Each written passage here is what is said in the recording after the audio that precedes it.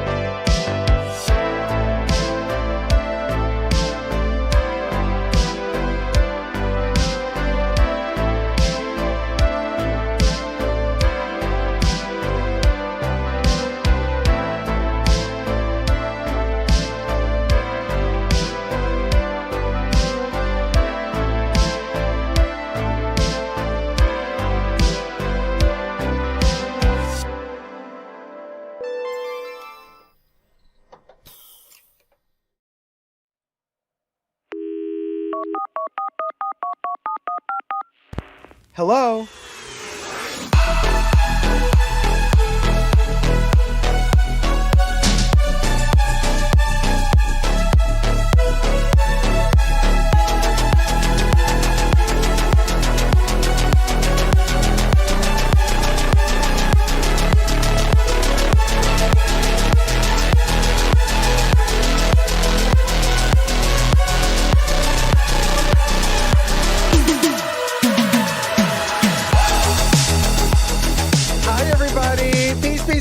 Peace. Welcome to the Wednesday live stream in the Fashion Bunker.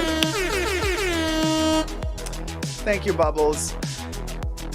How's y'all doing? Listen, there's my girl. I waited a little bit longer to start the live stream because Teresa was off eating, right? You told me last live stream.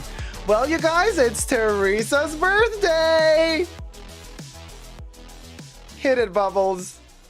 No, not yet. All right. Hit it, Bubbles.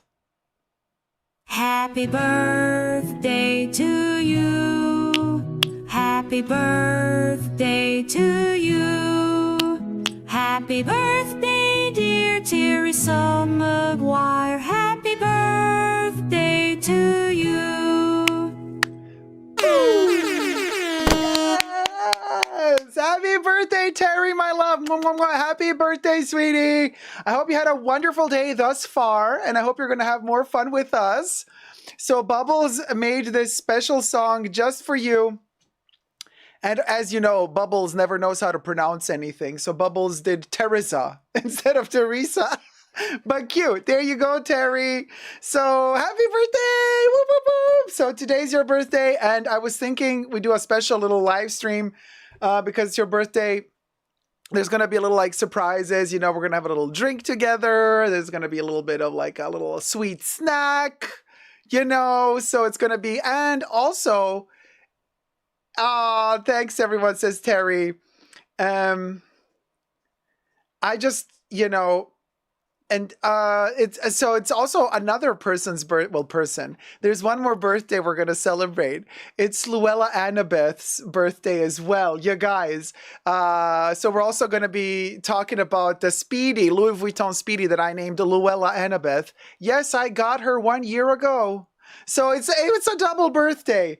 And I just want to say, just want to explain to everybody who's joining the live streams, you know, thank you, Teresa, so much for supporting the Fashion Bunker incredibly, like so generously. I mean, what can I say? I'm speechless. I'm very humbled and very speechless. So you guys, just letting you guys know that also Terry has been a huge supporter of the Fashion Bunker and helped finance most of our equipment at this point back in 2023. So thank God we're still functioning thanks to Teresa. Yeah. So you guys, and thanks to everybody else, of course, but Terry is a very big supporter of the Fashion Bunker. So thank you, Terry. So we're going to have a special drink. We're going to have also vegan donuts.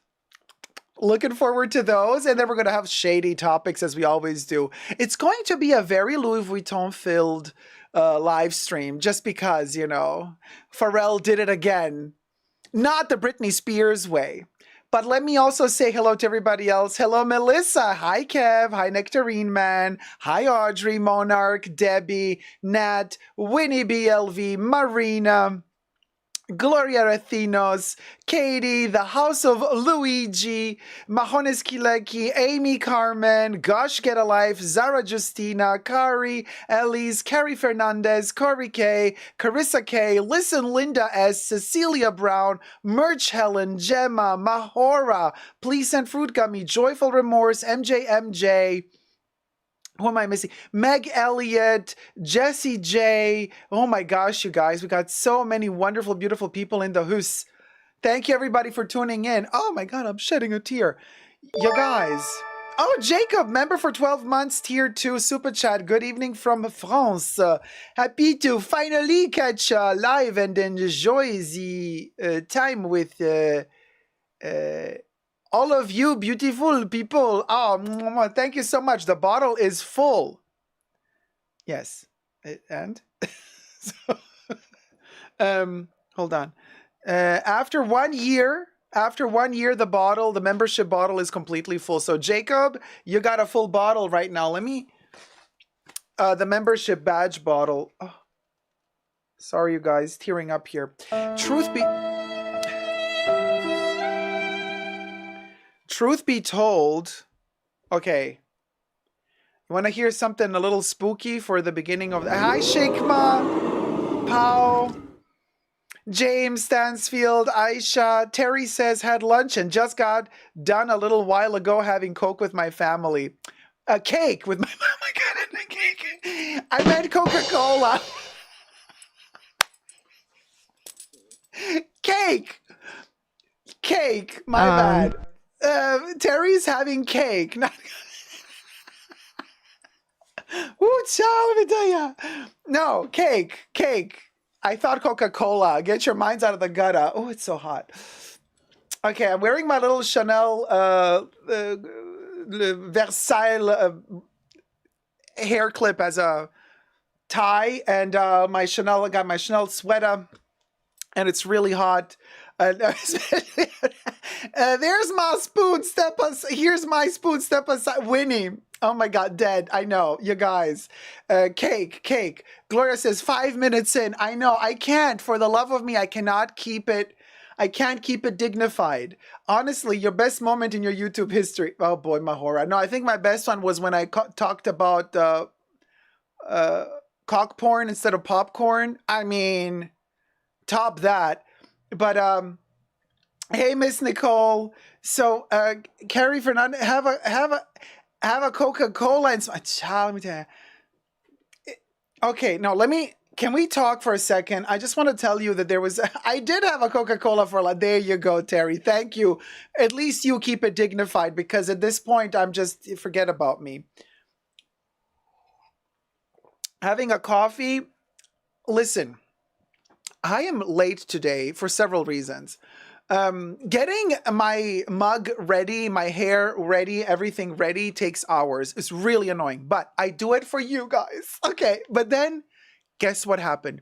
You know that 2 live streams ago, on Coco's death day, on the 10th of January, we started reading Coco's cartomancy, the cartomancy, whatever, cards, the Lenormand cards.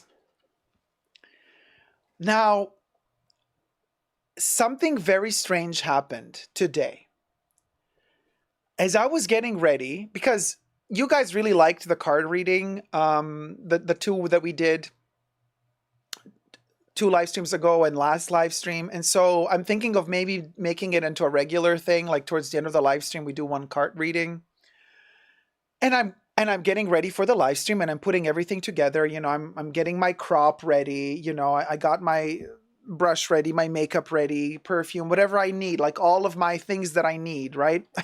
We even have the monster from Frankenstein.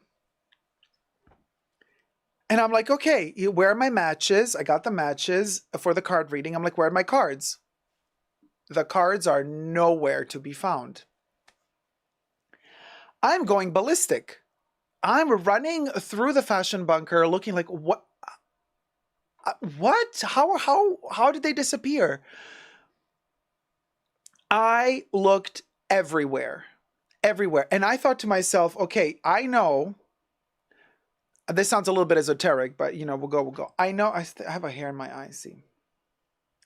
I know that when the cards, when they're in a mood,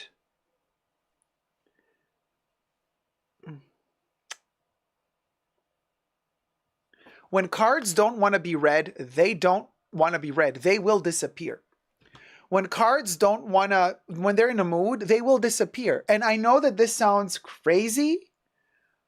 But I've been everywhere. I've been in every room, hallway, you know, bathroom, kitchen, everywhere. Looked several times, over and over and over again. I'm like, okay, the cards just don't want to be found. I guess they're in a mood. Maybe I've offended them. I don't know. I can't find them. And then I said, look, if I've offended you, I'm sorry. No, like for real. Because I'm like, well, maybe Coco, I don't know what's going on. And so he's hearing voices, y'all, says Manti. Ciao. I know, I'm turning into that person. And I kid you not, I had a little talk and I said, I understand if you don't want to do this, but please, like, hey, it's all, meant in positive ways.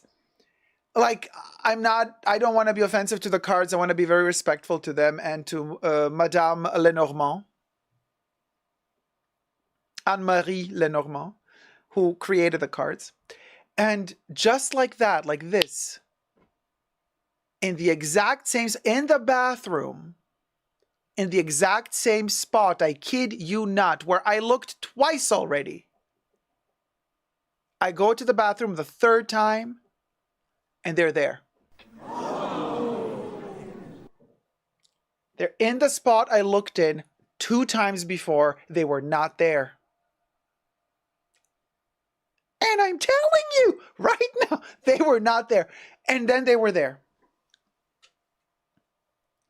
Surprise, surprise. So, we have to be very respectful to them. They're moody. Here they are. Here they are. We have them. So, we will be reading them later on. So, they decided they're going to do it. The cards were like, okay, we'll go. So, thank you, cards.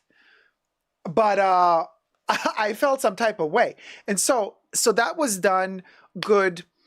Carrie says, Dacob, you said these were Lenormand cards? Yes, Carrie, they are Lenormand. The 36 deck version. The same one that Coco Chanel played and had in her 31 Rue Cambon apartment, that are still there to this day. If you go to visit her apartment, they still are standing there on her working desk in her 31 Rue Cambon apartment, right beside the Coromandel panels. They are there on her desk. Right, Ollie? The Tulpa cards. No, that is crazy. I know, Terry. Insane. Pam says Inception. Hi, Pam McNeil. So you know what I mean? Like, it's a vibe. Scary, but I'm like, okay, when the cards are in a mood, they don't wanna. Okay, you gotta respect it. So it's like Wi-Fi connection. Sometimes things don't connect, but connection was restored. Yeah, Nat, that's how I felt about it. Stefan Domonkos, I will start apologizing to my keys in the morning. Yeah, you better. I need to start apologizing to my bank account, says MJ. Hey, Selena. Hey, Dacob and Fashion Bunker. Hi, Selena. Zara Justina says, can't wait for the Louis Vuitton roast. Review. Zara, and a roast you shall get, honey. A roast you shall receive, because let me tell you, listen, Linda, why is everybody saying that Pharrell did 3 collections for Louis? Everybody says it's his 3rd collection. What did I miss? Because of the cruise collection? I thought that was just like a kind of rehash thing. I thought he only did 2 collections. Can somebody tell me in the chats, you guys? I only know that he did 2. He did fall winter. No, he did spring summer 24, and then he did fall winter 24, right? Bring shade, babes, right, Melissa? Hey, BB, hi, Dacob. I do believe you. Oh, thank you. Wait, hold on. Let me scroll up. Just really. I do believe you. It has happened to me too. There you go, BB. I'm being super honest, you guys. I'm not inventing shit. I would never disrespect the cards. Okay? So this is what happened today, and I gave it to you straight. I laid it out. And that's what happened. Can't wait for the roast, says Kev. Thank you, my love. Angie, hi, and Andy, Andrea Myers. I keep getting offered a new negative Chanel video. I keep offered a new... What's a negative Chanel video? What's a new negative Chanel video, you guys? Rachel, hey Rachel. Dacob, hello. Hi, friends. Hi, Rach. Oh, by the way, earlier on, I also saw Rich Mitch in the chats. Is Rich Mitch still in the chats? Rich, make yourself known in case you are. Hey, Didi Bean, my love. How's it going, sweetie? The Nectarine Man. Pharrell did a resort collection in Hong Kong. That was the in-between. The resort cruise collection, right. Rich Mitch and Rachel. Rich Mitch, Rachel, is JJ there as well? I have a few things to say. Where are my perfume community peeps? I have a few things to say. Corey says there is a fashion historian that did a video telling us all to stop worshiping Coco. Oh my God. That baboon. Yes, a lot of you sent me a link to this video. You know, I'm sick and tired of these cretins not reading books and not getting informed about facts. So it's like insane how idiotic people can be and keep throwing shade at this poor woman who, and it's typical. And that's a woman throwing shade at another woman and her success. Okay, all gossip, and we've debunked it many times over on my channel. Read a book, Miss Historian, my boothole. Read a book and figure out what the truth is, you know? Because women in particular love to throw Coco under the bus. Oh, they are the ones who, you see it in their eyes, how they savor the moment when they make an expose video on Coco Chanel. You know, just another woman bashing a dead woman, really. How disgusting is that? So that's all I have to say about that. And we all know in the Fashion Bunker what the truth is. We know. We've read the books. Okay. Like a lot of women are coming for Madonna right now. Also, the ageism, that's a whole other can of worms. The media, disgusting. Really, really disgusting. Oh, Terry, my love. No, not today, sweetie. This is your day. Teresa McGuire donated $100. Thank you, but for being really, a great friend. You are the best. Terry, my love, thank you. I got goosebumps. Really, today was your day. You didn't have to do this. Thank you from the bottom of my heart. You get the crop, tickle, tickle, tickle the pickle. The cake, the Coke, and all the good stuff. Hit it, Bubbles.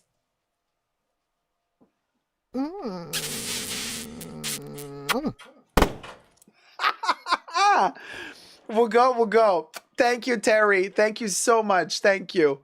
Fifi Bonley says, is Rich Mitch in trouble? So, is Rich Mitch in the house? He said he was. Rich Mitch is there. Is Rachel there? I saw her earlier. I think she said hi and then she left. And I need JJ. Mahora says, they wish they had Madonna's will to live. Exactly. Madonna is, with this latest tour, has proven to be the queen and king. She's amazing. Okay, Debbie says JJ is not here. Aisha says, oh, Terry, that's so sweet. Gosh Get a Life says, Terry, you are awesome. No, Terry is amazing. Rich Mitch says, hello, yes, good. Okay, so I guess Rich Mitch, JJ is not here, okay. Kev says, looks like a roast hath commenced. Oh, let me tell ya. So, Rich Mitch might as well talk to you because I know you're not on Instagram. So I know you're not a part of something, but I'm sure you will convey the message because you're in touch with these people, right? More or less. So, oh, no social media. Well, you do have social media. YouTube is social media. Yeah, Corey. Hi, Corey, my love. How's it going? Corey's like, uh-oh. Despina, I miss you. I haven't seen you in weeks. How are you been? Are you okay? I was getting worried.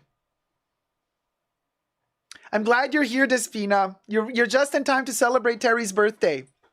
Terry has turned 25. You only turned 25 once, Terry. We got to celebrate. We'll go. Hey, Velasquez. Hey, Saya. Frozen Luxury. Let the shade commence. So, Rich Mitch says, yeah, YouTube. Yeah. I can talk to Rachel, but I don't speak with JJ Two-Faced. Yes, I know your beef with JJ. I've heard. So, here's the deal.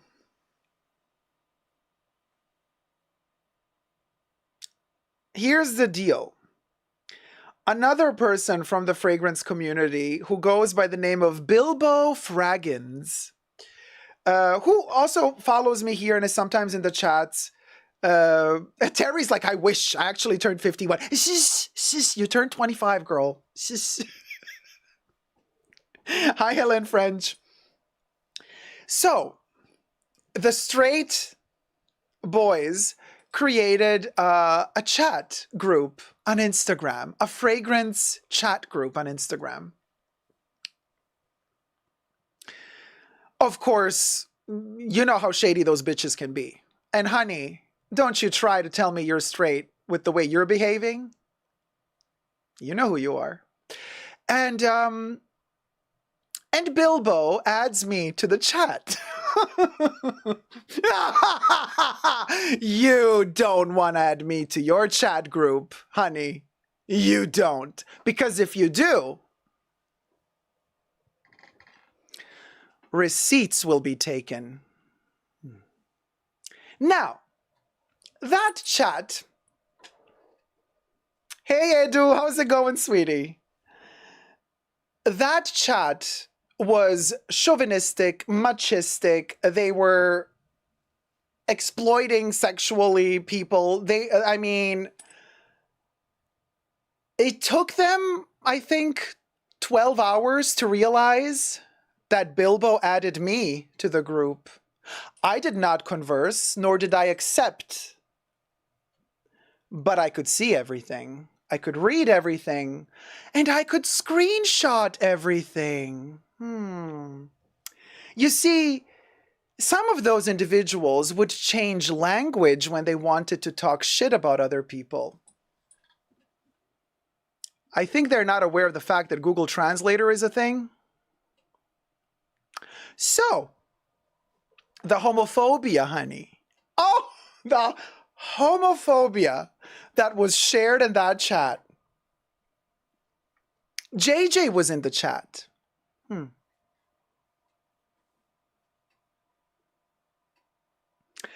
Mr. Smelly was in the chat. They called him Mr. Stinky. Lovingly. Lovingly, mind you. Everything lovingly. So those bitches realized. Then they kicked me out.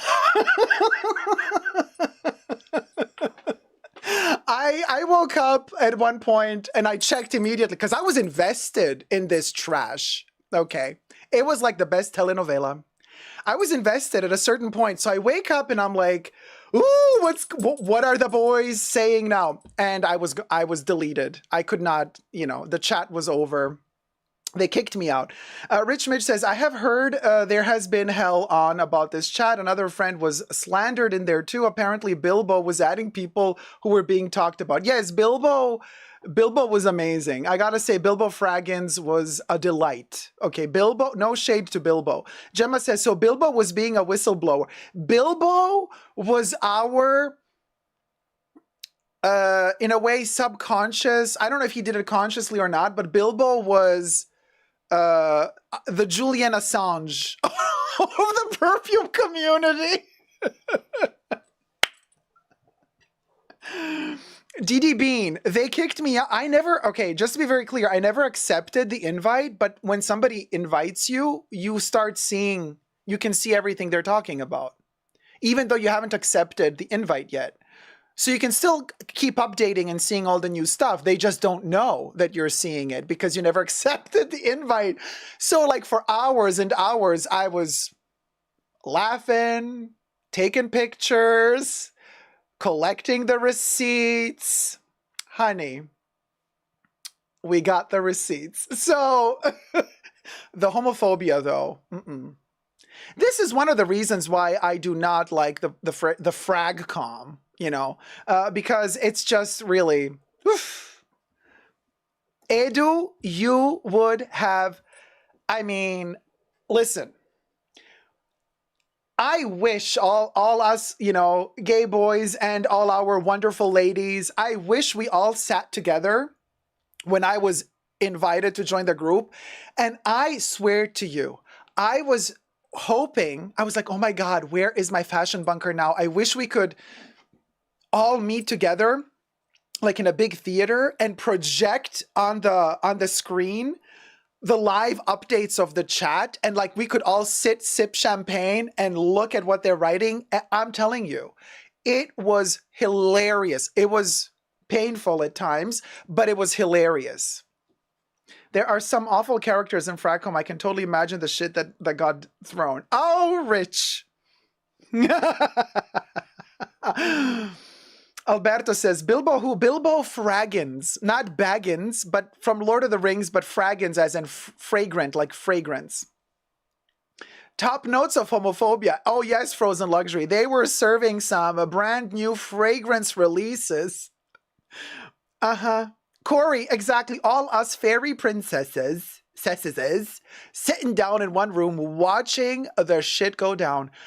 And oh my God, it was insane. And how they, and this is, the homophobia is one thing, but how it was like locker room banter, very much what like Trump wanted you to, you know, it's like, it's just locker room banter. How they were talking about women is a whole other can of worms. Like, you know, one thing is them being homophobic because most of them, I have a sneaky suspicion, are closeted FAGs themselves. I mean, queens, everything I say in this video live stream is for entertainment purposes only, not rooted in truths or facts. Everything's alleged and just my opinion. But when they were talking about women and MILF was thrown around. They milked the MILF topic. And add this one, I would lay her, and to the chat, add her to the chat. And photos were shared. Photos were shared. Oh, yes. Photos were shared.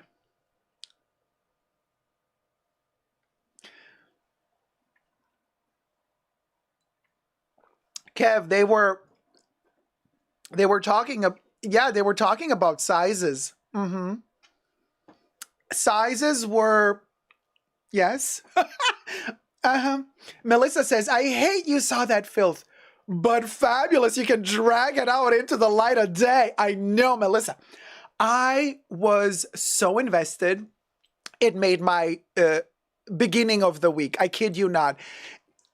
You know, it hasn't been the best of beginning of the years. It's been a little bit rocky and tough. And I was like, oh my God, the shade.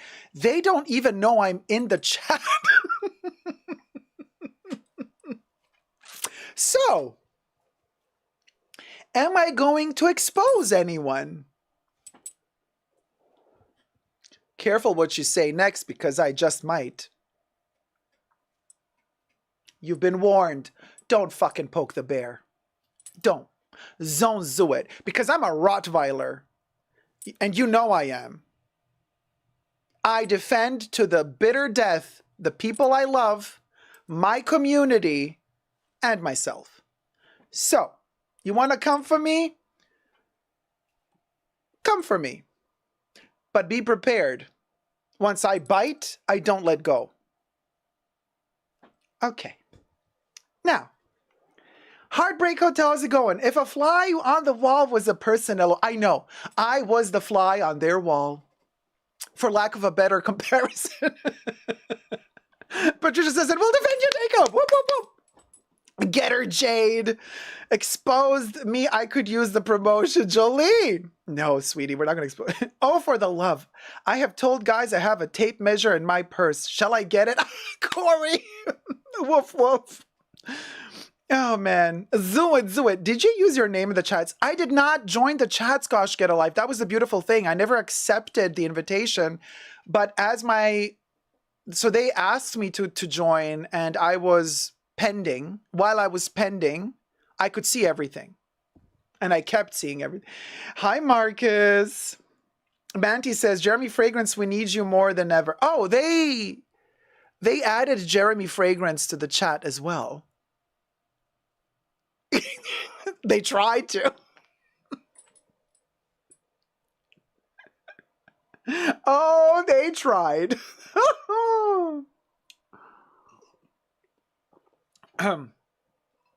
Oh, yes. A tape measure should be on the next merch. I got you covered. I got you covered. I got the tape measure. It's ready, honey. Henny, it's ready, honey. It's ready. It's ready. Gladys Rivera says, hi, Jacob. First time subscribers, but I have been following you for a hot minute. I love your channel. I had to join in because I have loved Chanel for half of my life. Oh, sweetie. Gladys Rivera, welcome, welcome, welcome to the live chats. We're not usually this gossipy, so don't get, don't get scared away. I just had to clear something up here with the fragrance community. And now we're going to resume our regular scheduled entertainment program. This was a little divertissement moment, Oh, thumb up the live stream. I totally forgot to say, guys, we only have 100 likes and we're like 200 people in. So let's get to 200 likes. And Instagram, Edu. Yes, they added me to an Instagram DM chat group. Yes. And for the rewatch crew, if you're watching this ratchet live stream on replay, please don't forget to, in the comment section, help out the Fashion Bunker and type in the timestamps when every new topic begins with the title of the topic. That helps me later produce chapters. Thank you guys so much. And thumb up the live stream. And if you wish to tip your host right here, thank you. Kari says, so it is a fragrance group with a lot of frustration. It's yeah, I want to say that's how it feels. Yeah. The Nectarine Man says, channeling Schiaparelli with the tape measure, right? Or Moschino. Corey says, I'm a lot of things. I don't know if genitalia is one of them. Oh, genteel. Oh, genitalia. Jail. Wow. Jail. Genteel is one of them, but I'll take it. So, anyway, a little aperitif for your right day. Hi, David Anderson. How's it going, sweetie? Hey, Marcus Legend. Mahora. I know. Ciao. Genitalia and genteel. Very similar. Hey, Yori. How's it going, sweetie? 3 for 3, Dacob. Gosh, get a life. I'm really jail. Mom of two boys. I hate the frat guys who are always referring to panty dropper fragrances. I think to myself, ain't nobody dropping them for you. It's an instant turnoff when guys say it is a panty dropper. Oh my God. Ain't nobody dropping them for you. Mom of two boys. That was a delicious one. Mahora says, you're on a roll tonight, Cha. I know. Forgive me. I am ratchet. Listen, Linda. The things I've read in that chat, had you read the things, had you seen the things I've seen, your mind would be rewired now too. Oh, for sure. For sure. But that was a Blade Runner moment, the things I've seen, and if you would see the things my eyes have seen. Yeah, no, Blade Runner. Corey's like, I would never say that. I know you said genteel. My apologies. Corey, my bad. I am in the gutter, after all. Coke, cake, genteel, chat. Hey, Zach, happy Vampire Midnight somewhere in our planet. IYK. Hi, darlings. Hi, Dacob. Hi, Zachy. Are you... Waka shaming back home? Waka shaming? Are you waka shaming as you type? Despina, my love. Oh my God, thank you so much. Despina Lycomitru donated $108.83. Thank you, Despina. Thank you to Greece. Greece delivered the drama in peace. Not very Spartan of you, but very Athena. Thank you so much, sweetie. Hit it, Bubbles.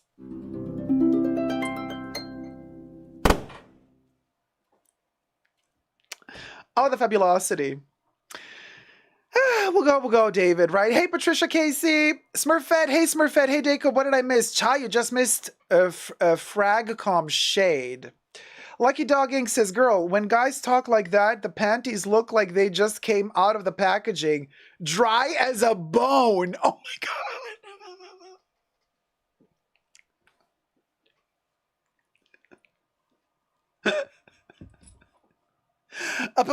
Bam. And It was hilarious. And then dildo. Oh my God. I just did it again, you guys. How dare you? I wanted to say Bilbo Fraggins.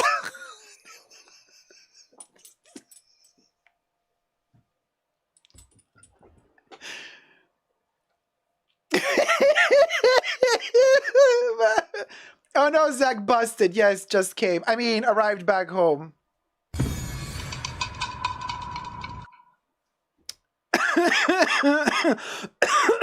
Kev is like, should I call a therapist for Dacob? Listen, after the things that they posted in that group chat, after the things I've read, I think I do need therapy. Seriously, to get through the trauma. I need therapy. Dildo Fraggins. Yeah, I shall see myself out. Bye. Oh my God. Oh my God. Oh, the highlights compilation from this live stream, Henny. Oh no, Mahora. Mahora's already editing. It's going to be an interesting live, Corey. No career in live TV, that's for sure, says Manti. Well, if Wendy could have one, so can I. Okay. Hi, Evian. Hi, love the Chanel bow. You put it so nicely. Oh, thank you, sweetie. Thank you. Thank you very much. Ball bag Baggins. And of course, Marcus has to bring it on a whole other level. Stefan says, I think we may all need a therapist after another season of Pharrell at Louis Vuitton. Child, let me tell you. Oof. Yes, we're going to need several sessions of therapy after the new Louis Vuitton collection. That's for sure. At least I will. I mean, you know. Gloria's like, see, the card's new. This is why they were hiding. Gloria's like, look, honey. Gloria's like, she's like, oh God. There we go. Hey, 5 foot nothing. How's it going, sweetie? Hi, Dacob. Hi, everyone. Just woke up. Good morning. Oh, Kev, that's a great porn star. Yes. Corn star. Oh my God, porn star. What's wrong with me? Also, at least we can say this stuff out in the open, not like cowards doing it in a group chat. Lucky dog, you've actually nailed it on the head. That's exactly what I was going for. You see, what I said here was public, and I made sure to make it public and to say it publicly because I don't need a hidden group chat to say things. I can say it publicly. So that's exactly my point. Hey, Juliana Santos. How's it going, sweetie? Miss Taffy pulls therapy after the Louis Vuitton show. Yes, for the read, right? Gemma says, no need for a bloopers this year. Just reshot this live. Oh my God, Gemma. Right from beginning to end, it has been ratchet. Thank you. Wait, is Chanel going to buy Prada? Well, Zeitgeist, we're going to make a video about it. Thumb up the live stream, you guys. Gloria says, oh my God, Gemma, yes, bloopers. Marcus says, yep, I draw the line. Step over it and then snort it. Oh my God. Jolie says, Louis Vuitton no longer wants my business. Apparently used to be my favorite. Yeah, they lost me as well, but quite a while ago. Caroline says, hello, love from the UK. Hey, Caroline. Hi, Trina. Hi, Liz M. Hi, guys. Thumb up the live stream, you guys, because let's get to 200 likes. We're almost at 300 people watching, and we got some topics today. And, hey, the Renegade Realtor, Raf for Chanel. Well, you know Raf Simmons is doing Prada, right? So, I mean, technically, Karl Lagerfeld did Chanel, Fendi, his own range, his own line. So it's not like you can't do, you know, Raf could do several things. Oh, no, Chanel is never going to do men's. No. They might make a little jacket here, a shoe there, a tie. They're not going to have a full-blown collection for men. No. Chanel is not going to do that. And not anytime soon. No. Trina says, I have not purchased anything from Louis Vuitton in quite a while. Just can't. Smurfette says, the only good things left at Louis Vuitton are the monogram giblets. The new stuff sucks. I completely agree with you, Smurfette. Like, we are so on the same page with this. I have my classic pieces. The only kind of non-classic pieces that were released in 2018 are the packing cubes. Also in monogram, they look super classic. Like that's kind of the newest, like the new classic, I want to call it, right? The packing cubes. That's kind of the newest pieces that I bought from them. That's it. That's it. That's it. I have the Speedies, you know, they didn't want to sell me a Speedy 40 because they discontinued it. Now they have an ugly ass Speedy 50. You're like, who wants a Speedy 50? Give me a break. If I want a Speedy 50, I'll buy a Keepall. Oh, that's right. I already did. That's Tabitha, my Keepall 50. I don't want a Speedy 50. I want a Keepall 50. Very fashion victim, Yuri. I have a couple of things to say. We're going to review the show. Actually, let's start by, why not? Everybody's like so giddy. Let's do the show. Oh, how cute the bow is on Dacob's neck. Looks grande. Oh, thank you so much, sweetie. It is a cutie, right? And yes, Corey, I did stuff it in between with tissue paper.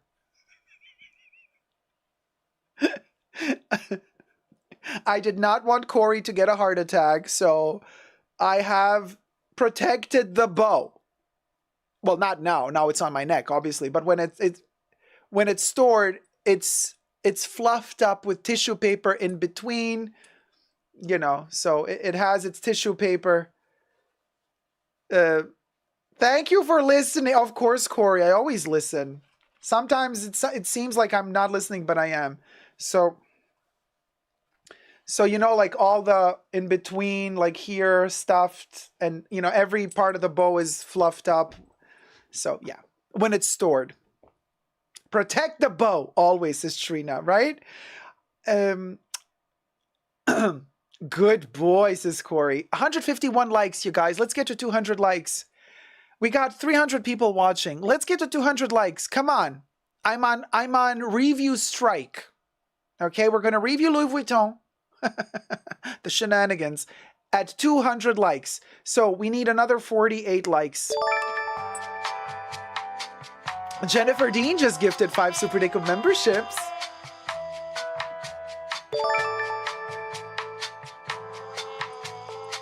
Look at me, I'm all dressed fancy for Terry's birthday, you guys. I dressed up nicely for Teresa's birthday. The Nectarine Man was gifted a membership by Jennifer Dean. Oshi D, our Ridge lady, the Ridges, was gifted a membership by Jennifer Dean. Lucky Dog Inc. was gifted a membership by Jennifer Dean. Gemma was gifted a membership by Jennifer Dean. Melissa was gifted a membership by Jennifer Dean. And this is actually really cool, you guys. Welcome to Tier 1 memberships. Why is this really cool? Because at the end of this live stream, we will be doing a card reading session. And the card reading session, or the the cartomancy, the cartomancer reading session is exclusive to members. So if you're not a member, I will not read your cards. If you are a member, I will. So the Tier 1 members, now you can also partake. Let's see if you're lucky and you get a read. Oh my god, yes, is Alyssa. Hi, Alyssa. Hey, Cami Q, how's it going, sweetie? So, hey, Evian D, when is your birthday? My birthday is on the 30th of June. I am a Cancerian baby. Fjord. Hi, Fjord. Hi, all. Dacob, good to see you. Your new Chanel bow tie, getting some use. You're my role model for not collecting, but actually enjoying accessories. Thank you so much. So, somebody was asking, how did I put it on? Actually, really ingenious, if I do say so myself. Now, this is a hair bow. It's a hair clip, okay? It's not meant to be placed here. But do you guys remember who's following me since like 2 years or 3 years now? Hi, Ingrid Ribeiro. Hey, beautiful steps. Night, Super Dacob and Bunker Fam have hospital appointment in the morning. Oh my gosh. Sending you positive vibes for the hospital. I hope everything's okay. I hope everything's okay, Linda. Hey, Jeanette. Freeland. I am a Canadian as well. July 15th, baby. There you go. Hi, RN. Dacob. Any more news on the Newless exclusive comment? No, not yet. But I am going to Chanel tomorrow. I know. I'm turning into Maria Draganova at this point. So sue me. Jeanette says I'm a Canadian. Yeah, as well. Oh, I'm cancer too, Jeanette corrected, Canadian to cancer. Well, same thing. Tomato. No, just kidding. Despina says, how amazing was the readings in the previous live? Oh, Despina, thank you. I know, they gave us chills. Hey, Dacob, if Chanel was to sell up, would you prefer LVMH or Kering to buy them? None of the two. Oh my God, none of the two. Zonzue. Listen, yes, Mahora, showing up with a seu. So, for those of you who have been following me for several years now, you know, thumb up the live stream. We got to get to 200 likes before we review the Louis Vuitton show. So, I made a video like, I don't know, 2 years ago at this point, 1 year ago, about, no, I think it was 2 years ago, to not be embarrassed of doing DIY with everything you get from Chanel. You know, there's going to be those mean people, you know, who are going to throw shade at you, like, oh, you're turning a Chanel paper bag into a beauty case or something. The poverty, whatever. If they're insecure about themselves, let them swim in their own insecure shit that has nothing to do with you. So in one video, I showed you one of my favorite Chanel necklaces that I made myself. Cha, this is going to be difficult because I got a ton of stuff here. Hold on.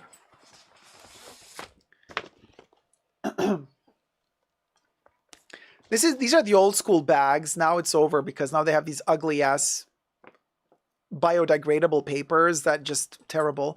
This is why I never throw away anything from Chanel, because I know it's just going to keep getting worse. So I have a ton of these, and they have these beautiful handles. I take the handles out and I turn these into necklaces. So it's original Chanel because these are from Chanel bags. So these little things, I pull them out and I turn them into necklaces. I tie them together and they become like little tiny, beautiful black. They're beautifully made, by the way. They're all rolled and stringed together. It's like really, really good quality. No wonder they stopped making them. For sustainability reasons? Sure. Tell that to your grandmother, okay? Nobody believes that, honey. Nobody believes that. They just want to save some money, so they're giving us those cheap-ass bags now. But we digress. So I turn these into necklaces, and that's what I have on. So I have that around my neck, and then I took the bow, and I clipped it onto it. It's perfection. I tied a knot first, then I clipped the bow. The bow is kept. I'm not going to lift it because it's going to move too much. Oh, Corey, completely. To be honest, that is so Coco to do. Yes, Coco was very, very much into DIY. And in that video where I made my own little tie, and I told you all, this is really beautiful. Just take these out and create little tiny necklaces out of them because, like, they look really good around the neck. So you can repurpose them and they're beautiful. Don't be embarrassed to... That's sustainability. That's sustainability. Not the crap Chanel is giving us now with those paper baglets. You look at them, you shed a tear on them, and the thing freaking disintegrates. Okay? This is how you do sustainability. Chanel should have shown us how to make necklaces out of these. And should have... That's what I would do if I were in their marketing team. I would be like, hey... reutilize your bags. This is how you can do it. You know, I would make all of those gorgeous models. Most of their models look dead inside, but that's a whole other can of worms. I would have had one of the... They already have those ridiculous ad campaigns that look like they're a cult. Have you seen their latest Coco Crush ad with the musical chairs? Nobody's allowed to speak. Everybody's dressed in black like they're all a part of a cult. And when they don't manage to sit on a musical chair, they're led out to disappear forever. Girl, none of them are allowed to smile in that ad. I mean, it's insane. But anyway, I would have made an ad like all these models enjoying shopping at Chanel, and then they come home and then they have the bag and then they pull this out and then they turn these handles into little necklaces. That's what I would have done. I think that's sustainability, really. That's how you do. That's how you zoom it. You know. Wait, hold on. Just there. Anyway, so that's what I have on. I have my little necklace that I made several years ago in that particular video. Go check out that video. I don't know what it's called anymore, but the video is still on my channel. And I'm using that exact necklace from 2 years ago, which I never threw away. I always archive everything, so I have it on, and I clipped it onto that. Oh my God, Gloria, really? You saw the Chanel ad at the movie theater this weekend? Josiah said, why aren't you running these companies? They need you. I'm telling you, this would be such a successful ad for Chanel. It's like they keep missing the mark. They keep missing the mark. They keep catering to these elitist snobs all the time. And then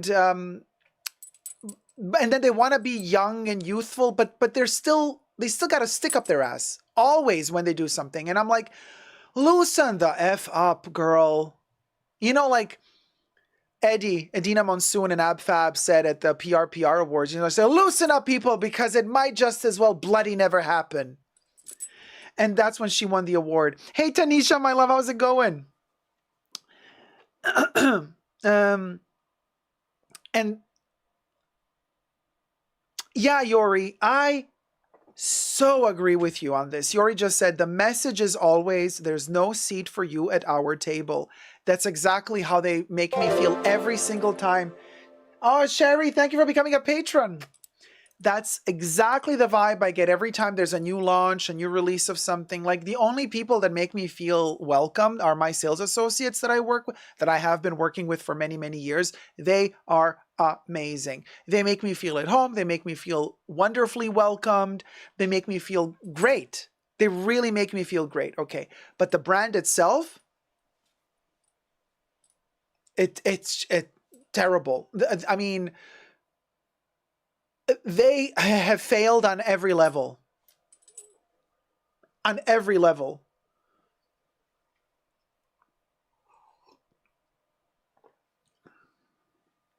On every level. Juliana says, I reused your makeup gift bags. I just removed the makeup and add my own stuff. Perfect. Perfect. I was just traveling yet again. I'm all over the place. And I took my Bois des Îles perfume with me. And I put it in one of the Dior Collection Privée cotton pouches. So I also use the Dior stuff a lot too, like as little bags and satchels to carry around. So I put Bois des Îles in that cotton bag from Dior. Alyssa says, my Chanel essay is incredible. I just keep in touch with her because she has grown to be a friend outside of the boutiques. That's amazing. I'm not the next John Wick, Selena. Could you imagine? Hi, Meep. How's it going? Patricia says, oh, Shidi, that's amazing. You make it sound easy, but I'm a big fail at DIYs, although I try, lol. Well, check out my video on how I did that little necklace. It's super easy. It's just 2 knots, you guys. You know. Good boxes are very hoardable, Corey. Yeah, I am guilty as charged. Guilty as charged. I love the Chanel ribbons. I think they look so chic on the hair or as a bracelet. So this thing is for the hair, but today I wanted to wear it here. I thought it was kind of more festive with this. This is, you know, you remember this little sweater. I unboxed it a couple of years ago as well. Also Chanel, but you know. Anyway, thumb up the live stream. We're almost at 200 likes. When we reach 200 likes, we're going to review the Louis Vuitton show. We are at 181 likes, so we only need 19 more likes. Oh, 18 more likes. We're at 182 likes. So, would you like to explain to us what the badge codes of the exclusive Eau de Parfum Chanel? Oh, Meep, you mean the batch codes, not badge. They represent the year and the date of production of the perfume. They repeat every 8 to 9 years. You can go on, there's several websites online that where you can type in the brand name and the batch code, and then they will kind of spit out the year of production. Just bear in mind, they don't know if the perfume is from now or 9 years ago or 18 years ago, because the batch codes repeat. So you have to do a little bit of digging as well. but they indicate the year and the month of production. Kev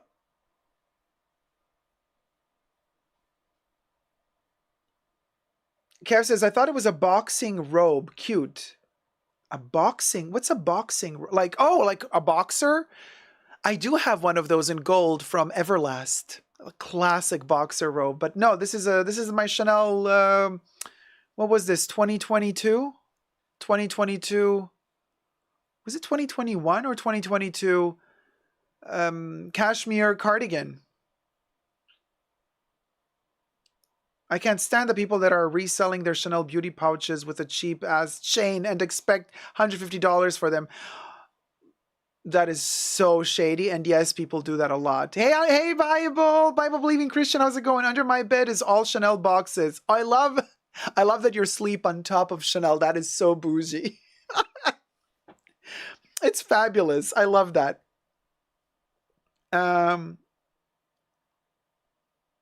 Jolie says, I had to call Coach's customer service yesterday. Not only is it the best service I've had in years, she sent me a personal work email to let me know that, to let her know it all works out. Color me impressed. Sorry, that was spammy. No, it wasn't spammy. Thank you for letting us know. Aaron says, yes, you look very chic, Dacob, but my broke ass was talking about the ribbons that the sales associates tie the bags with. Yes, I know. I know what you were talking about. Yes, I know, but then I thought about this ribbon. But I know what you're talking about. I never throw away those ribbons either. Look. So, I got this Barbie Tupperware. Hashtag not sponsored. So I have 3 different sizes. It's like, you know, like the Russian dolls. It's like a Tupperware. It's like a box in a box in a box. Anyway. And they're adorable. I love, and the bottom part is pink with glitter. And you can see already what's inside. Now, inside, I store my Chanel giblets. Okay, here I got some samples. So this is what I do. I usually create these little treasure boxes for myself, and I put them all over the fashion bunker. They make me really happy. And then I just kind of lift, whatever I lift, everywhere I go in the fashion bunker, there's something with little special things. So here is like a little instruction booklet for their costume jewelry. And then inside are 2 cream samples, and here you go, the ribbons. And I roll them up like this. Look how neat and tidy I am, okay? And I roll them up like this, and I have a little ribbon. And then I also have the Chanel eyelash curlers in here as well. So I keep everything. I create like little tiny lunch boxes with Chanel goodies. Who got the troll? Good job. Oh, Patricia, there was a troll? Oh, somebody called us trash? Oh, how lovely. So who's Cody? Cody's fanboy. So we got a little, Debbie caught the troll, but interesting. So Cody, I don't know who Cody is. So it's one of those kind of losers that are fanboys of somebody. So Cody's fanboy told us that we're trash. Oh, honey, you didn't need to tell us that we're trash. We know. We're the best trash in town, however. So don't you forget it, Cody's fanboy. Then what I also always do is I wrap everything up in basking in my trash dump, right, Melissa? Dacob, did you get your Sean's hand creams? I have not gotten them yet. I got mine, but I haven't used them yet. Bible, I did not get them yet. I will be getting them, however. Trash unite, says Jolie, separately and from our own homes. Oh, for sure, honey. This baboon had no idea. We are fans of John Waters. They might be a fan of whoever Cody is, but we know trash. Okay. IYKYK. But it's the good trash. John Waters trash. We're pink garbage, says Manti. We're not trash. We're pink garbage. And so I also wrap everything. So when I get a Chanel tissue paper, you know, here's my tip to you. When you get the Chanel, and this is not just in the fashion boutiques, it's also for beauty boutiques. If you go to a Chanel beauty boutique and then you buy whatever you buy, Nat, you met John Waters. Oh, man, that's a dream of mine. And you know, they put the Chanel tissue paper on top. Now Chanel is going cheap on that as well. Their new tissue paper is ridiculously thin. They're saving money on their tissue paper, yes. So if you're lucky and you still get their old tissue paper that is thicker, even in the beauty boutiques, be sure to tell them, because they have this awful tendency of perfuming the freaking tissue paper. I hate that. I always tell them, do not perfume the tissue paper. I don't want to have the chemicals on the tissue paper. I don't want your freaking perfume on the tissue paper. Don't do it. And I tell them that in time, and they still, because, you know, they're kind of pre-programmed to do it. They don't even think about it. It's kind of like, they're like little machines at this point. Sometimes they still do it. And I told them, I told you not to do it. And then they, oh, sorry. Then they take it out and then they give me a new one that's not sprayed. Why do I say this? Because only if it's not perfumed can I use it to actually wrap my stuff in it. Because if it's perfumed, all those chemicals and oils might affect the stuff that you're wrapping it with. Just letting you know. So I love using Chanel tissue paper. I've been using it for decades, by the way. So it's good. You know, it did not damage any of my goods thus far. Also stuff that has been wrapped in it for 20 years now. It's not archival anyway. I knew Corey was going to come with that comment. But yes, it doesn't matter. It's good enough. It preserved everything that I ever wrapped in it. It's fine. Now, as long as there's no perfume on it, I cut it up in little pieces and then I wrap stuff around, right? So here, this is from the fashion boutique. So here I already prepared a pre-cut one. But this is from the fashion boutique. From this holiday season. It's the velvet ribbons. So this is how I stored the velvet ribbons. And then all of those, you know, the camellia and the heart trinkets, I wrapped each one individually in their own little paper,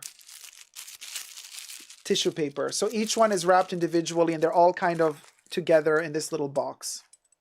So that's how I play the game. Nothing gets thrown away. Everything gets utilized in the fashion bunker. Yori says, I don't think anyone here is trashy. I think we're all marvelous. Wise, kind, loving, beautiful, and more, darlings. Oh, yes. Yori, thank you. Thank you. 202 likes. Way to go, guys. It's cold and it's hot and it's cold and it's hot. I don't even know anymore. Hey, so we're going to review the show now. Katie says, do you ever upcycle the ribbons into something? I've been collecting these ribbons for many years, and I've been always thinking of when I have enough, and I'm talking I need a lot of them, I would love to make my own tweed out of them. Like a huge tweed tapestry that I would frame as, I wouldn't make clothes out of it because whatever. But I would make a huge, like almost wall-sized tweed out of all the ribbons and then frame it. That's what I would love to do one day. Yes, Mahora, the menopausal flashes have caught up with me. I'm trashy and I'm loving it, says Selena. Maria says, so neat. I'm always very neat, Maria. Maybe too neat, but hey, you know, I love to collect little things like that, so it makes me very happy. Gladys wants to see the sweater. Ah, Gladys. All right. Got to put it on properly.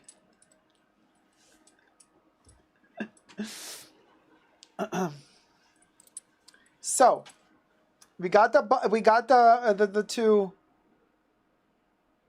pockets, and it's completely framed in the in this white and pink tweed, not tweed, sorry, wool, cashmere. A classic Chanel, but it's a two pocket, not a four pocket. It's very cute. So this is what I was telling you when I was unboxing the bigger knitted cardigan with a thicker knit. I said, you were like, oh, Scotland. No. The thicker cardigans, the thicker wool, the thicker cashmere is always made in Italy. The thinner cashmere, this is always made in Scotland with Chanel. We're talking about Chanel. So when you find the finer knit cashmere, that's Scotland. Thick is Italy. It's a totally different process, a different factory making it, and you know. Nope. Thank you. Mahora says, oh, it's cute. Didn't realize it's a sweater. Oh, it's a cardigan, yeah. I love the sweater, says Momov. Thank you, guys. I unboxed it like 2 years ago on my channel. You can go check out all the details in the video. Goth Barbie, totally Manti. Love this outfit, says Gloria. Thank you, guys. 5 Foot Nothing says it's lovely. Aisha says love it. Thank you, guys. These are the things that I love from Chanel, when they have like kind of this simplicity about them. They can be a little bit, they can have a little, you know, something. Well, what is special about this one is like this gorgeous neon, well, hold on, let me take a picture. The gorgeous neon pink that's woven into the cashmere. Let me show you.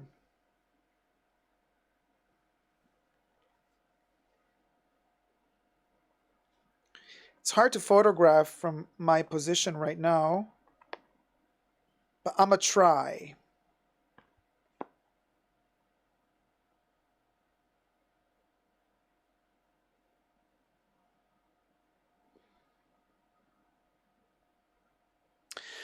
Okay, so let me see. I hope the photo is good enough. Yeah, I think it'll do. Look how beautiful. Oh, God, the green screen, y'all.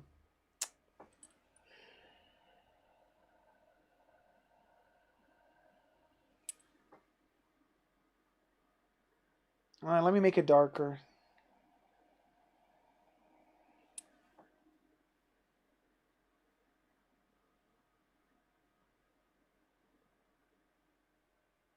It's really, really cute, isn't it? Yeah, me too, Melissa. Can we see the button? I'm obsessed with Chanel button. Oh, yes. I'll take a picture of the button.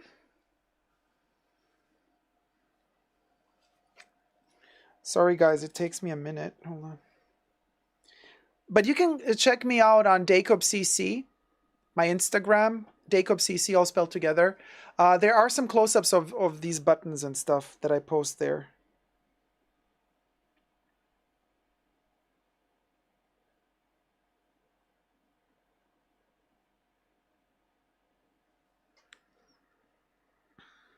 Oh, this photo came out really nice. Look at this beautiful button.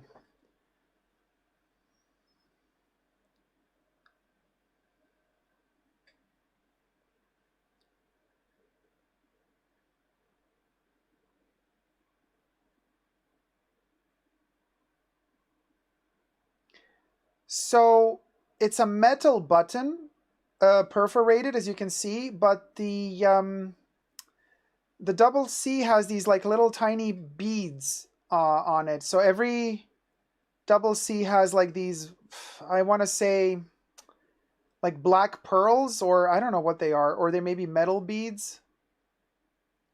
Better than some of their costume jewelry, says Kev. Yeah, for sure. Definitely.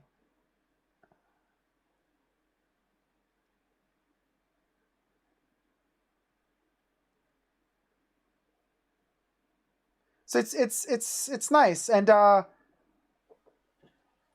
it looks like black resin pearls, but Rhea, hi Rhea, by the way, but I don't think it. Sorry, I'm a little bit hot. That's why kind of I'm pulling it down because I'm overheating. They are definitely attached, but they look like pearly. I don't know. Let me zoom it in a little bit. Yeah, I don't know what they are. They might be resin. They might be resin. Hey, Alicia T, how's it going, sweetie? Yeah, like black resin pearls, maybe. Sorry, it's the green screen that really messes up everything. But I have to tilt it a little bit.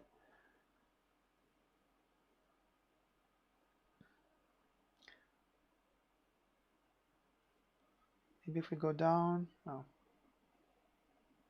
Well, anyway, we zoomed in. I can zoom in even more, but then it's like a little bit too. Yeah. Yeah, they're like little pellets, like little balls, Kev. No pun intended. So that's the cardigan we have on. Oh, lucky dog! You got the Nana bear. Super cute, right? Yeah. The Jean-Paul Gaultier bear. I'm so glad you got it. Because it's gonna sell out, and then who knows when they're gonna bring it back in again. And I think it's a wonderful piece. So Mahora says, "Let me see that cardigan. Where my background singers." What? Let me see that cardigan. Is that a song? Where my background singer? Well, that's a song. I don't know. You know, Mahora. Queen. Hold on, let me freshen up my makeup. And let's review this travesty of a show.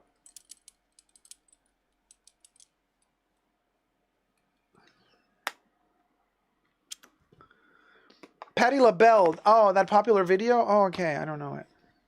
I don't know it.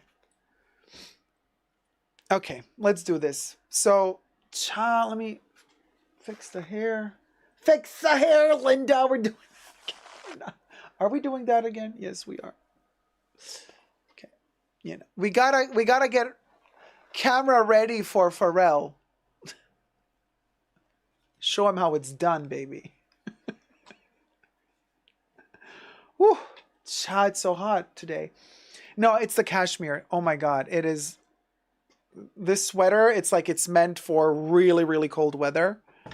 And it's not that cold here, but. Thank you, 5 foot nothing. Your hair is beautifully silky today. Thank you. Very kind of you. Thank you. Yeah, 3 hours of work. I swear you can make anything out of Chanel buttons. Oh, true. Oh, earring test. You see that this little thing also has a tiny little Chanel. Look at it. Look at that little tiny thing. Anyway, I've been eyeing those damn Le Beige winter primers. Uh-oh, Mahora. Chanel got you good. They got you good.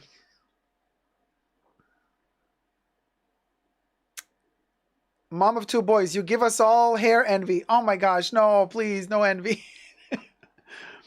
Dacob, do you know when is Chanel releasing the spring makeup? They're going to have several releases. So spring is not just one launch. They're going to have a lot of launches. So almost every month. Almost every month. Dacob, your bow is Marie Antoinette blue. Yes! Fifi Bonley. And in fact, that's not a coincidence, Fifi. Karl, this is from the Karl Lagerfeld Cruise Collection 2013. This collection was shown at Versailles. And the whole collection was inspired by the court of Louis XIV, or whichever Louis. And they used Marie Antoinette blue. So this is exactly that color. So he wanted exactly that color for the collection.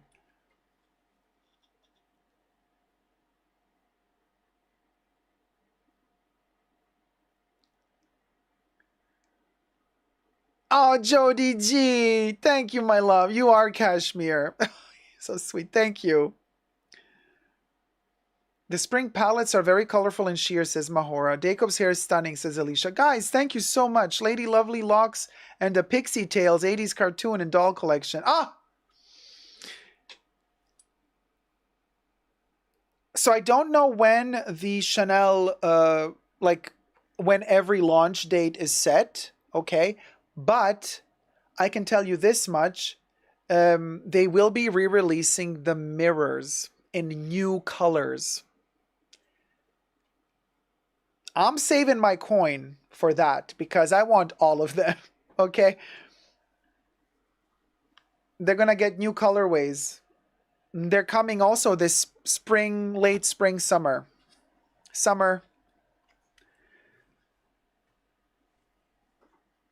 You guys.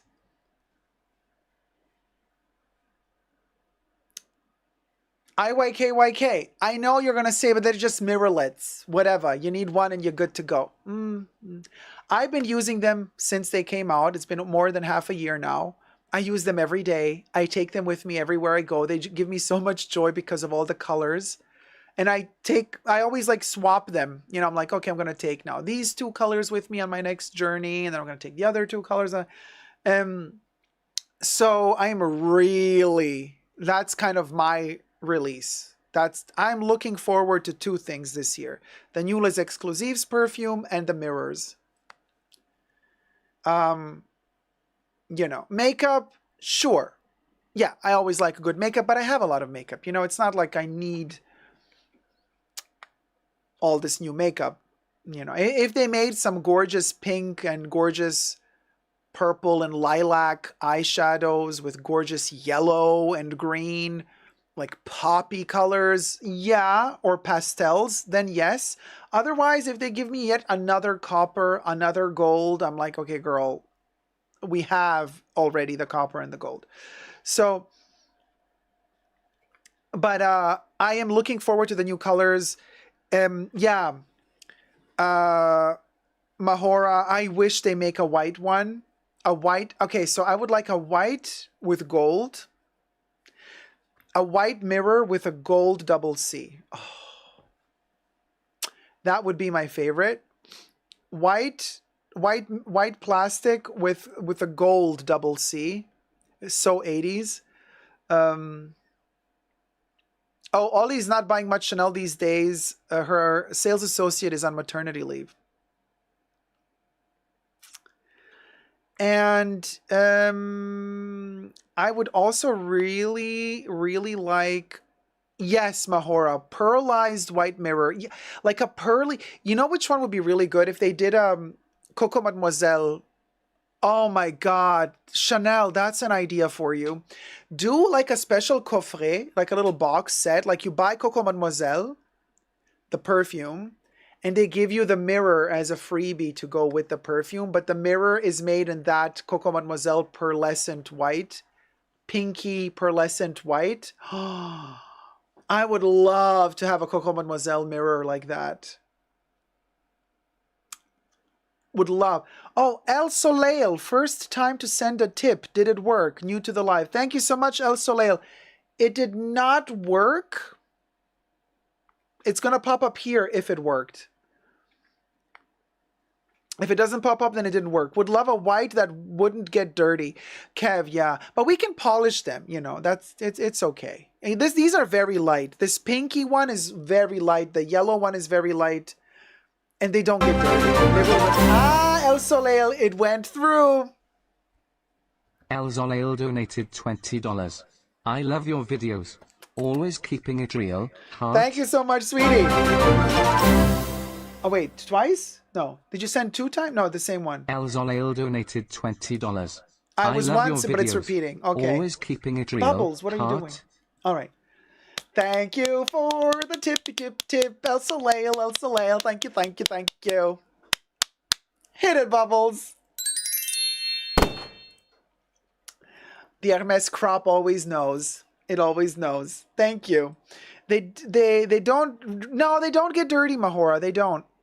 And also, you know that Chanel does a very special, this already, I read about this like in an article from the 90s, you guys. I have these mirrors also in the black color, which is the color that they always make. Just a tip, Melissa, you best believe.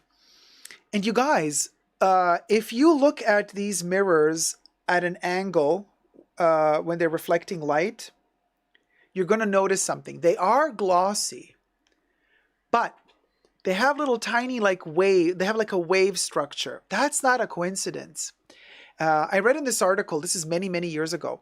The article was from the 90s, that Chanel has a special technique. They developed a special technique for creating their cases for their cosmetics. The plastic is made in a way that it's anti-scratch. It's not fully scratch resistant, obviously. If you take a knife and you start cutting through it, duh, of course it's going to scratch. But those like micro scratches, like, you know, when you get like really cheap plastic, it's very prone to scratches. This is a very special plastic that they use, and the way that they mix it and the way that they impress it together, it's wavy. It doesn't seem wavy, but if you look at it at a certain angle, you're going to see that the structure of the plastic has a slight waviness to it. It's anti-scratch. So Chanel has really, really good I hope they don't change this, because they're now cheapening everything, so it would seem.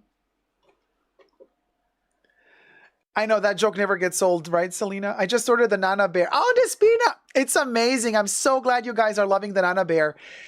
It's a Gautier moment. You get the Gautier Marinière shirt. You get the Gautier sailor cap. You get the Gautier kilt. And the Gautier teddy bear. I mean, it's just really, really beautiful. Wrapped in plastic, right, Ollie? Manuela says, hi, Emanuela. How's it going? Hi, Dacob. It's so nice to tune into your live stream. I love your videos so much, but I can't really watch them live because of the time difference. It's almost 1 a.m. here in Rome. I'm glad you could tune in at least a little bit. Though I prefer the powder compact mirror, Mahora says. The powder compact mirror. It's the same plastic. It's the same plastic. The lid of this one, this is the same plastic as this. It's that same wavy. They're all the same. All of their plastics are the same. So for their cosmetics, and I love that particular quality aspect of Chanel. I love their plastic. There, it sounds terrible, but I love they really do good plastic. What can I tell you? Yes, I know which one, Mahora. The longer one, and you can refill the I have it. I also have it in white, because in Japan, in Asia, they also sell the white version, the LeBlanc version of it. So I have the black one and the white one. Same plastic, wavy plastic. The same exact plastic. Same exact plastic. Teresa says, sorry, I've been quiet. Was visiting with family. We are leaving now, so I will keep watching on the long ride home. All right, Terry, we're there with ya. I dressed up for you for your birthday, and we're gonna have a little drink later on. I'm really late with all these videos, but I'm having too much fun talking with you, everybody. Dacob, I bought the black Chanel mirror yesterday. Manuela, it's super cute. So one is the magnifying glass, the other one is the regular glass. I love those. They're always going to keep making them. They also always keep going up in price. So it's always good to get them sooner than later, because it's a classic staple. And if you take good care of it, it will never break, if you take good care of it. Yeah, the plastic is better than leather at this point, Stefan. I agree with you. I would love if they did them oversized. I would like that too, Ollie, but alas, thus far, the only oversized mirrors they give us is with these oversized palettes, But they're very heavy to carry, so I don't really travel with them. They're a bit too cloggy for me, So, yeah. Smurfette says, I wish they'd reissue the OVNI. I missed out on it. OVNI, that's the yellow one here. I fell in love with it because of the name. I thought it was genius, because the color, it's kind of yellow, it's kind of green, it's kind of gray, it's kind of extraterrestrial. And in fact, OVNI in French means objet volant non identifié, which means non-identified flying object. It means UFO. Joyful Remorse gifted 5 Super Dacob memberships. Marina was gifted a membership by Joyful Remorse. RN was gifted a membership by Joyful Remorse. Katie was gifted a membership by Joyful Remorse. Yvonne Burns was gifted a membership by Joyful Remorse. Comme Voix was gifted a membership by Joyful Remorse. There you go. Welcome to the new Tier 1 members. And members get exclusive access to a card reading at the end of the live stream. So you too can partake in this. Smurfette says it's the color and the name from, the UFO. Vicent says, hello, gorgeous. Hi, Vicent. How's it going? Aaron says, thank you, Joyful Remorse. Thumb up the live stream, you guys. Let's review the Louis Vuitton fashion show now. Finally, we're there. All right, let's do this before I get distracted again. I'm stalling like Madonna in her concerts. Thank you, Joyful Remorse. All right. Ready. What? Issues with my hair?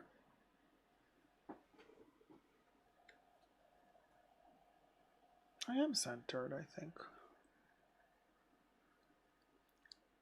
Gotta redo the lippy. You know,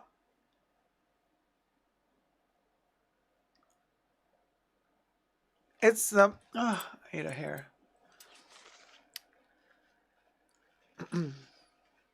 Hold on, let me.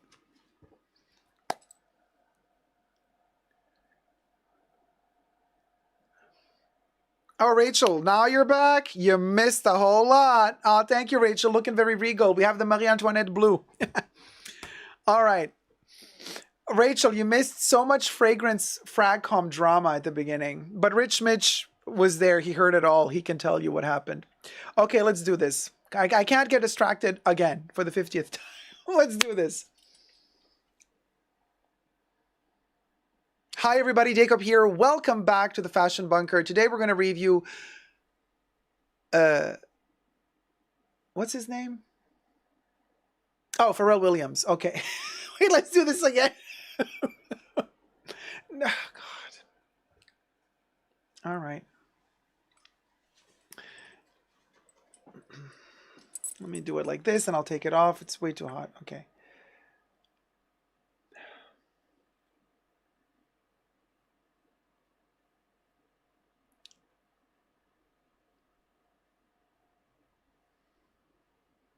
Hi everybody, Dacob here. Welcome back to the Fashion Bunker. Today we're going to review Pharrell Williams' Louis Vuitton Men's Fall Winter 2024 collection. Yeehaw! Should I say yeehaw? I don't know. I got my Hermes crop for the horse. I don't know what we're going to see. Cowboys and cowgirls. Y'all, subscribe to my channel if you haven't already. Push the join button next to the subscription button. Become a member today. Gain access to extra perks. You can also join me on Patreon. Super Dacob, all spelled together, for extra perks. Thank you to my members and patrons who have already pledged. This video is being filmed live in front of a live virtual audience. I live stream several times a week. Come join the fun. Come join the live chats. It's really hot here. Thumb up this live stream. Thumb up this video. Oof, it's a bit hot. Okay. Let's get to the video. I have taken the fashion show video from Louis Vuitton's YouTube channel, so reviewing it falls under fair use. I have, however, changed the music and the audio to utilize a copyright-free audio instead. Okay, so bear with me, guys. Are you ready? Brace yourselves for a cowboy extravaganza in Paris. Right, so this is backstage. Louis Vuitton Men's Fall Winter 2024. So we see all the people who are working there, some influencers as well, I suppose, the staff, I don't know. And like, I guess they thought this was really cool to follow the models backstage as they enter onto the runway.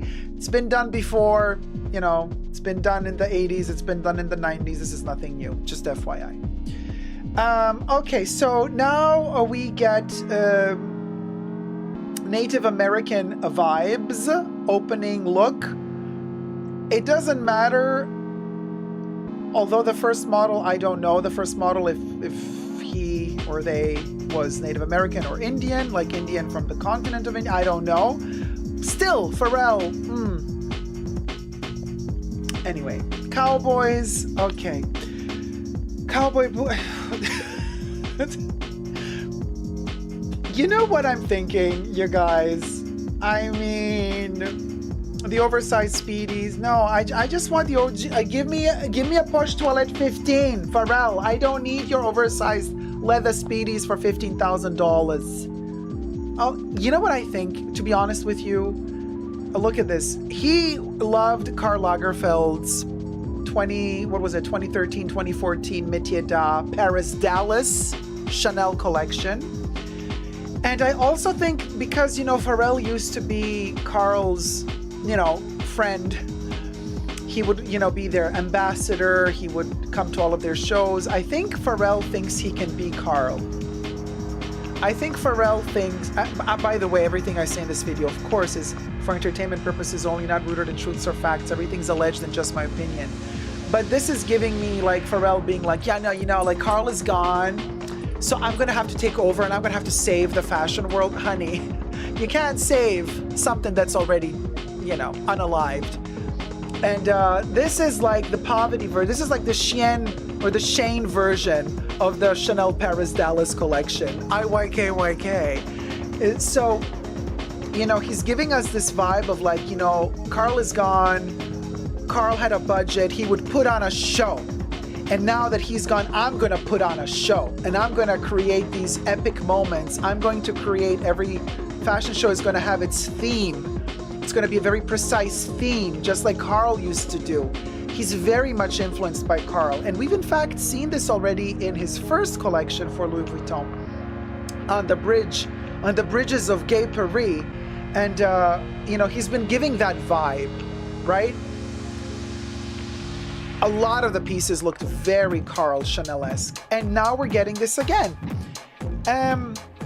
Now, you know, he's mixing the Native American vibe, but then he's also mixing cowboys that, as we know, most of the cowboys annihilated Native Americans. So it's kind of like, I don't know if Native Americans would appreciate this. I cannot speak for them because I'm not one of them.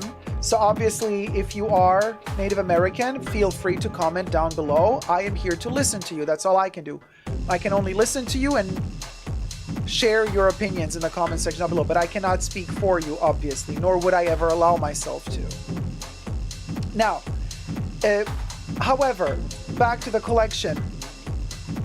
You know, a lot of people said online when they saw this golden trunk come out, they're like, oh, is Mr. Louis Vuitton's dead body in there? Because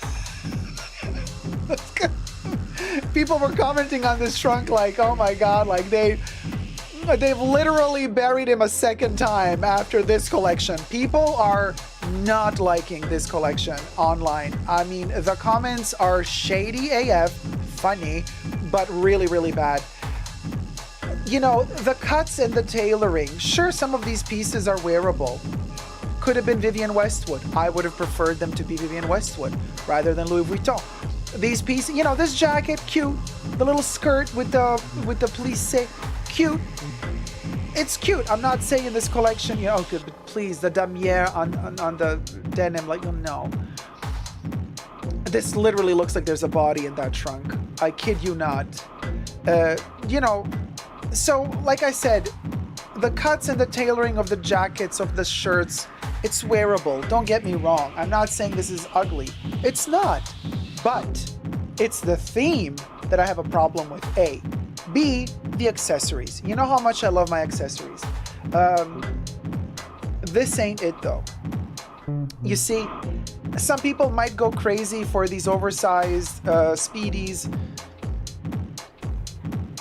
made out of leather. I just want the OG Speedy. I don't need something that I used to spend, you know, $1,000 to $2,000 for in the monogram canvas that I love personally. I don't need now all of a sudden to jump from $2,000 to $10,000, $15,000 because you want to sell it to me out of leather. I don't need that. And I don't like the colorways either, to be honest with you. Unnecessary. Debbie says, run to the hills, run for your life. I mean, it looks like Ralph Lauren, says El Soleil. I mean, you know, Ralph Lauren. I mean, it has no. I mean, it's trying. I cannot with the pixelated stuff. We've seen Pharrell do this already last season. Did it sell so well that now he brought it back again? I mean, oh, and the trunk is coming out. Is that in cowhide or is that also pixel? Here he's serving a little bit of Hedi Slimane for YSL. Okay, with that little rocker. Biker chic jack. Oh no, it's pixelated, not cowhide. Okay, so we got the pixelated video game. What's it called? I forgot the name. Minecraft. Thank you, Linda. Listen, Linda, Minecraft for Louis Vuitton. And okay, also those bags, the Speedies with all the fringes, like the cowboy fringed Native American Speedies. It's been done 1,000 times before. The steamer bag. Now, this is a classic Louis Vuitton bag. Some people who have no clue about fashion, that have a lot of followers on TikTok, have been saying, oh my God, Louis Vuitton is now copying the Birkin by making a giant Birkin. You guys, don't embarrass yourselves. The steamer bag has been in Louis Vuitton's roster way before the Birkin became a Birkin. Stop embarrassing yourselves. However, having said that, do you guys remember when Pharrell wanted to show off his purple alligator or crocodile Birkin, the oversized one, in Madonna's video 5 minutes, I think? So he had to show off the back. Was it 5 minutes? From the Hard Candy era. And he had to kind of schlep in that ginormous Birkin to show it off in the video. He was showing off like he had this special piece. So he was influenced by that. So he made the steamer bag in that huge size, I'm sure because it allegedly reminded him of his Birkin. He's trying to deliver these moments in this collection, I have a feeling, like saying like, look, I am the new Carl. Girl, stick to the music. That lately, you haven't been producing nicely either. So at this point, I don't even know. Like, should you go back to music or... you know, not like your musically, I mean, but the fashion ain't given. This, why? Why did we need a Western cowboy? This is like Gucci meets Ralph Lauren meets Chanel meets Louis, but Louis only because of the bags at this point, only the bags. Yes, there's a Timberland collaboration as well with Louis Vuitton, right? And the shoes are running like was it Timberland or something? And that's why the shoes are, but this, you know, I don't need the twins. Oh my God, the Gucci twin collection. Like that was I think Alessandro Michele's last collection for Gucci where he made all the twins walk on the runway. Pharrell, the poverty. The awkward twin, says Miss Jelly. Oh, Selena, throwing shade, says, since when did men know fashion anyways, besides Tom Ford? Well, quite a few did, or do still, but this ain't it, girl. This seems to be like a cartoony version of Louis, but not in a good way. Takashi Murakami did a really clever artistic cartoon manga / anime version of Louis Vuitton, and it worked. It worked and then some. This is a cartoony Louis, but it's kind of a mockery. It's kind of making fun of Louis. And I guess he's trying to say, hey, let's not take ourselves too seriously. But then he takes himself way too seriously. This is very arrogant. This show is very much like, look what I can do. And look at the budget I got to do it.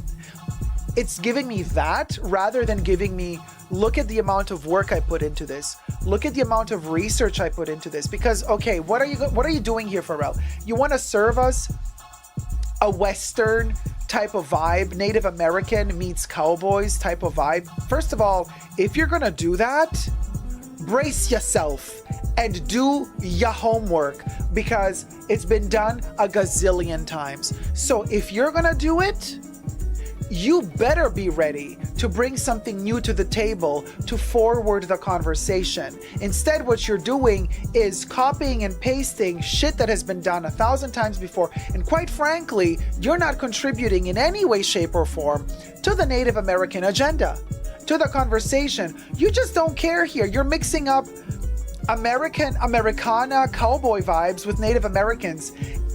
You know there's an issue there, right, Pharrell? Are you aware of the fact that there's an issue there politically? You know you're living in politically correct times. Use your voice to maybe claim something for Native Americans, to say like, hey, we've been suffering thanks to America's laws and regulations. They've segregated us. They've taken everything away from us, and they keep taking and keep taking. Where's that message in this collection? Because if you're gonna go there, go there. Instead, all I see you doing is appropriating cultural elements, aesthetical elements, and turning them into big money for Louis Vuitton. But where is the political agenda? Where is the voice? How are you forwarding this conversation? It's 2024, boo-boo. It's not the 90s anymore. We don't care for this stuff. We've seen this stuff done a gazillion times before. And quite frankly, I don't need Native American exploitation here just so that you can sell a couple of Speedies more made out of leather for $15,000, $10,000 or euro. I really don't need that. I don't need that from you. I don't need that from Louis Vuitton. That's my opinion. Okay? So, period. Now, you can put as many models as you want on the runway from every culture, from every ethnicity. You think that's going to help? It doesn't. It doesn't. Because it's like saying, hey, but we hired Asian models. We hired black models. We hired Native American models. We hired Caucasian models. And?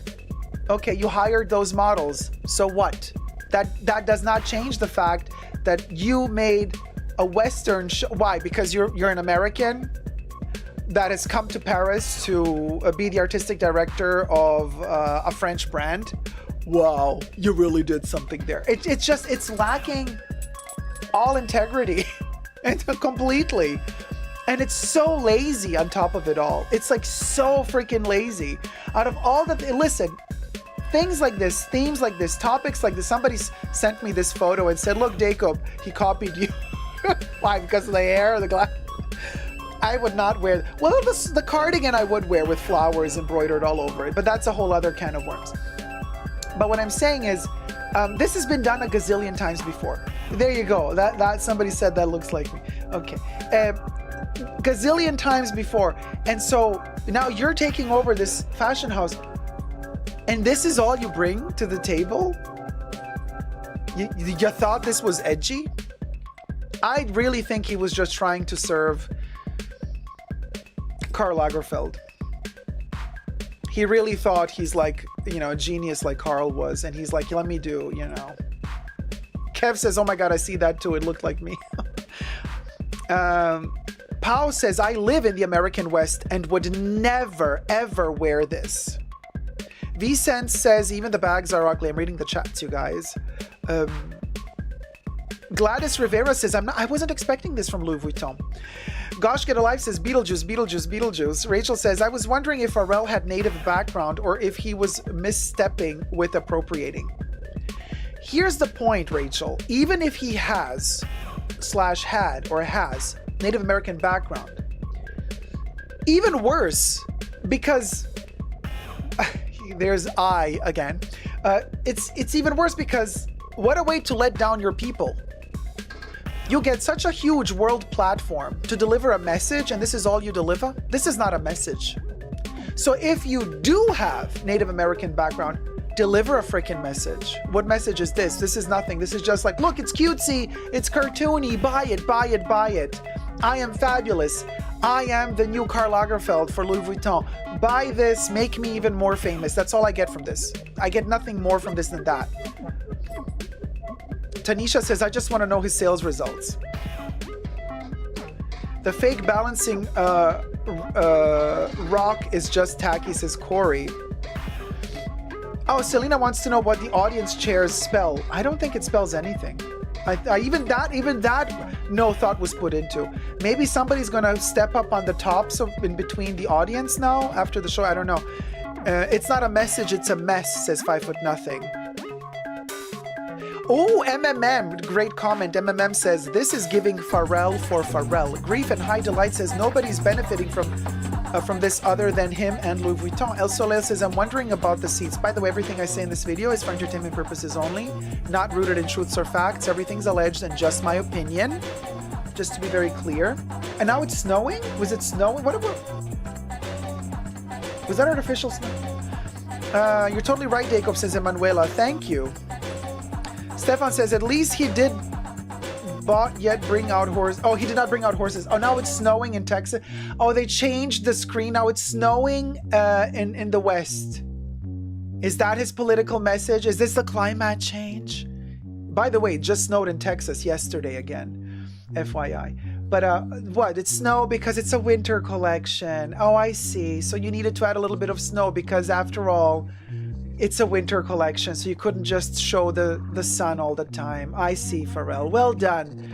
How very environment conscious of you to blow artificial snow all over the stage and all over the people and get it all over their hair. Blow all that plastic onto them. What a beautiful message you're sending. How poetic to throw all this white plastic onto people. Beautiful, Pharrell. So majestically poetic.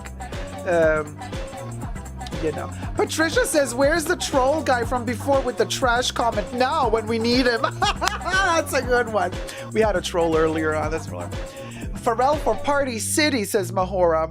Aaron says, I'm glad the episode of Courage, the Cowardly Dog, is over. This makes me angry, says Debbie. Gladys says, please help me understand. What is going on here? I'm lost.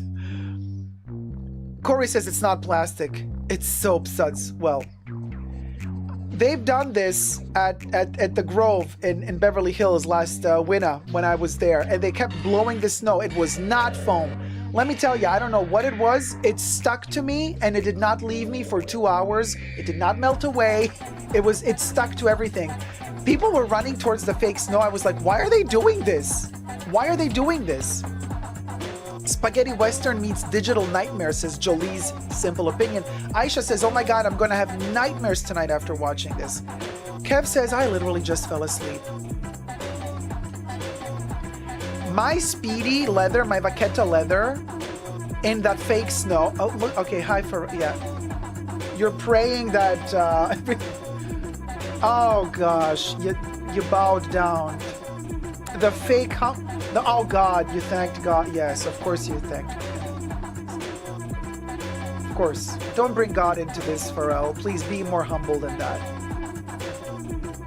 Do not mention the Lord's name in vain, honey. Boo-boo cha.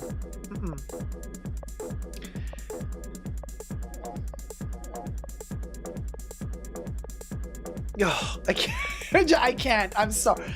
I can't not. This is okay. Now this is a creative team. Are they gonna bow again? These poor people, they'll have to applaud him, because if they don't, they're on the choppa. To the choppa, as Arnold Schwarzenegger would say in Celebrity Apprentice. Years for futuristic teenagers. Futuristic teenagers?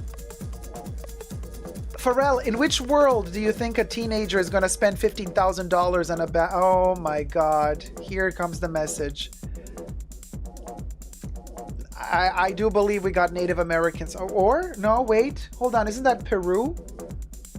Is that from the Andes? We can't play this music because it's copywritten, so I'm not so sure. But the outfits, the ladies, the skirts of the ladies, isn't that from like Peru? No? Wait, hold on a minute. Anybody in the chat can tell me? Oh my God. If he... Oh, that's Navajo, says Corey. He got the Navajo to play at this show.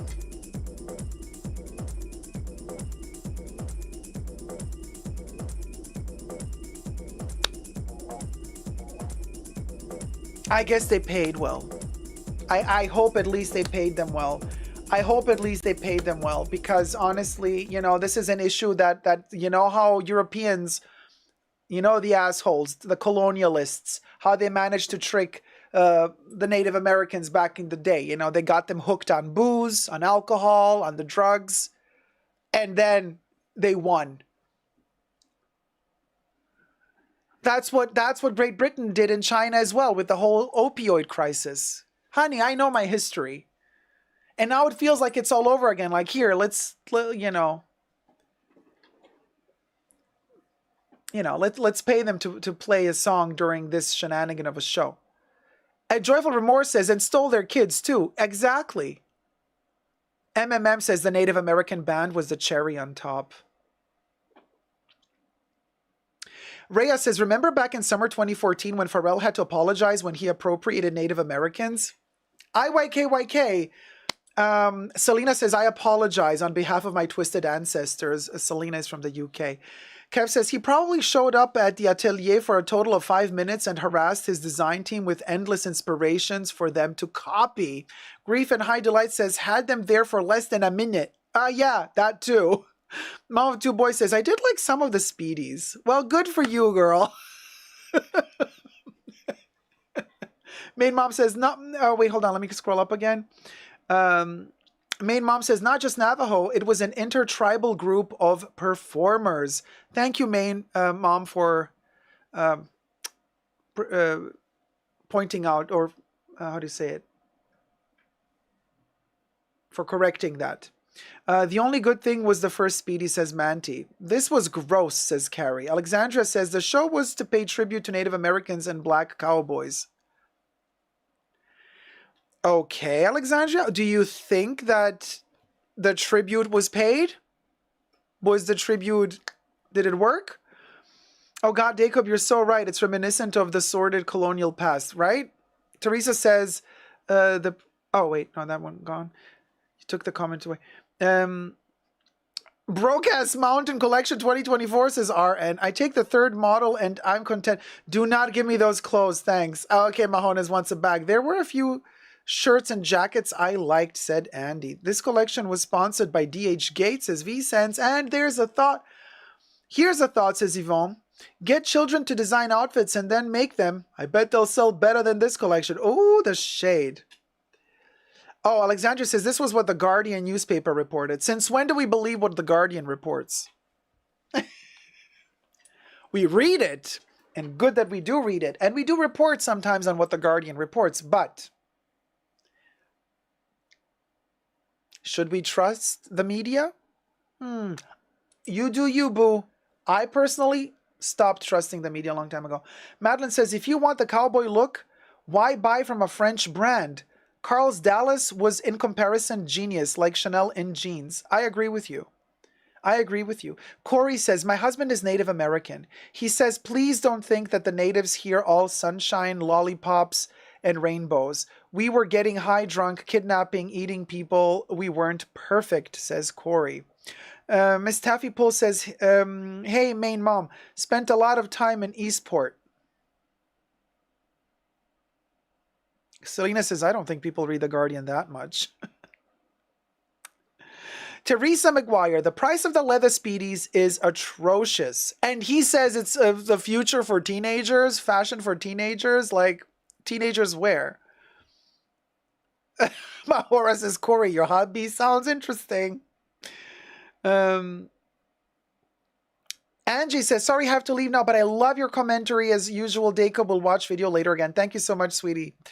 So, you guys, unfortunately, Gladys says, I'm a little bit disappointed in Louis Vuitton. This is the way off. Oh my OMG, what the heck happened to this fashion house? I've been asking myself the same question. Thank you guys so much for watching. Let me know your thoughts and prayers down below. And until next time, never forget to never give up on loving. Thumb up the video and subscribe. Bye.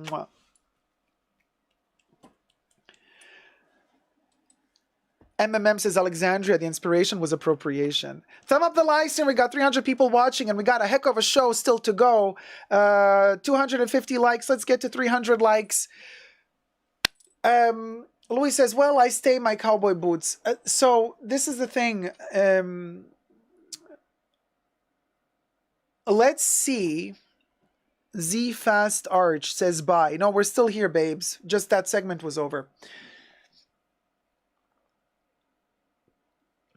The Real Toy Boy Alien. I have a friend who works at Louis Vuitton and she said they didn't know what to say when they saw it.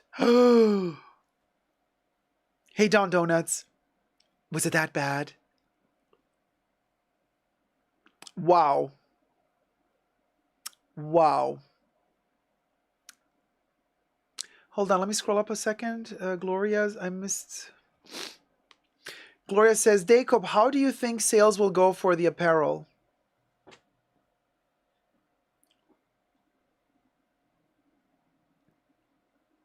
He's going to have all his musician buddies wear it, you know, and promote it, you know.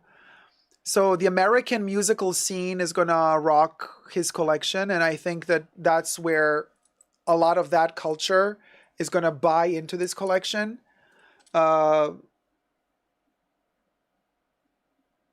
That's what I think is going to happen. But, you know, I will not be buying anything from that collection. I really don't care. That's that. Patricia says, that all red leather, half motorbike jacket and half cowboy. Oof. Smurfette says, Louis is trying too hard to stay relevant. Dacob, how do you think sales will go? Oh, sorry, that one. Stefan says, I'm not sure if any therapist can get us through this trauma. I know, it's insane. And wait till I post this video, okay, on my channel. Because you know there's going to be some Louis/Pharrell fanboys coming for me. Those comments are going to be highly interesting to read. If they dare comment.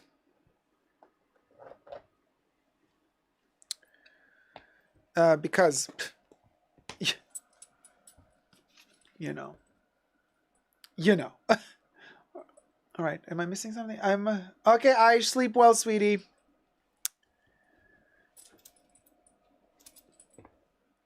Manuel says, I'm so sorry, Dacob, but I really have to get some sleep. Okay, sleep well, sweetie. Thank you for watching. I'll watch the video once you upload it. Thank you. Thank you, thank you. Whoever needs to sleep, sleep, you guys. We'll be still going for a couple of hours here. Next topic. James Charles? Who was talking about James Charles? JR DVD, do you mean street culture or black culture? Well, first of all, black culture isn't only street culture. What are you talking about? It sounds like a trap question. So no, I don't mean that in that way, just to be very clear. Western style can be so chic, but this collection was just trash. I agree with you, RN. It was just very lazy, very lazy. You know.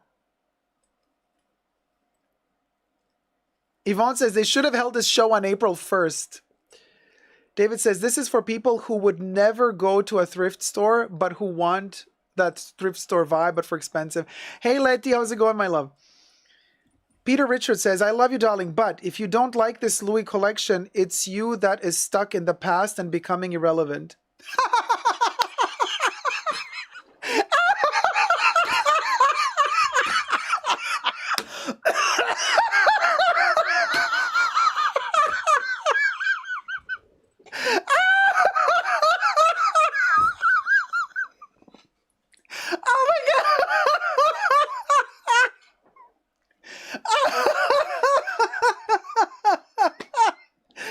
Peter.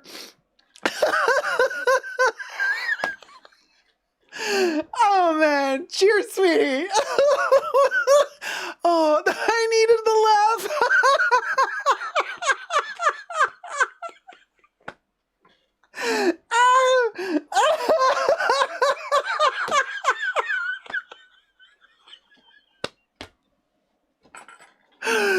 Oh my God.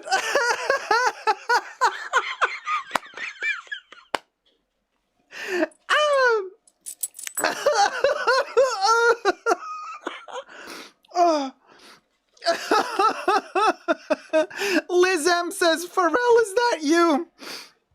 Oh my God, Peter Richards. Oh, that was good. Oh man, thank you for that.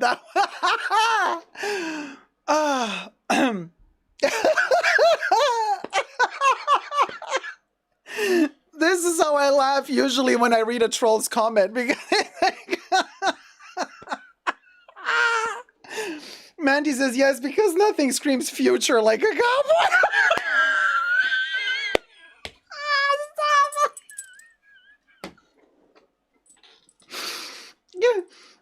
Oh my God, I need water. I'm gonna die.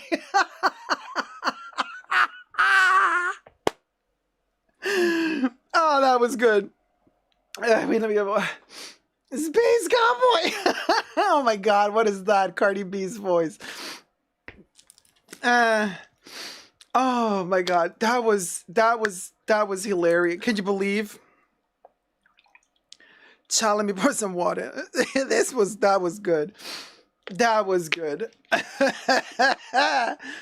Yes, we're stuck in the past, you guys. Oh, I know, Heartbreak Hotel. Peter said, how? You're tripping.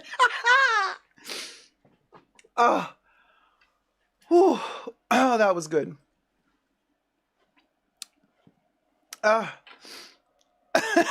Tanisha, Pharrell should have took that internship.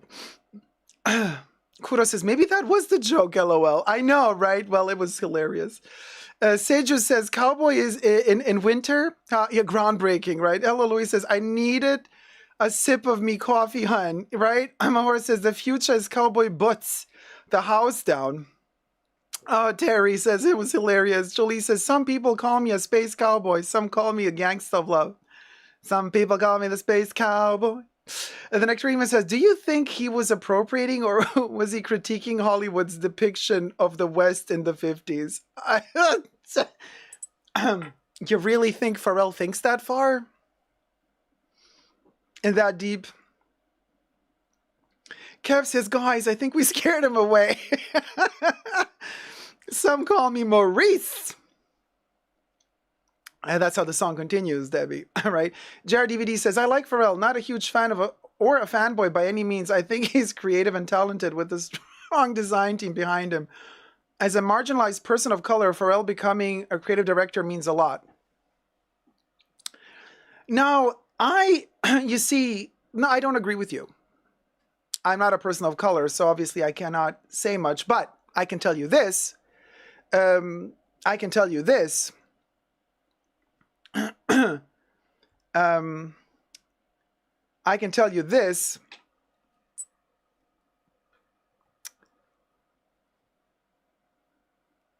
Okay, brain fart. TikTok. What's his name? Poof, completely gone.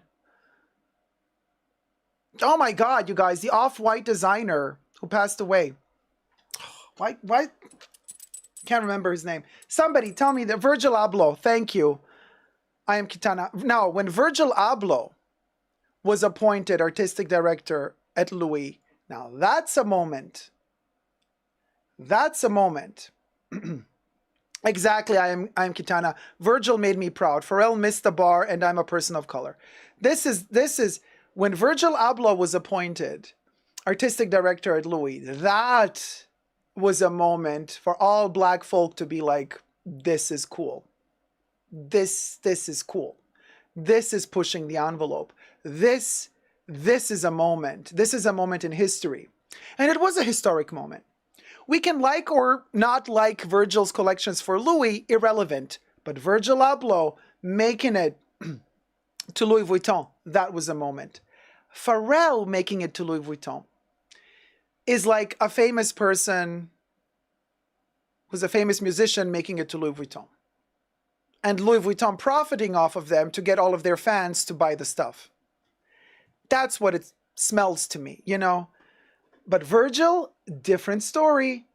Different story. Very different story.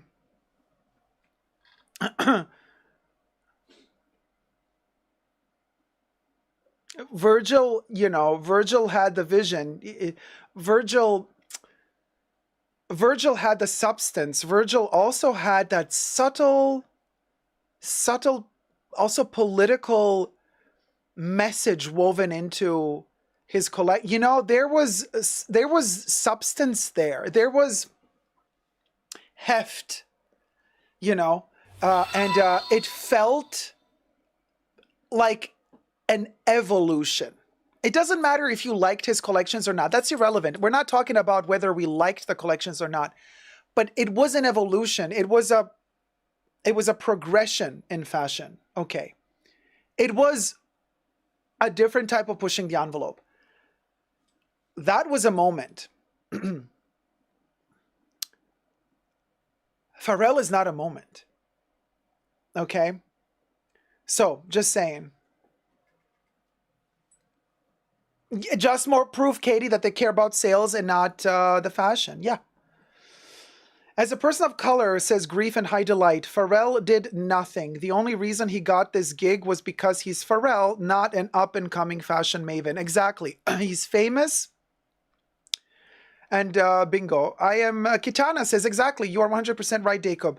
You know your fashion and you aren't biased. Love you. I'm not biased at all. Also, you know, Clemens Telfar. Do you guys remember when I was shook the house, when I went into my archives, my own fashion archives, and I wore the silver and the gold sweatshirts that I purchased in the early 2000s, by the way? Last year Christmas, actually. It was last year Christmas. During the Christmas season, I wore the two sweaters, and I'm like, you guys, I bought these sweaters back in 2004, 2005, 2004, I think, or 2003. And I'm like, you guys, there's a handwritten label in them. And I bought them in New York. It was a couple of like fashion students that got together, and they like sold a lot of stuff that they were working on, projects, you know, experimentations, or ex-students, or, you know. It was a little shop. I forget the street now. And I went in, they were having sales.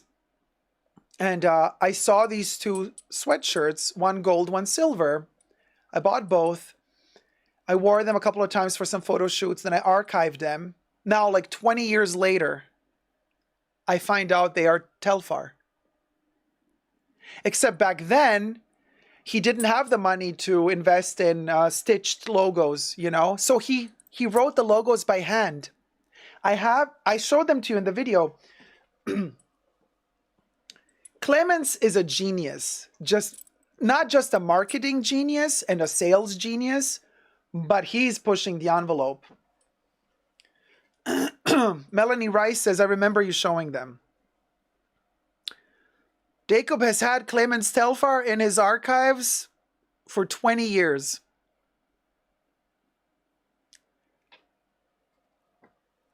So, this has nothing to do with skin color. When I see something I like, I'm going to tell you that I like it. When I see something I love, I'm going to tell you that I love it. When I see something that's a joke, I'm going to tell you it's a joke. Non-dependent from who the person that made the outfit is. I don't care if they're black or white or any color of the rainbow. If the stuff they're doing is awesome, I'll tell you it's awesome. If it sucks to the high heavens, I'm going to tell you it sucks to the high heavens. So, just saying. Andre says, Telfar would have been a better option for Louis Vuitton. Oh, I completely agree with you, Andre. Completely. Jolie Simple Opinion says, Ralph Lauren, artist in residence, Polo Ralph Lauren for Naomi glasses. What was that? That collection? Heartbreak Hotel says, way to support Dacob. You best believe. I'm Kitana says facts. So I'm just saying. And back then, Clemens was not famous. Was not world famous. Didn't even have the money to stitch a label onto the clothes. He had to hand with a Sharpie. With a Sharpie, he hand wrote his logo on the clothes. I bought it because I thought it was awesome. Period. Had nothing to do with skin color, had nothing to do with famous or not famous. I liked it, so I bought it. 20 years later, look at that. He rules the world because he's amazing at what he does. David, I completely agree with you. Pharrell is celebrity representation, period. That's what it is. It's not about him having talents as a designer. It's him being famous. Oh my God. I laughed so much now I'm like, I'm sorry for my throat. Now my throat is all messed up.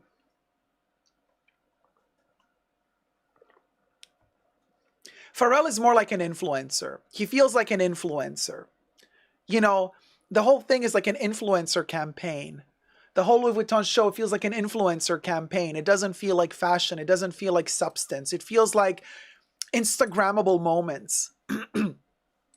And I mean, like, it's a little bit old. You know what I mean? That game has gone a little bit old. Hey, Becca loves Lux. How's it going, my love? Good morning from Melbourne. Hi, good morning, sweetie.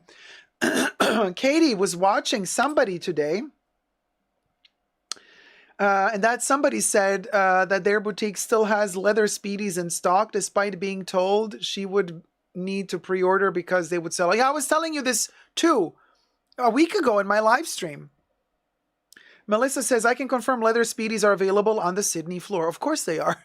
Duh. Duh. Of course. And I told you this weeks ago. Don't be fooled by having to prepay pre-orders on all this stuff, because it's going to be readily available. They're not selling like they hope they would.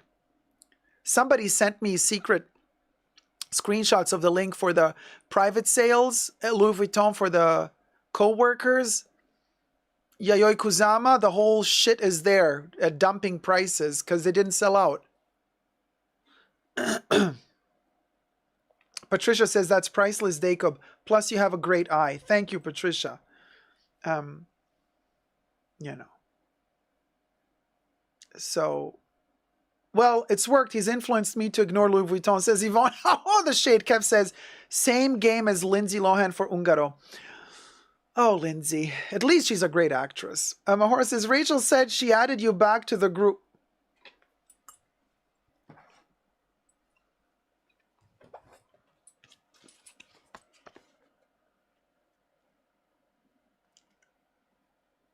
Rachel, can you tell me who kicked me out of the group?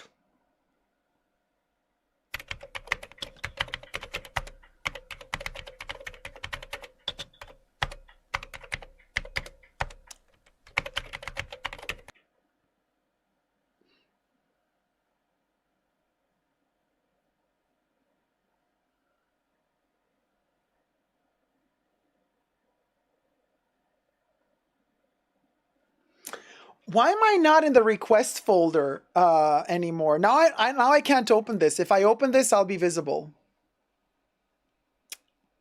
Damn. Rachel, how did you do this?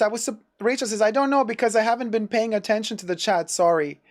Now I am not. Now it's no longer in my requests. Now it's in my main primary folder on Instagram, which means if I open this can of worms, they will see. Well, I'm talking publicly right now, so they know. Rachel, what are they saying? I don't want to open it. Yeah, damn. I don't know why. Why am I now in the primary? I'm not going to open this shit.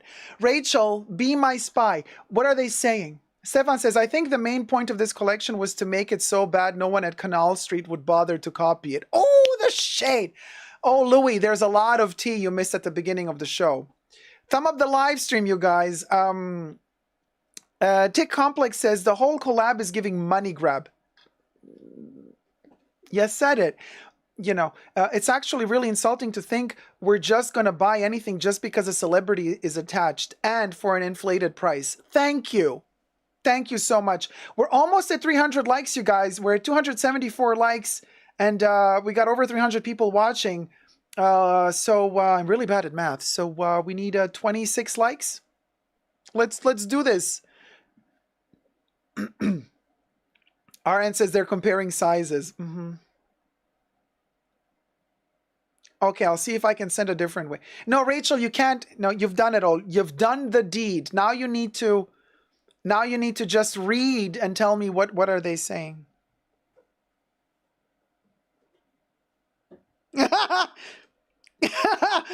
Okay, now I got a message. Rachel added Dacob to the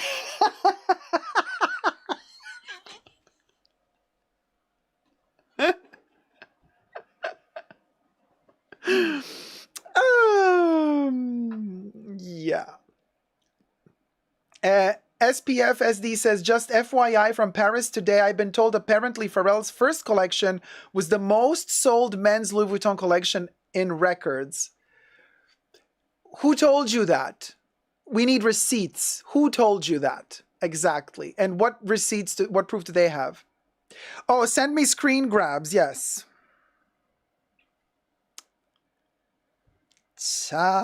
We are so ratchet.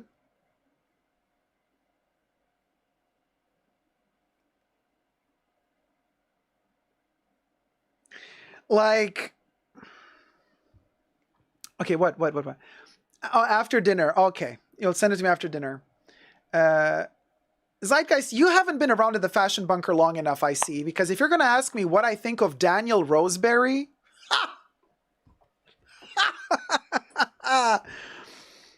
oh my God, where to begin? Where to begin with that preacher's son from Texas?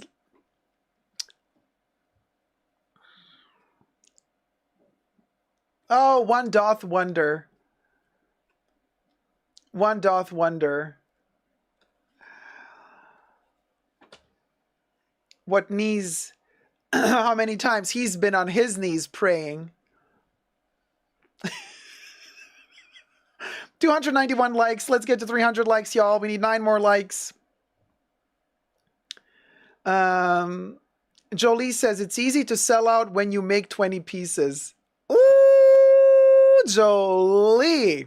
The shade. Yes, please. Who told you that? Because that is unbelievable, says Gladys. Mahora says, they'll kick you out after dinner, my girl. Zeitgeist says, yeah, I'm newish around here. So, yeah, I'm not a fan of his. And I do believe that what he does is a joke, really, you know. But, you know, he's playing the card just like Jacques Mousse, you know, with the little mask for mask vibes, you know, having that look, the masculine look, the let me, you know, contemplative, tormented soul, but like very much into themselves. Very, very, I get major narcissistic vibes from both of them, Jacques Mousse and Daniel. Just my opinion, obviously, and I'm no doctor, so I can't diagnose anybody with anything. But that's in my opinion, they give me those vibes. And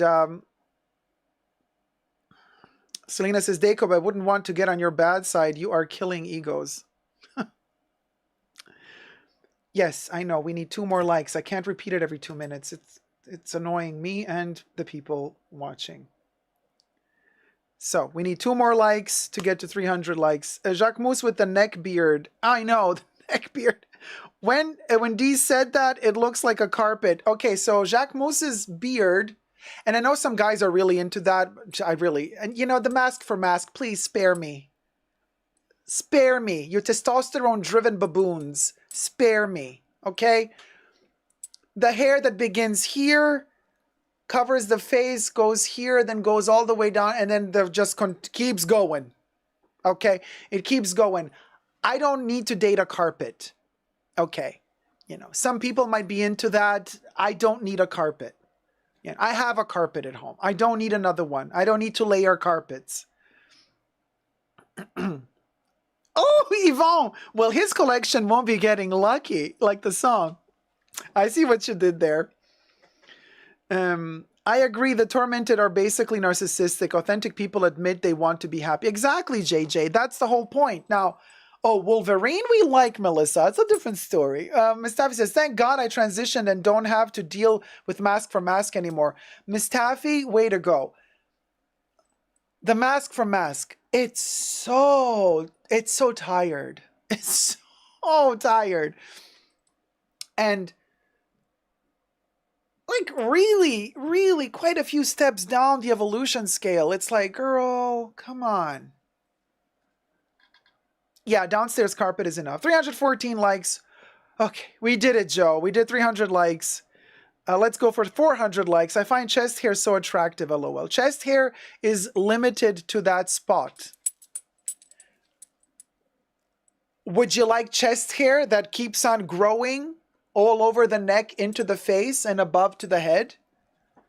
I don't. I personally don't. SPF SD says, my friend is a buyer and at Paris Fashion Week now. Just happened to mention it. I did not ask more, was just surprised. I wouldn't trust them. I need more proof than, you know. You got hairs in the right places. That's good, Louis. That's good. Lynette Del Rosario official says, you're so clever and authentic. I love your videos. Kudos to you. Oh, Lynette, thank you so much, sweetie. Welcome to the live chats. Mahora says, we don't mind carpet, to be honest. We even like back entry carpet. Oh, my God. The VIP entrance, right, Mahora? David Light. Okay, here we go. Here comes the boys that don't mind a Yeti. Frozen Luxury says, Louis Vuitton will never be a fashion house. Never was, never will be. They are an accessories brand and will always be. Marc was the closest they were to a fashion house. Frozen Luxury, I could not have said this better myself. There you go, guys. Saya literally put it in one short sentence, and that's it. That's exactly what it is. This is why I never bought any apparel from Louis Vuitton, ever. All I ever buy from Louis Vuitton, travel garments, travel accessories. Garments, travel accessories. Bags, beauty cases. That's Louis Vuitton. Okay, they're investing millions to become a fashion house. Good for them. I don't care. If I want fashion, I'm going to go elsewhere. I got Vivienne Westwood. I got Chanel. I got Rick Owens. I got Yohji Yamamoto. And I'm good. I don't need Louis to make me trousers, sweaters. I don't. I need Louis to make me Poche Toilette 15, 19, 26. Okay, the Trousse Toilette 25. I need them to make me the packing cubes. I need them to keep making the Speedies. I need them to keep making the Almas, to keep making the Noahs, to keep making the Keepalls, to keep making key pouches, wallets, card holders, passport holders. That's what I need Louis to keep. Agendas, notebook covers. That's Louis Vuitton. Trunks for travel, steamer bags. That's Louis Vuitton. Period. And instead, what they're doing is they're discontinuing all the stuff that they're known for. They don't do these toiletry pouches anymore, right? They do the 26, but in leather, so they can charge you. It's a travesty. Period. Frozen Luxury is like Burberry trench coat, Louis Vuitton luggage, Chanel fashion, etc. I agree with you. Tanisha says, I don't own not one piece of Louis Vuitton clothing, just bags and accessories. Me too, Tanisha. And we are the client they don't want anymore. They want people to buy apparel. So, my sales associate was fabulous at Louis Vuitton. She left. I'm devastated and I'm done. But she was fabulous. I was very clear to her from day one and she agreed with me. And I said, listen, I just want the monogram and just the classics and just the travel stuff. I'll be a faithful client to you. I'll keep coming back to you, but that's what I want.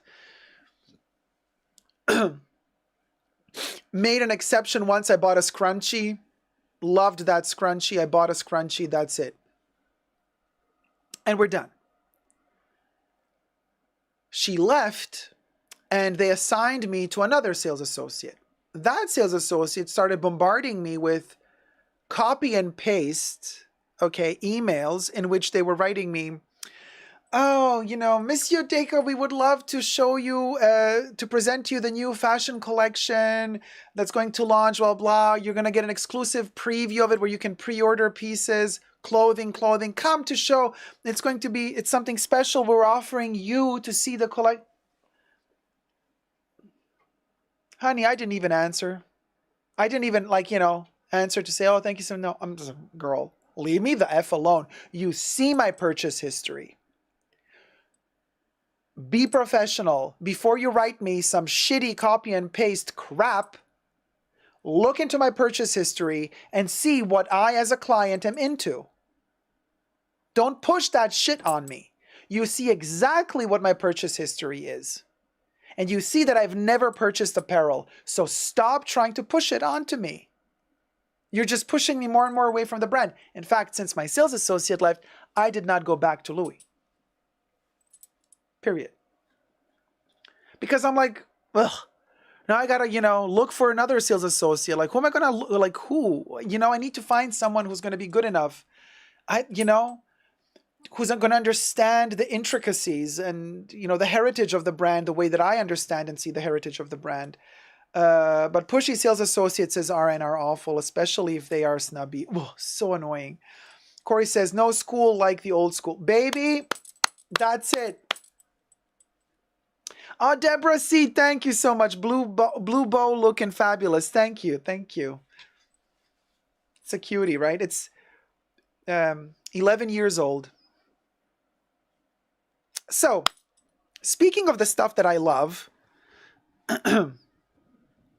you know, might as well do the next video. Keep thumbing up the live stream. Let's do a record. Let's try to get to 400, which is kind of rare these days. 400 likes. We're so going to review this little baby here. All right, let's do this. This is going to be fun. I guess it's a Louis Vuitton type of live stream, isn't it?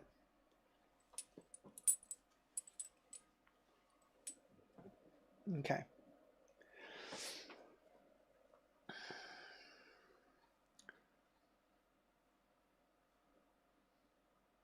Hi everybody, Dacob here. Welcome back to the Fashion Bunker. Today I'm going to be reviewing this gorgeous Speedy 35 that I've named Luella Annabeth. It's its birthday, so this is a wear and tear video. I have already reviewed it 1 year ago when I purchased it. So I have an unboxing video of this bag, the whole drama that went with getting this bag and being blocked at Louis, and then go check out the whole series. It is a telenovela, let me tell you. It's several episodes. You're going to have a lot of fun watching it. The journey towards the Speedy 35 in monogram. So, but this video today is to touch base on the wear and tear of this Speedy that I've purchased in January of 2023. Now it's January 2024, so it's 1 year for Luella Annabeth. Yes, I name all my Louis Vuitton bags, and they're all Southern Belles. I don't know why. It's just, that's the way it is. So subscribe to my channel, push the join button next to the subscription button, become a member today, gain access to extra perks. You can also join me on Patreon, Super Dacob, all spelled together there as well for extra perks. This video is being filmed live in front of a live virtual audience. I live stream several times a week, so come join the fun, come join the live chats. Everything I say in this video is for entertainment purposes only, not rooted in truths or facts. Everything's alleged and just my opinion. Thumb it up, push the notification bell to get notified every time I post a new video, and subscribe. So,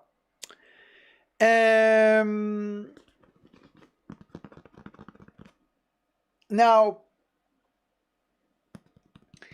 it's been 1 year. I have traveled a lot since I purchased this bag, and a lot. And I took it everywhere I went. So first and foremost, I treat this Speedy the way that it was conceived back in the 20s. And not 2020s, 1920s. Okay? A long time ago. 100 years ago. Almost. What does that mean? That means that this Speedy is conceived. You could technically travel with it open and full, but it is also conceived to be folded in your luggage and then unfolded once you arrive at destination, and then you use it at your destination, which is exactly how I use my Speedy. This is why it still has the folds, because when you purchase a Speedy, it comes folded.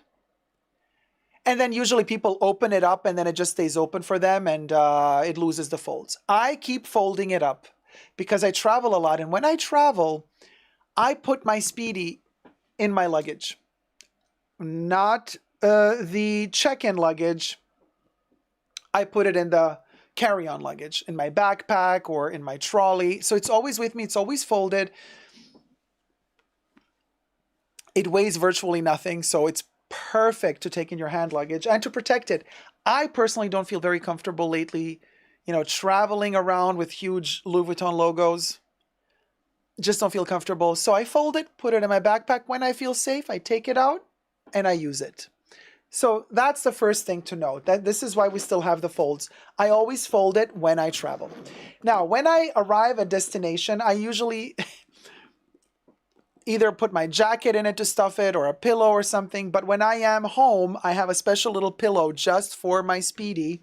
And it's a gorgeous pillow. I love it. It's from a brand that doesn't really exist anymore. I hope they're going to come back soon. But I have Michael Myers. I have a Michael Myers pillow. This is from a brand, hashtag not sponsored, but Creepy Company or Creepy Co. They used to be called. Amazing little company. And they made these pillows, and it's a perfect size for a Speedy 30 or a Speedy 35. So anyway, when I'm home, it has Mikey in it. Now, like I said, I always fold it when I travel, so it has these folds. I'm perfectly fine with that. They don't bother me. I know a lot of people are bothered by the folds. The folds are a part of the product, just like the Chanel 255 reissue bag is made folded, you guys. Oh, it's so hot. The reissue 255 bag is made on purpose folded, and it has an extra fold on the side and on the bottom to make it look like it's been archived flat in the wardrobe. People think it's a flaw. They try to unfold the fold. I'm like, no, leave the fold there. It's part of the design of the bag and actually makes it much more beautiful because it sits closer to the body. So anyway, so that's the first thing to say. If you are going to travel with your Speedy and you are going to fold it up every time you travel, the folds will remain and they will keep showing. It's part of the aesthetic of the bag. I personally don't mind it. You might mind it. If you do, you do you. So that's the first thing to note. Second thing to note, I've realized something I really like to do with the Speedy. Sure, I mean, it's beautiful on the inside. There's no scratches. There's no pulled threads. And I've used it really a lot. And there's virtually no wear on the inside. You know, there's one little particle in there. Okay, a little tiny dust particle, but that's out. So it is fabulous. I never attach the lock with the key. I never use that because it's useless. It's heavy. It weighs down the bag, and it's going to kind of damage this little leather tab. So I have taken my little key and I've archived it in my storage. I never use it. I never use the lock and key. So that's also something. I know in the Y2K era, it's so hot. In the Y2K era, people used to love to kind of have that lock dangle off their Speedies. Some of them would even attach it here. It doesn't do anything for me. I don't find it attractive, and I think that with time it just damages your leather. And if you hang it here, it's going to dangle and kind of keep rubbing off of the vaqueta leather, and that's going to mess it up as well. So that's something that I would personally recommend. Don't throw your lock away. You're going to need it in case you want to resell your bag one day. You want to have a full collection, like the full set, if you want to sell it one day. But I would not recommend you to attach it to your bag while using it. I haven't. And in fact, as you can see, my little tab is in pristine condition 1 year later. It's beautiful. It's patinaing majestically. However, I still have to say one thing about the interior of the bag. You know how there's a lot of those companies, by the way, this is not going to be one of those luxury videos where the person making the video is going to say, this portion of the video is sponsored by some freakish bag insert company. No, honey boo boo child, we're not going to do that here. What I am going to tell you is what I do put inside. And yes, I do have a bag-in-bag system. It works for me. It might not work for you, but it works for me. Let me fetch it quickly. Any bag will do really, but I have this tote bag that I got some months ago, the Barbie. I love Barbies, so what are you going to do? So whatever, this is my bag, but you can get whatever bag you want. It's a simple cotton tote bag, okay? I kid you not, this is what I do with my Speedy. I also take this with me whenever I travel. It's literally, you fold it together, this thing, you tie it, look. It occupies virtually no space. So what I do, when I arrive at destination, I open the bag and I put whatever I need to put in my wallet, you know, the toiletry pouch. I always take my toiletry pouch with me, the wallet, everything, perfume, whatever I need, sunglasses, and I put that inside of the Speedy.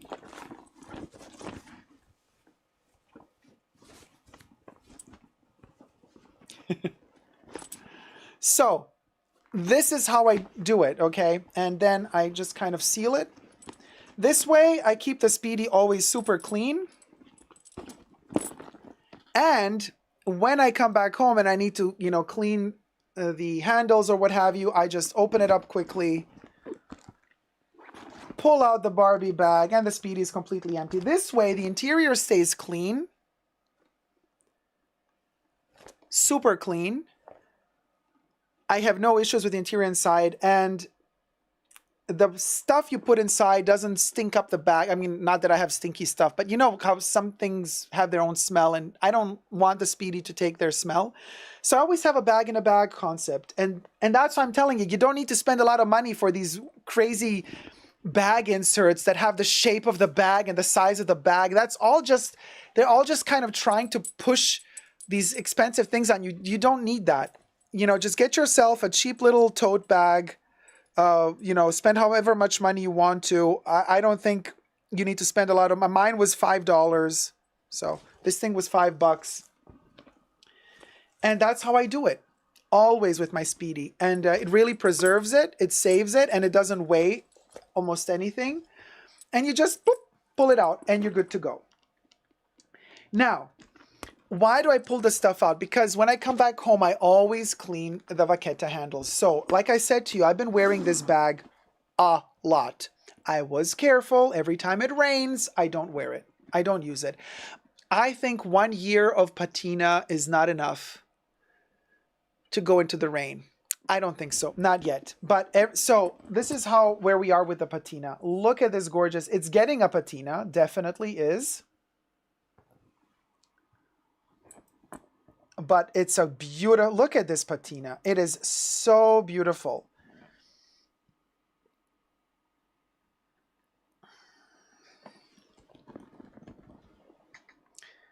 Here's also the side.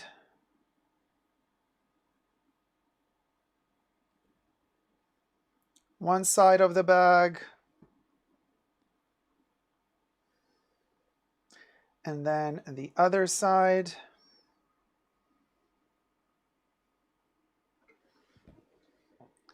So let's come in as close as we can. So you can see here, it is getting a little bit darker, but it's very subtle. And I did make a video on how I clean it and take care of it. Baby wipes, the Huggies, the pure Huggies, 99% pure water. This is the exact one I have. No alcohol, no perfume. It has to be these, okay?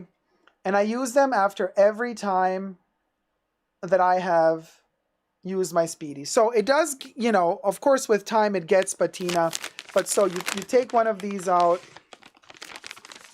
you take one of these bad boys out, and usually I kind of wet my hands with it. You know what, let me use one just to wash my hands because I've been live streaming for a while now. So let's just clean up the hands first. Okay. There you go. So I'm gonna put that in my, and now let's take a clean one. So my hands are now completely clean. Now let's take a new one. So we fold it like that. I just take a little bit of the water off because these are very drenched. So whenever I come back home after using it,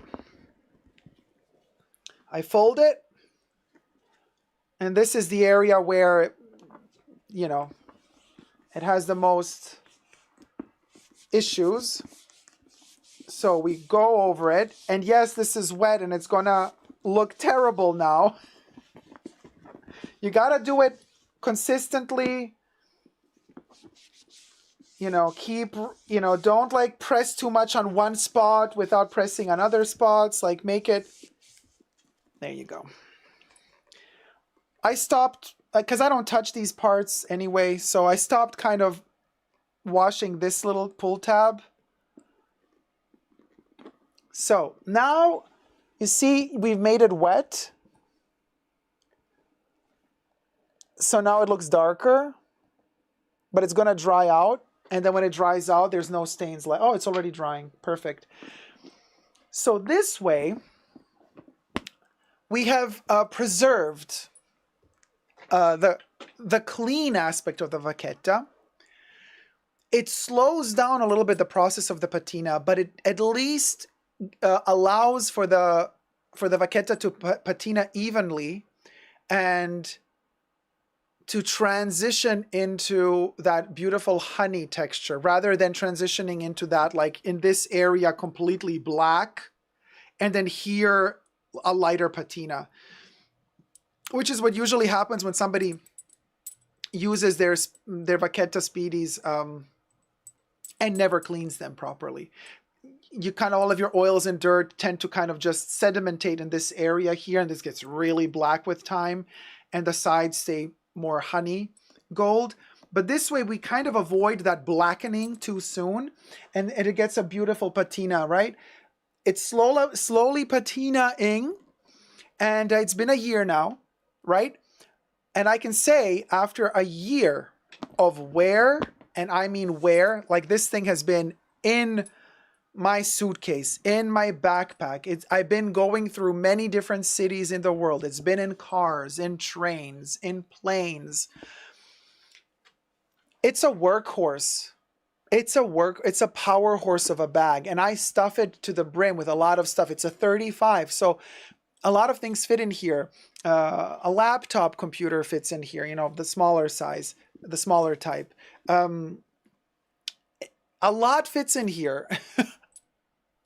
My shopping, when I go around the city and I shop, I just keep dumping in here whatever I buy, you know, and it's beautiful. The folds, you know, there's no cracking or anything. The more I use it, the more beautiful it gets. This is something I've noticed in general. It's a tip that I have.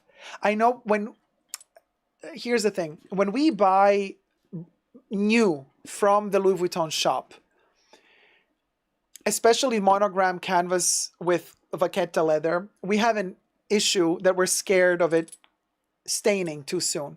So we tend to baby our monogram canvas pieces, and we tend to kind of not use them as much as we should.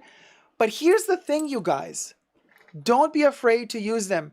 And I'm telling you this out of experience because the pieces, the canvas, the pieces that I have used, and I have a ton in monogram canvas, the pieces that I really use a lot are the ones that turn out to be the most beautiful, because it's not just about the vachetta. It's also about, and yes, I also have a video how to pronounce vachetta properly. Check out that video as well. It's also about the canvas. The more you touch the canvas, the more you use the canvas, the more beautiful it's going to get. The canvas also gets a patina, not just the vachetta leather. So, it becomes glossier, shinier the more you use it. It's such a beautiful, rewarding experience to use your monogram canvas pieces, because with time they just, oh my gosh, they become so delicious. The depth of that, oh, there's just something so voluptuous about handling them, using them, and the more you use them, the more beautiful they get. It's one of those wonderful examples of how, in my opinion, travel luxury items should be done. They should be made in a way that the more history they collect, the more, you know, the more time you spend with them, the more beautiful they get. And boy, oh boy, really, the Speedy did not disappoint. I mean, it's amazing. And I was also lucky I got a really good batch, because this is a thicker canvas. You know, they kind of alternate the canvases sometimes. But in 2023, when I bought this one, I got a beautiful thicker canvas, like old school canvas. Yeah, they still do that. This one is made in France. And use them and enjoy them. Unfortunately, now apparently they discontinued the Speedy 35 in monogram canvas without the bandolier. I'm not a big fan of the bandolier. For me, a Speedy is just the handles, really. I don't really like that leather thing on the side here. I love the simplicity of it being just as is. I don't know. I keep checking on the Louis Vuitton website, and I keep switching countries. And in some countries, like a 35 does pop up without the bandolier, but everywhere else, I only see the bandolier version. So I'm not so sure if they discontinued it. But this is thicker canvas. Hear it in the microphone.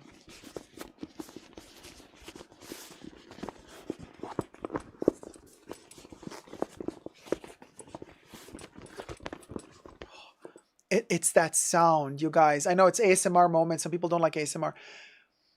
But it's that sound for me. It's the sound for me, and it just never disappoints. It makes me so happy. The zipper, you guys. It's magic. I mean, the more you use it, the better it gets.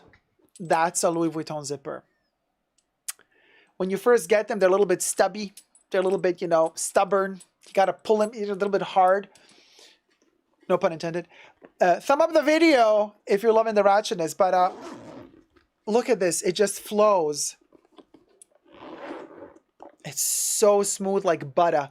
So the more you use it. So it's a bag that with time gets better and better and better. I adore the Speedy. Would I get it again if something happened? Yes, I would get it all over again. I don't care about the price increase. Like this bag is so light. That's the first amazing plus side. You know, I love a Birkin. I love a 255 Chanel bag, but they are heavy. Those bags, even when they're empty, they're heavy. This bag is light as a feather. Huge plus. Huge plus. Timeless. Every time I see a photo of Audrey Hepburn with her Speedies, I just go, oh. That's the epitome for me of a perfect bag. Look at this. It's butter. Literally butter. The zipper it just keeps getting better and better and better and better. It's so straight and perfect now. It used to be slightly wavy when I first bought it, but with time it completely straightens out. Look at this thing. Adore it. So 1 year in, and I gotta say, yes, I care for my bags a lot. I especially care for my Speedy because this one has a special story attached to it. I never put it on the floor. Never. I never put this bag on the ground. It's always on my lap. Okay. And if I go to a restaurant, I have an extra chair for it. But I never put this on the floor. I also never would attach it to the back of a chair or a handle, like on the handles. I wouldn't want anything to dent them. So this bag is always very well protected. It's always kind of, you know, it's always on my lap. And if I have to, I just take it under my, you know, I just carry it like this, you know, if I have a moment and I, you know, have to protect it somehow. So letting you know that. So that's why also there are no scratches or dents or bumps at the, look at this, brand new, still after 1 year of using it all the time. Absolutely no scratches, no dents, even the, which is a very delicate part of the bag, the piping, that little tubular piping of vaqueta at the bottom, also very delicate. That usually kind of tends to scratch and rupture and break so easily. None of it is happening here. So you can see at the bottom on this end and at the bottom on this edge.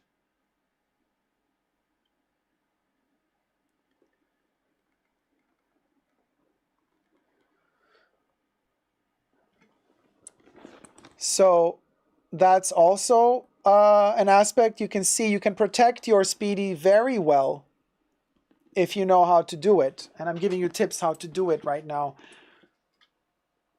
Just so beautiful. I would buy it all over again. I really, really would. And I'm really looking forward to... Oh, Teresa says, I love the Speedy. It's amazing, isn't it, Terry? So, so, so gorgeous. It's a very user-friendly bag, and this is why I love Louis Vuitton. I don't care for Louis Vuitton's fashion, really. They are a luxury travel accessories house, okay? This is what I want from Louis.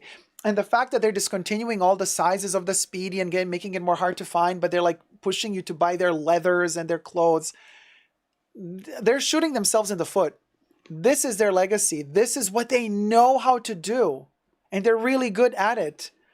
And when you buy a piece like this, it really can last you a very, very long time if you treat it with love. So, there you go. And somebody's asking me, Busy Lizzie says, how do you clean the canvas?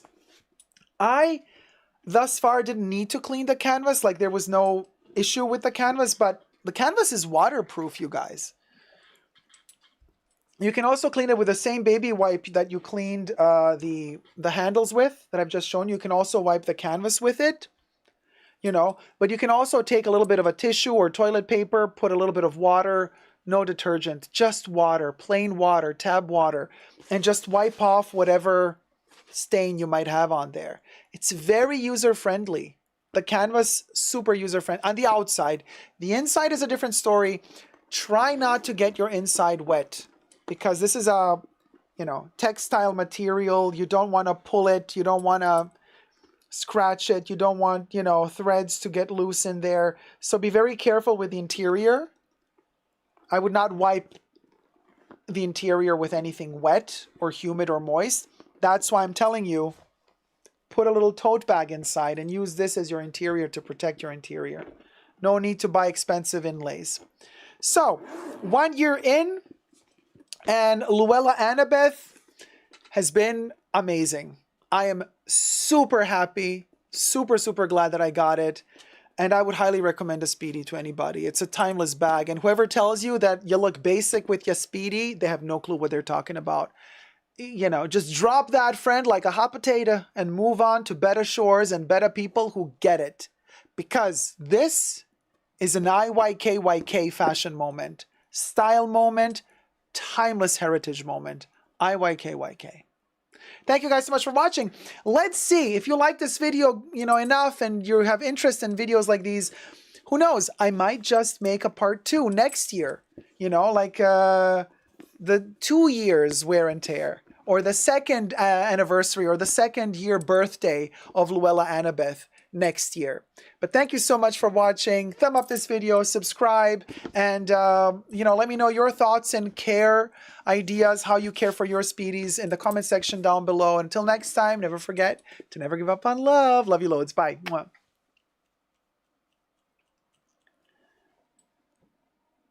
Dacob, is that why you took Luella Annabeth to watch that beautiful sunset? Ah, yes. Luella Annabeth loves a good sunset, baby. I have a 20-year-old bag, and I just noticed that the vaqueta is cracked on the thin pipe string side. Do you think it could be fixed? Yes. You can take it to Louis. You have to pay, but they will replace the leather. They can replace for a cost. They can replace the leather. They only can't replace canvas. So the piping can be replaced. They can completely open up your bag and put new piping around. It's just going to cost you quite a bit. But the piping is very delicate, and that's the part of the bag that usually cracks, together with this pull tab here. So you got to be very careful. I never pull it like this. That's something I should have maybe said also, but I always grab it like this. Oh, thank you so much, Wilson. Musicom donated $10. Too bad Pharrell couldn't do a reversible Speedy, something different. His team needs to be more creative. I'm going to pop your cherry in just a second. I agree with you. That's a really good idea. So just want to tell you guys, I usually grab it by the little metal thing here. See the little metal knob here? And I grab it by the metal to pull. I never grab here because this is going to strain the leather with time. So that's another little tip. Okay, now let me put the pillow in, and then we're going to pop a cherry. Lynette, you're amazing. Ah, thank you, sweetie. You're amazing. Thank you. So let me put the little pillow back in.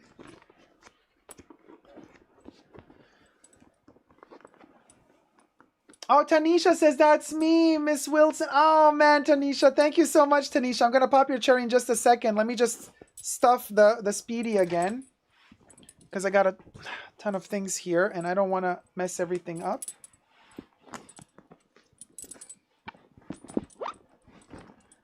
I'm just going to put the pillow back in. Put Michael Myers back into the Speedy, baby. And there you go. Ah, I love this bag so much. So, okay. Hold on. We're working on it. Twerking for the Birkin, baby. Hey, this one fell down. Okay.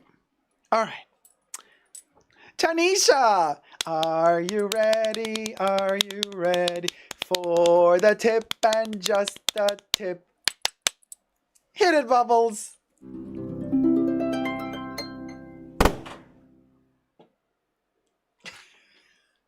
We popped the cherry, Tanisha. Whoop, whoop, whoop. Madame Bishop says, Shikma, I just took Beverly to the Louis Vuitton store to get new leather, and they said they could not do it. It had been discontinued since 2010. They said this is the first time this has happened. What? So wait, they sent the bag off to be repaired. It came back and they said they couldn't do it? Wow. Patricia, they always used to. So Patricia says, that's coated canvas. Dacob, I agree they should rebrand as a luxury travel accessories brand.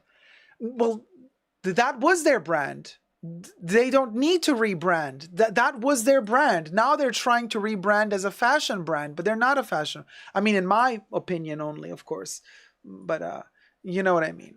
Hey, Dave B. Smurfette says, I think they only repair hardware. You could get all of their leather bits repaired. I don't know if they changed something now, but up until last year,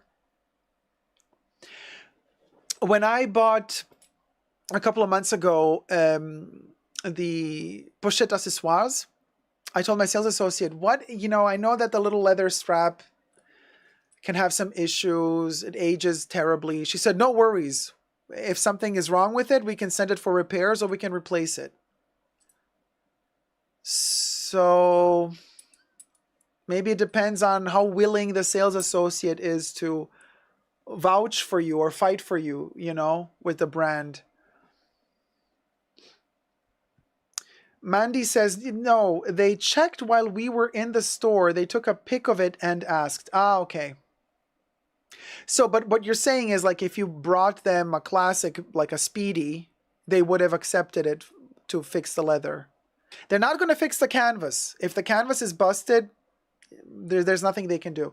But with the leather, they can replace the leather usually.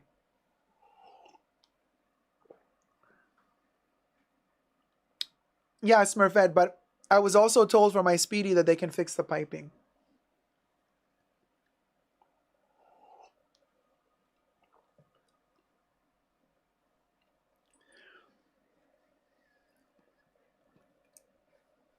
But Mandy, you see, this is where I would go to another Louis Vuitton store or wait until there's another sales associate there. Like, you need to find someone who's going to fight for you. Because everything is possible if they want to do it. But yeah, lately Louis Vuitton's customer care has fallen apart, Jolie. It's become worse. Definitely.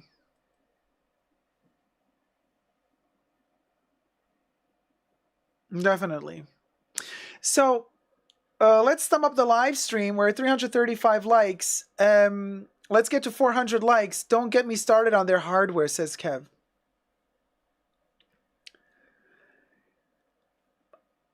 Like I said, I've been lucky with their hardware. So, like I said, the zipper is amazing.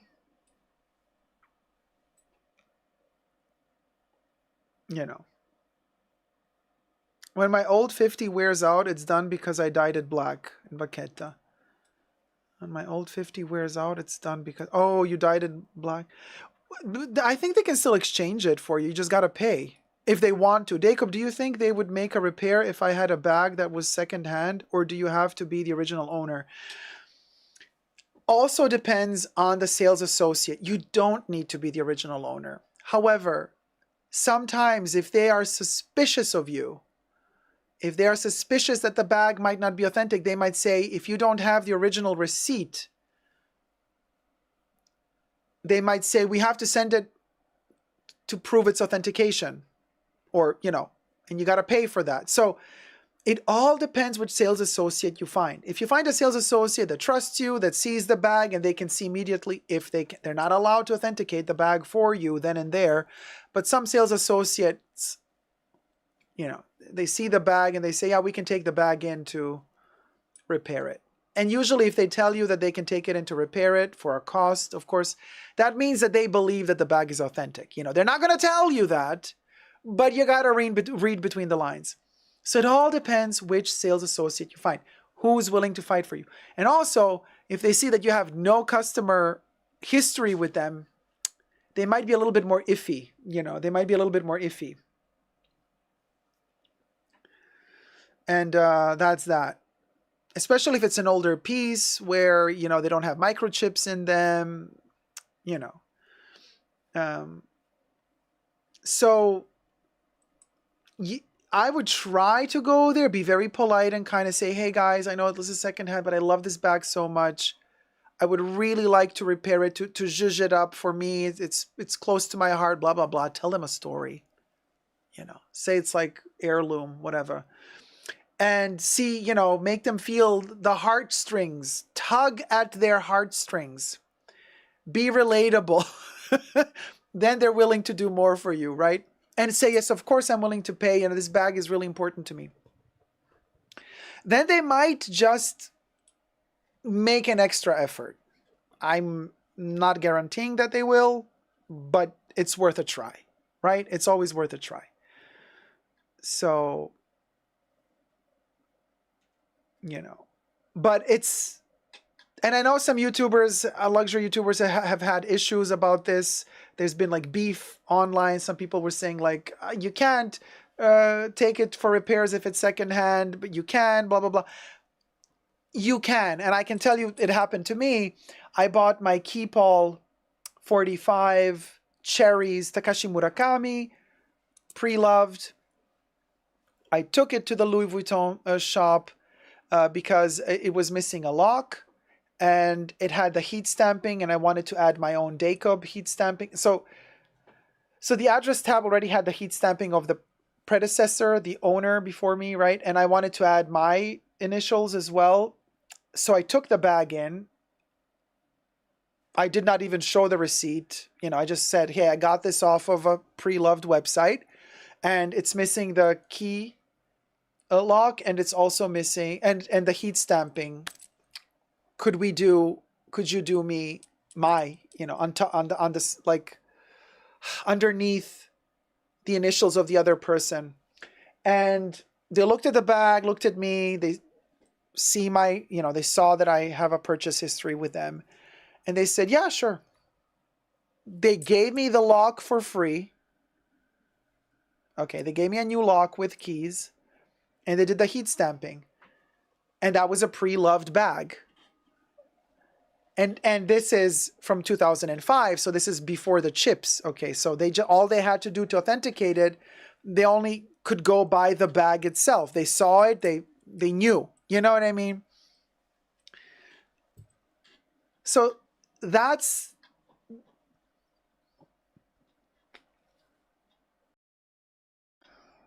But also I gotta say, I've had much better experiences in Europe than I have had in America with Louis.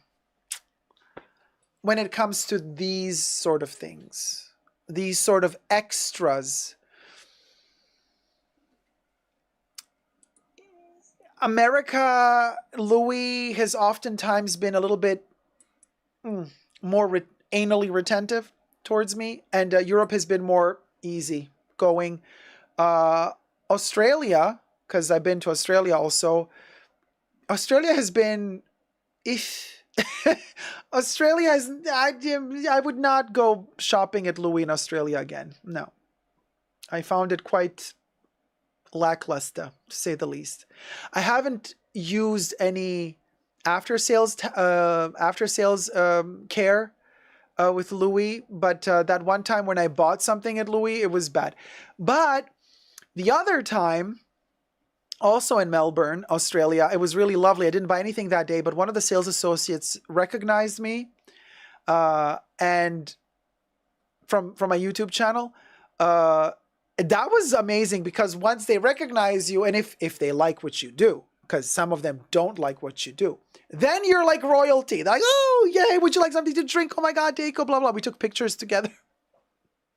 That was super cute, but I didn't buy anything that day. So, but then another day I went to another Louis Vuitton boutique shop, also in Melbourne. There, the service was not good.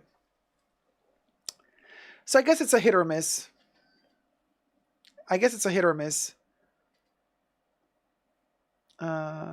So it's a hit or miss, you guys. You know.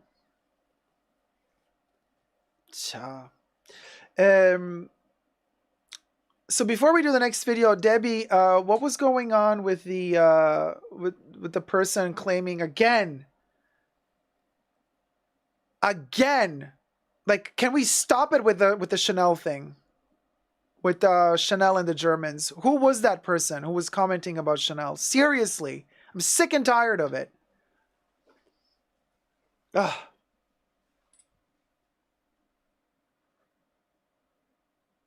Sick and tired of. Oh, Linda, you copied it? Why? Just what? I have videos on this channel that guide you through all. It's not my opinion. It's books. I'm sharing with you books that you can read. Books that show you documents that prove her innocence. Okay? You don't have to believe me. You don't. Just read the fucking books. Read the books that have scanned documents. Scanned documents from both the French side as well as the British side.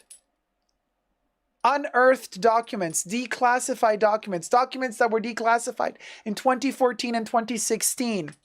Years after that stupid book from Hal Vaughan, Sleeping with the Enemy, was published. That book was published in 2011 before all the documents were declassified. So that book is, you can't go by that book. That's the book called Sleeping with the Enemy. That's the book that all these idiots think they can quote to prove that she was collaborating with the Germans. None of it is true. So, like, you can be an idiot if you want to be an idiot, and you go and copy and paste all of this lemming bullshit gossip that you hear online. Do it elsewhere, not on my channel. This is, of all places, not the place to come and try to prove your point about Coco's guilt, because I have 200 books in my library on the woman that I have actually read. Unlike these people who copy and paste this information that is untrue.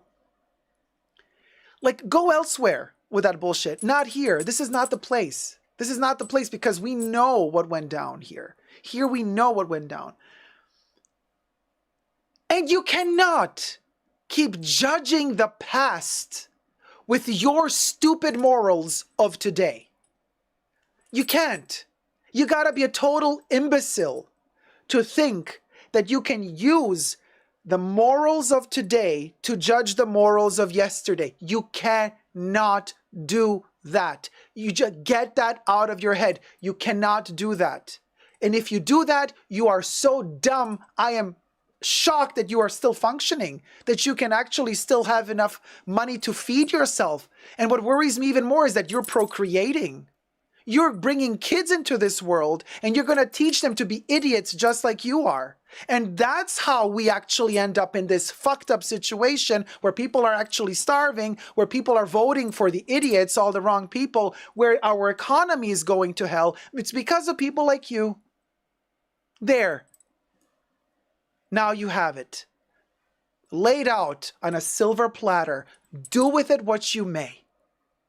I'm sick and tired of this. Sick and tired of this. Seriously. No, the theft, none of that. No, none of that. Sick and tired of this. And I get every day some idiot comes to my channel and is like, you know that she was a collaborator with the Germans. I'm like, you fucking baboon. You did not read a book in your life, did you? You just heard this gossip from some other channel and you take it at face value because you're that idiot that thinks that everything that is said on social media is the truth. But you select, don't you? You select what you want to be the truth because you love the hate. You love to propagate that. You love to keep pushing that forward. You love to just, and I repeat, and this saddens me even more, it's mostly the women bashing other women. It's the saddest thing ever. It's the saddest thing ever. Some of the biggest YouTubers that are women out there doing their historical deep dives into Coco Chanel, it's the women. Go, you don't believe me? Go check it out for yourself. The percentage of people that bash Coco, the highest amount of people that bash Coco happen to be women. And they accuse her of all of these falsities. Why? Because they find pleasure in bashing another woman. A woman who can't defend herself because she's dead. On top of it all. It's disgusting. Disgusting. Disgusting. You know. Naru, for sure. Usually people talking about her are the ones who don't do any research. Period.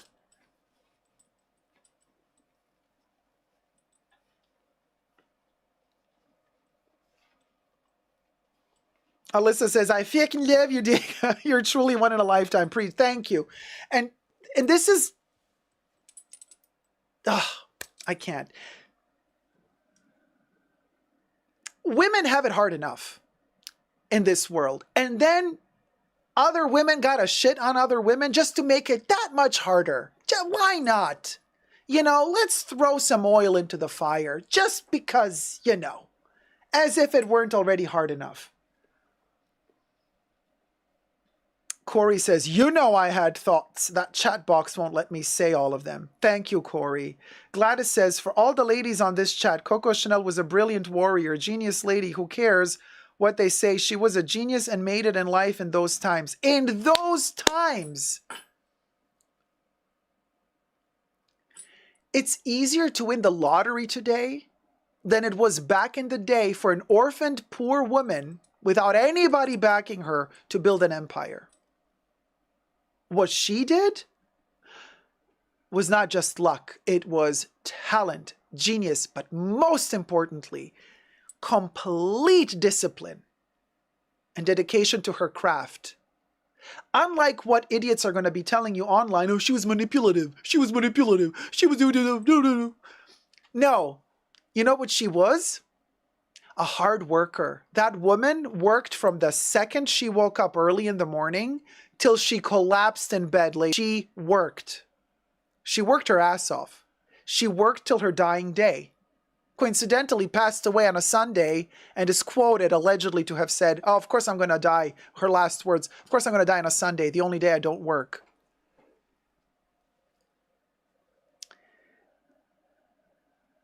You know, it's so symptomatic, these people, you know, who kind of throw shade at her. They're like, you know, she was so manipulative. That's like, she manipulated all the men. That's why, like, she became, like, so popular. No, and this usually women saying this, honey boo boo child, ain't no rich aristocratic woman who has the money to buy luxury clothes, especially back in the day. Ain't no woman gonna buy clothes that are not fabulous, fantastic, forward thinking, on trend. Okay, so Coco could have manipulated as many men as she wanted had she wanted to be kept. Had she wanted to be a kept woman. Sure, that's easy. That's what she could have done. She didn't. A kept woman doesn't get all of those clients to buy from her. All of those women to buy from her. No. A hard worker, a talented worker, yes. A disciplined worker, yes. That's the point. Okay. She worked her ass off. And she was good at her job. She was fantastic at her job. Her job being making clothes. She made it very clear, and also in this book, which I love, The Allure of Chanel by Paul Morand. In this book, she says, I don't know exactly on which page now, but when Boy Capel gave her money to open her shop in Paris, she said within a year, she gave him all the money back. He's like, I don't want the money back. She's like, I want to be independent. I want to be an independent woman. Thank you for investing in me. Thank you for believing in me. I will never forget that. But here's all your money back. I can pay you back now. I've earned it all back with my clothes. And she gave him the money back. So manipulative what? Manipulative who? Read a book, get an education, and beg your mother for forgiveness. Really, I'm so done with this. Legendary Legend says, I agree she was from a different time period and the majority of people had similar views back then. Carrie says, John Galliano doesn't seem to get these kinds of videos about him, just saying.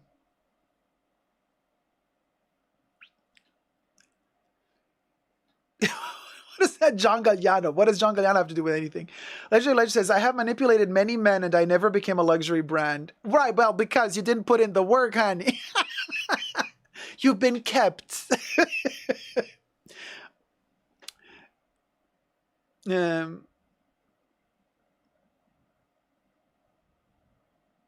Gladys says, oh, because she had to be stronger than a man to get as far as she did. Of course she did. Of course she did.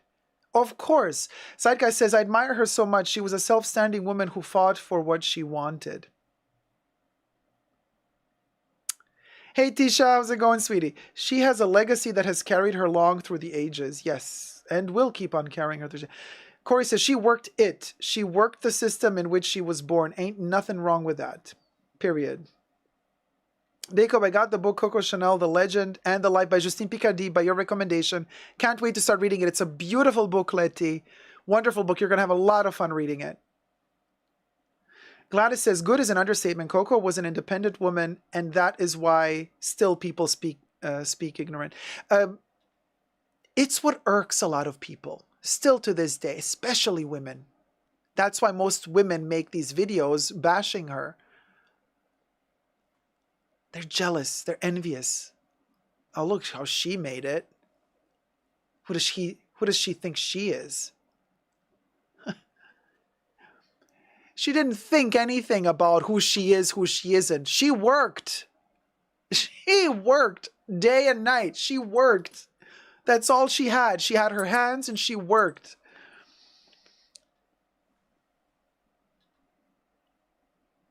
All right, fine. Next topic. Oh my God, you people. All right. So,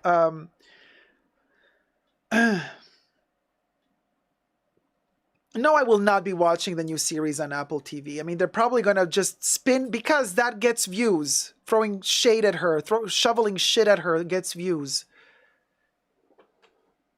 Every negative comment about her I get on my channel, I answer and I say, before you keep spreading misinformation like this, read a book. Here is the link to my video on the 5 books on Coco Chanel you should read. And I always paste the link to my to my reply. You think that video got a lot of views? Nobody watches that video. Nobody watches that video. Instead, people prefer to watch videos that have titles that say Coco Chanel was an N collaborator. Because people are idiots. People want drama. People want gossip. People want to rejoice in the destruction of others. People live to see you suffer. People live to see you burn in hell. That gives them joy because their lives are so miserable that they cannot fathom happiness for others. They cannot fathom rejoicing in the success of others. They want you to suffer more than they are suffering. Only when they have the reassurance that you are suffering more than they are suffering will they leave you the fuck alone. Not before. Only after they know that you are more miserable than they are will they leave you alone.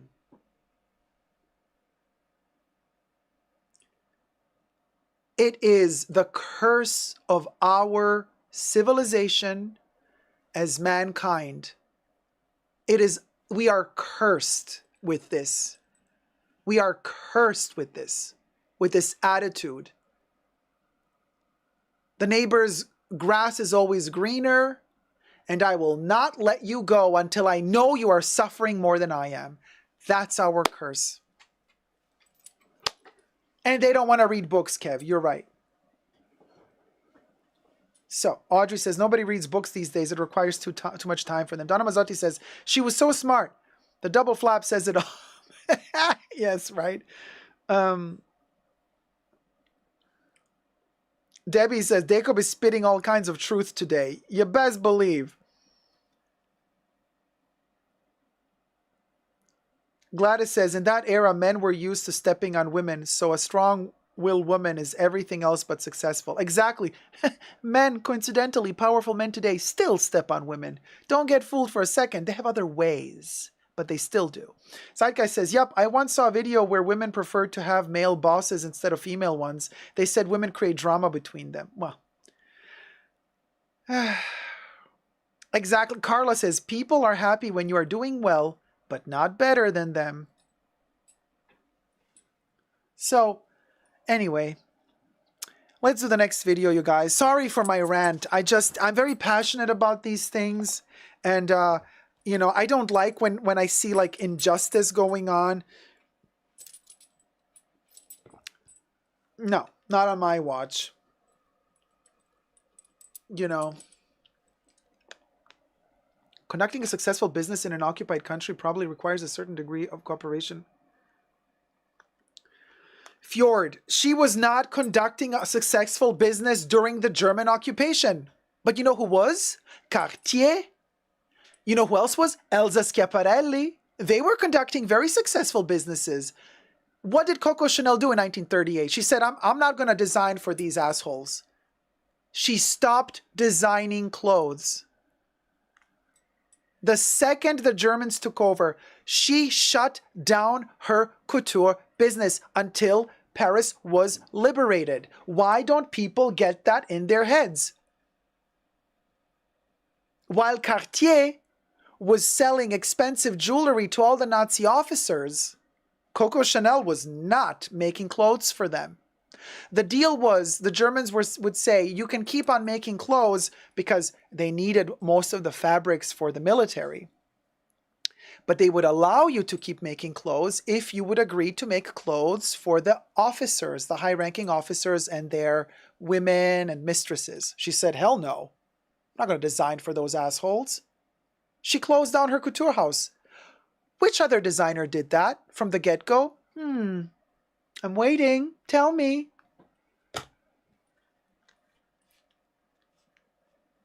Exactly, Linda. She was the only one to stop.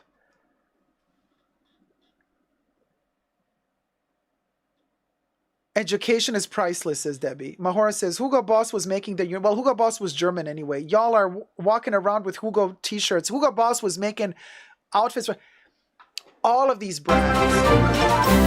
Oh, Ellie, thank you so much. Ellie donated $20. Thank you, Dacob, for being you. Thank you for educating us and others. We love you for it.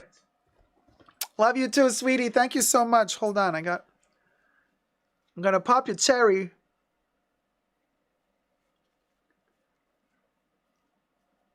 And I know these topics are sometimes boring, but they're important. It's a mindset.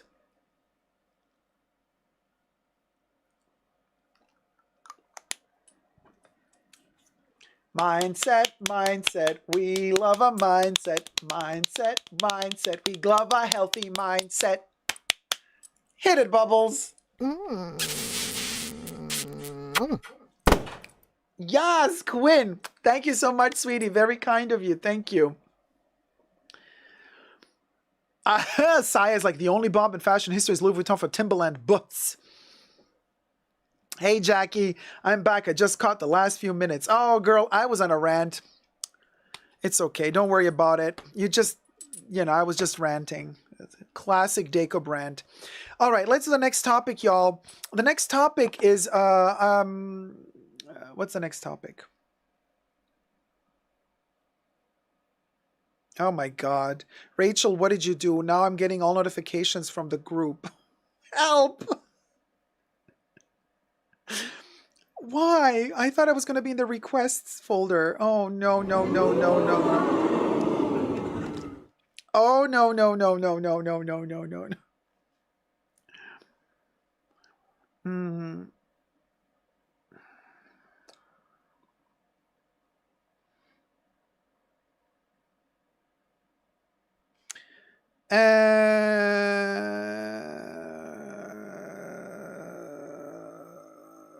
Sorry. Okay. Wait, what's my next topic? Hold on, you guys. Oh my God. Oh my God. Okay. Prada. Yes. Yes, Debbie. Thank you. Have we had a snack segment? No, not yet, Gloria. I can't eat because I have the bow. I have to take the bow off first. So we're going to have the snack later. Prada to be sold to Chanel's Wertheimer brothers. Oh boy, oh boy, oh boy. Okay, let's do this. Film it.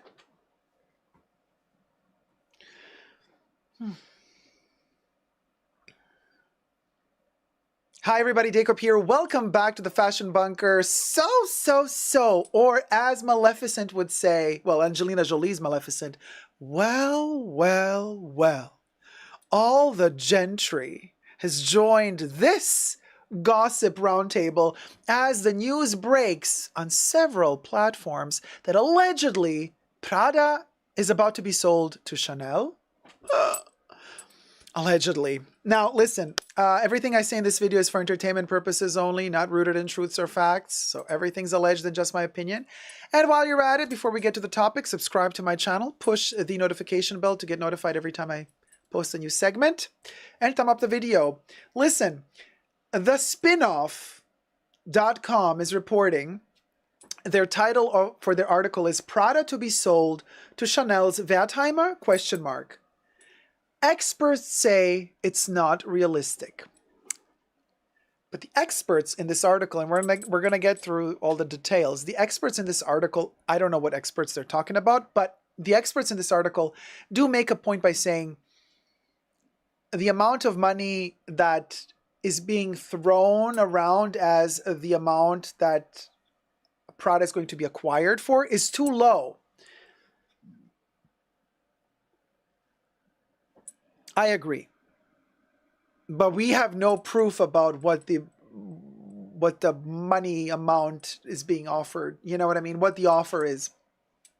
So, but it's press rumors. And according to press rumors, negotiations, the British way of saying it, negotiations, are underway to sell the Prada group to a British private equity firm linked to the Wertheimer family, which owns Chanel.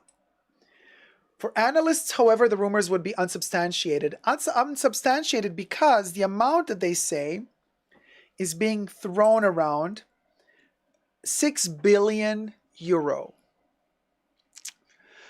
Now, do you guys remember when Disney bought Star Wars? I know this is not luxury fashion, but Star Wars is a huge asset to have. When Lucas Films or George Lucas sold Star Wars to Disney, I think it sold for what, 3 billion or 2 billion? Which I was like shocked dollars. I was shocked because I thought Star Wars is going to make much more money than that. That's not a big price for Star Wars, the entire catalog. the movies, the TV show, everything, all the rights. I was shocked that it was like so low. But apparently it sold for that much. Lucasfilm is massive, says Audrey, right in the chats. Yeah. So, and now, so 6 billion for Prada, also not a lot. So I agree with the analysts by thinking if 6 billion is the amount that we're talking about, then that doesn't cover what I think Prada is really worth. If you think about the revenue, I mean, Chanel alone in 2022, what was it? They announced that they had that they paid out the dividends to the Wertheimer brothers, $5 billion. After all of the employees were paid, after all of the productions were covered, everything is done for, just what they managed to earn on top of all of that, like pure revenue, pure extra that they paid out to the Wertheimer brothers, to the Cayman Islands, by the way, allegedly, $5 billion. If they managed to pay the brothers $5 billion, then how many billion did they actually make profit, like turnover, that year?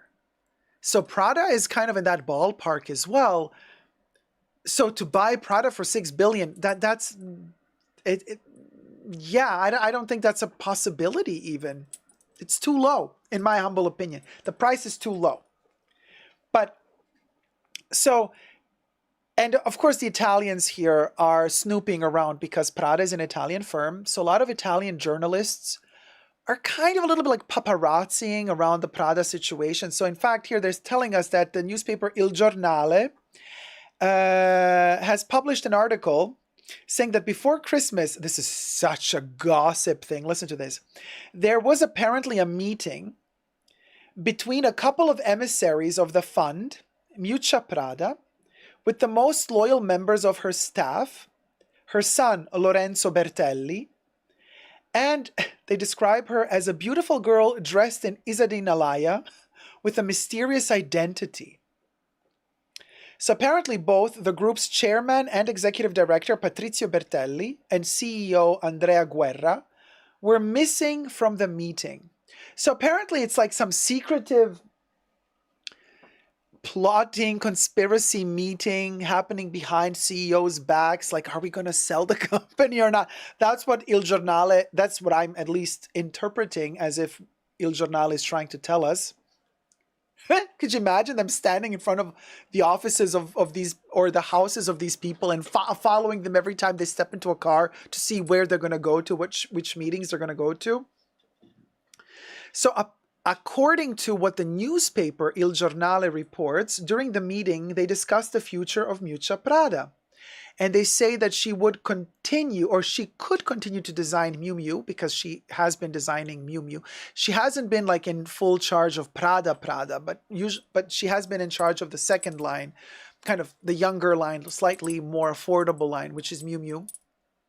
Miu Miu is the abbreviation of Miuccia Prada. Miu Miu as Miuccia, Miu Miu. They call Miuccia Prada Miu Miu. So she's in charge of that brand, but the main brand, Prada, is sharing directorship, creative directorship between her and Raf Simons. So they say that their talk is of a $6 billion investment, a euro investment, a figure that according to analysts is unrealistic, right? And then they say, look, the Hong Kong Stock Exchange, just on the Hong Kong Stock Exchange, they say Prada capitalizes more than twice as much, almost 13 billion euro at the current exchange rate. And then they take into account the closing price that they literally had a couple of days ago. The session ended at 9 a.m. European time of 43.45 Hong Kong dollars, up by 5.21% from the previous session. So their numbers are high and their numbers are growing. So everybody believes that 6 billion is not enough to buy out the company. But here comes another Italian newspaper, Il Sole 24 Ore, which is another Italian newspaper. They are quoting Equita analysts, And they're saying, no, no, no. The 6 billion euro might be a correct sum. But listen to this. Here's the plot twist. But they say the 6 billion are not, according to them, to buy out Prada, but instead the 6 billion could refer to a minority stake in the family holding company, which controls 80% of the capital.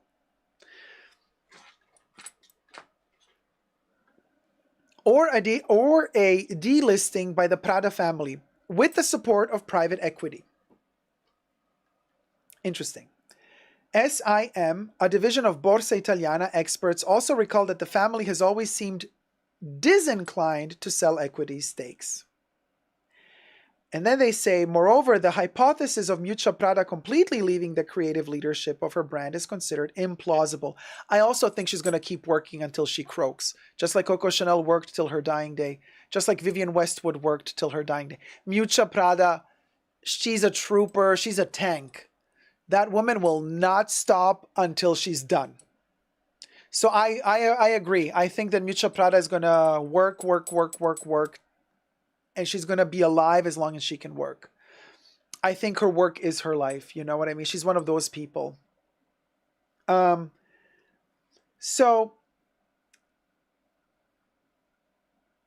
interesting that Prada has been listed, they say here, since June 2011 in Hong Kong, where 20% of the capital has been placed, and several times in the past there has been talk, not of a package sale, but of listing on the Milan Stock Exchange as well, like a dual listing. Among the hypotheses circulated a year ago about that of placing 20 to 25% of the capital. So what is going on here is they're saying could be that Chanel wants to buy a part of the company or invest in the capital of the company.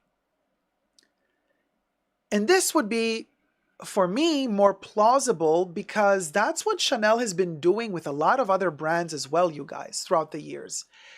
You know, when they do their Métier d'Art collections, and they showcase all of the ateliers that they have purchased or that they have invested in, feather making, button making, metal making, bronze making, tweed making, you know, from the Les Age, Les Marie, Goussons, all of that stuff, all of those brands.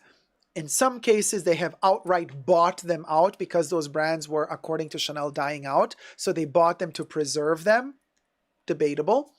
But with other brands, they invest in them. Now, Prada could be a very interesting source for Chanel because of all of the connections. Chanel already has connections in Italy when it comes to manufacturing leather and also prêt-à-porter, so accessories and clothing, or apparel.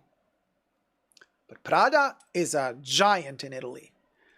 So for Chanel to access Prada from the back door, if you may, no pun intended, would facilitate them as well. I just don't personally see why Prada would need this. I don't think Prada is in any major economical difficulties. You know what I mean? I don't think this would benefit Prada in any way. Like, how would this merger of sorts, investment of sorts, sharing stocks of sorts, how would that benefit Prada if Chanel owned part of their stakes? Like, you know what I mean? To me, it looks like something that would benefit Chanel more than it would benefit Prada. Just my opinion. Of course, only just my opinion. Everything I said in this video was for entertainment purposes only, not rooted in truths or facts. Everything's just alleged. So I don't know how much that would be good for them, for Prada. I see how it could be good for Chanel. So at the end of the day, I don't think Prada would go for this.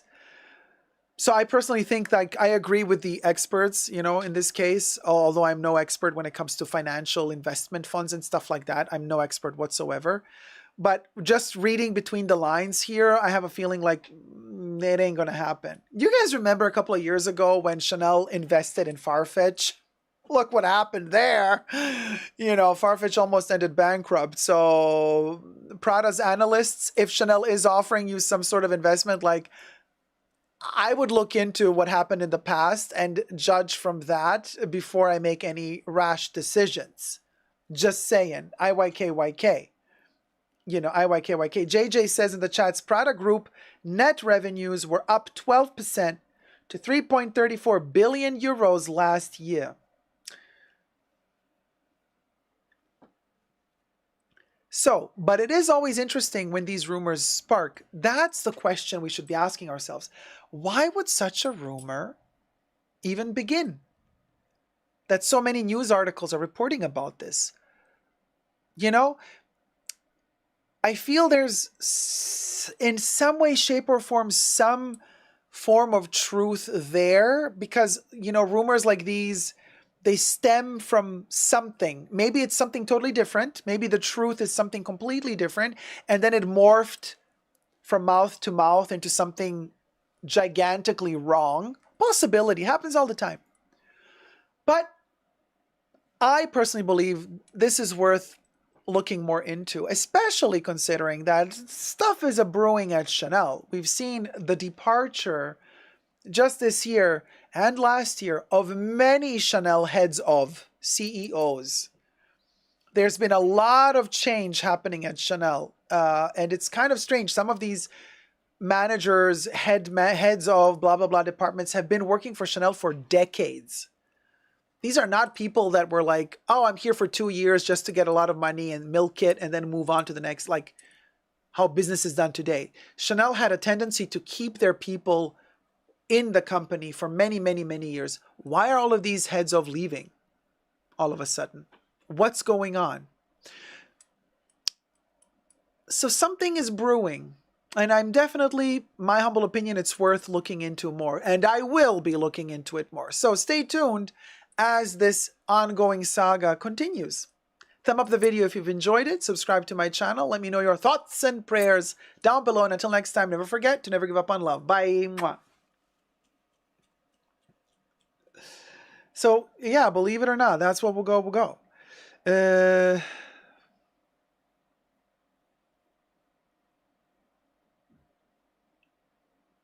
Maybe Chanel's trying to use Prada's factory to make leather flaps. Could be. Prada ain't worth nada, says Mahora. I mean, I'm not, you know, it's not my cup of tea. But, hey, a lot of lovely people love Prada, so. It's not for everybody. It's definitely not for everybody. But, thumb up the live stream. Let's get to 400 likes. We have, oh,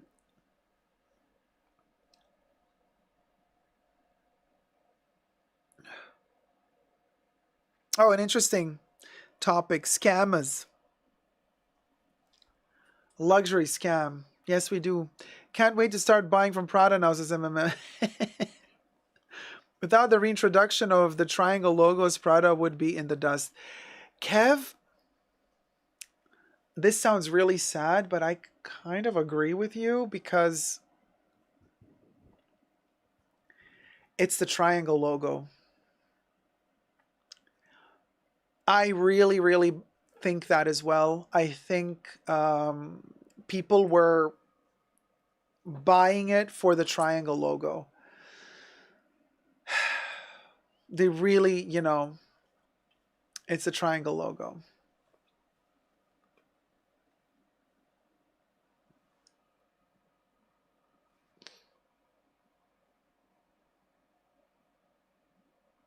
Oh, hold on, you guys. I just received a Madonna update. Mahora, listen to this. You guys, this is so sad, but also really funny. So we have a Madonna update. I just received a Madonna update. So she was in Detroit. In, Detroit. She comes from Detroit, Michigan. So she just lost her microphone in the audience in Detroit, allegedly, and had to pretend to sing in her fist until the stage worker gave her a new microphone. Oh, man, this is so funny.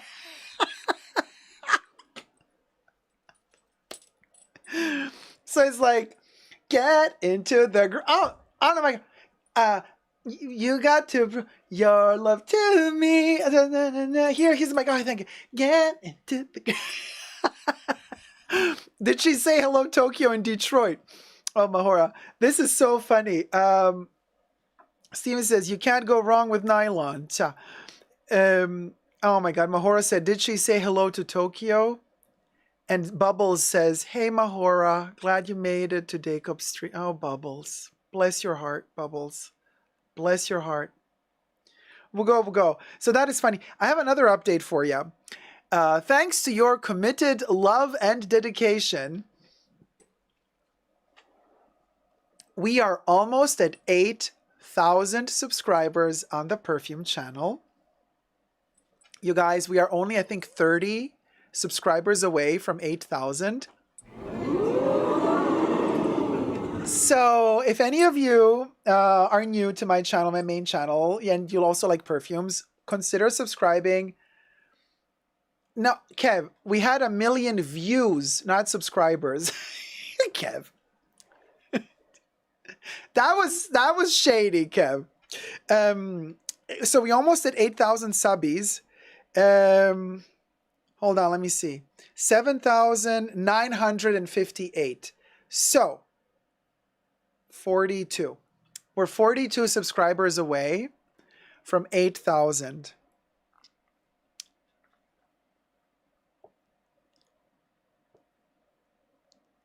Not fabulous?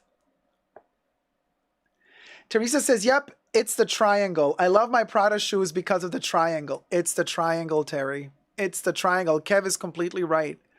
The triangle is what made the resurgence or the renaissance of Prada so major. It's the triangle. 42 answers everything, says Rhea, right? Manifesting 1 million subbies. Whoop, whoop, whoop, whoop, whoop. Everyone loved the triangle bottle of Prada Paradox, says Zeitgeist. Terry has, Terry bought the perfume. Terry really likes it. Paradox.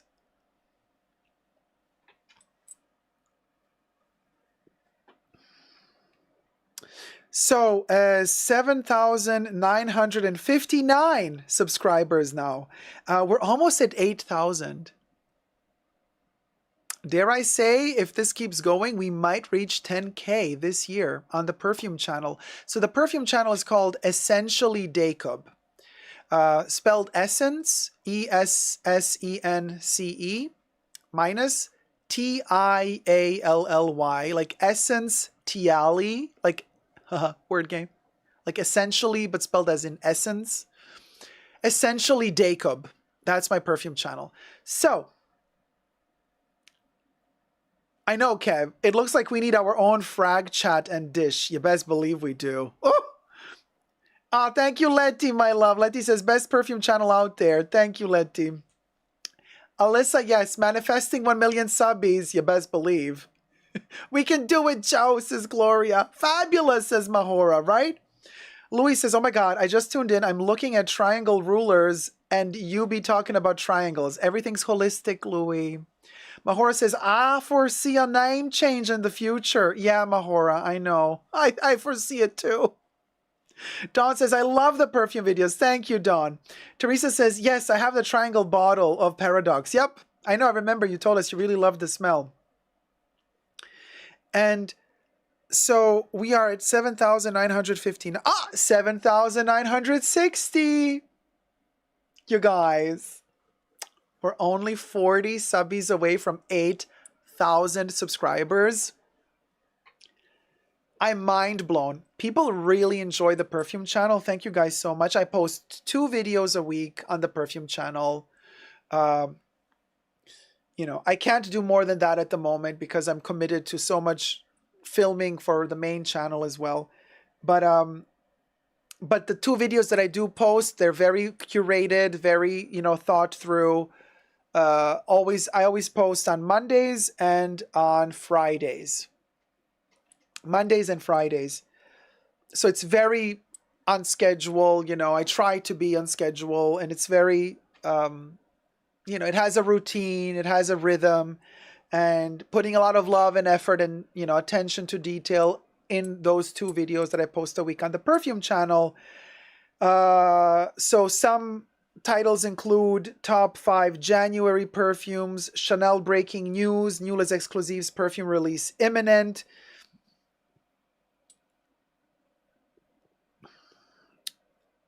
Fragrance name surprise.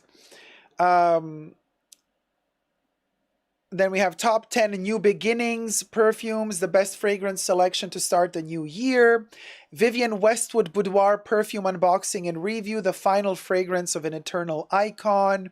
Then we got Chanel breaking news, Les Exclusives new limited edition perfume set. Is this fragrance set worth it?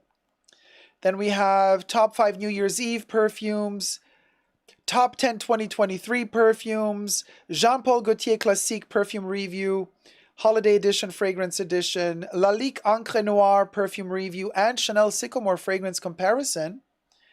Top 10 Holiday Season Perfumes, Yves Saint Laurent Rive Gauche Perfume Review, a YSL Metallic Floral Fragrance from the Future. Top 5 Weekend Perfumes, Chanel No. 5 Extrait Refillable Bottle Review, Guerlain Liu Fragrance Review. Guerlain has a No. 5 perfume dupe. Will Chanel protest? So these are some of the titles that you will encounter on my perfume channel. So we'll go. Consider subscribing today. Subscribe today and keep the convo going. We are at 7,962 now. Oh my God, you guys, you're amazing. So wait, 38 more subbies to go. Do you think we can make it to 8,000 during this live stream? That would be amazing. So wait, what did I just say? 38. Yeah. If 38 people manage to subscribe, we're going to get to 8,000 subbies. Mind blown. Woohoo! Yes, Quinn. And yes, we've just made 1 million views on my perfume channel just a week ago. So we celebrated that in the last live stream. So, thumb up this live stream as well. Subscribe to Essentially Dacob, my perfume channel, and let's get to the next video where we're going to talk about the luxury scam. Yet another luxury scam. Where did I... Hold on a second, y'all.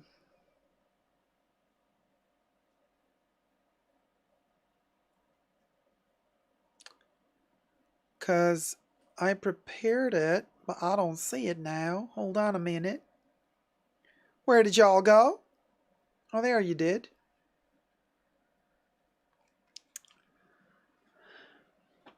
Oh, thanks, Debs. Yeah, that's how you spell it. I know. I should have chosen an easier name to spell, but unfortunately, yeah.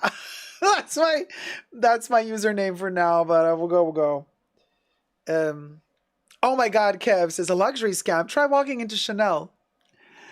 Kev, you just spent $1,000 on Coromandel and something. Remember, you just said like on the beauty boutique. So, you know, Chanel gets us every single time. Oh, Leah, thank you. You say it's a nice name. It's just so really hard to spell, and I have the feeling a lot of people can't find my channel because the name is so hard to spell. Oh, Kev, me too. Total sucker for Chanel. I always end up...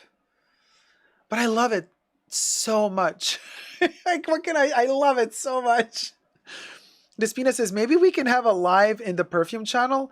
Sooner or later, yes, there will be again a live in the perfume channel. I'm just kind of working now really hardcore on the main channel because I have to also pre-record a lot of videos, which I'm not doing because I'm like blabbering on and stalling. Cha. Oh, Alyssa says, I love the name. It's so original. Thank you. I do have a link in the bio, Linda. Thanks. Yeah, I do. Louis says, yeah, my Mexican BUTT just types Dacob and perfume together. It just shows up. Oh, okay. Okay, good. So it shows up easily. Okay, good. Because like sometimes when I look like for a video, like an older video of mine from the perfume channel, because I need to reference something that I said, or I have to cross-check what I said, and I also type in on YouTube like Dacob perfume. It doesn't always show me my perfume channel. So, but good to know that it does show you the perfume channel. I know, Linda. Coke cake. Cha. Oh, Yori, thank you. Adore Essentially Dacob channel. It's in my top 3 of all time. Wow, Yori, thank you. Thank you so much. Mahora says, I can't spell it correctly to save my life. There you go. Hi, Apple Blonde. How's it going, sweetie? So, yeah. So,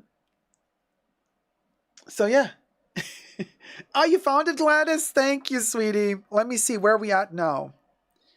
7,966. Oh my God, you guys. So 34 to go.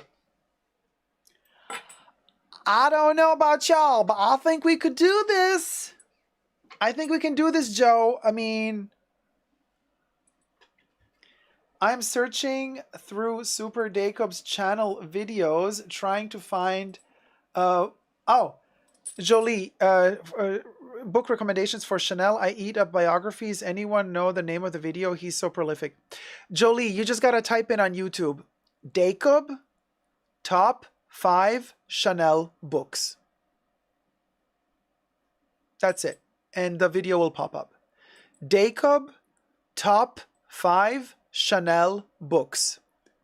Type that into the little search engine on YouTube and that video will pop up. Yeah, that's not the exact title. It doesn't matter. Those are the keywords. And if you write those keywords, it will show up. Top 5 Chanel books Dacob. Or Dacob top 5 Chanel books.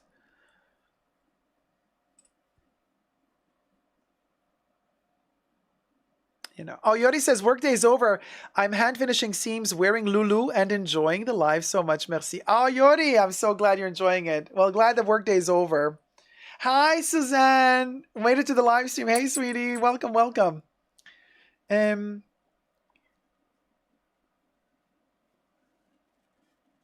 Oh, Debbie says, going through his videos is never the way. So many. Yeah, I have over 2,000 videos on my channel. So type in the keywords you're looking for. Dacob, and then whatever you're looking for. And then it's going to pop up. I want to stop over in my beauty boutique to restock 3 items, says Zach, and all of them out of stock. Strategy before price increase. Which one, Zach? You know what I've noticed? The extraits are all sold out.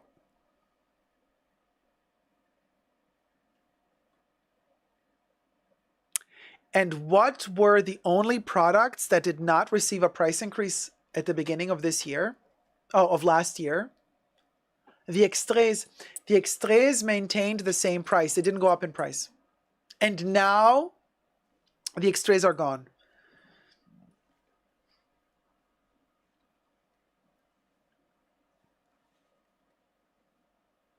They're gone. The 15 these little boogers. These little boogers, they're all gone. All gone. All. They're all sold out online.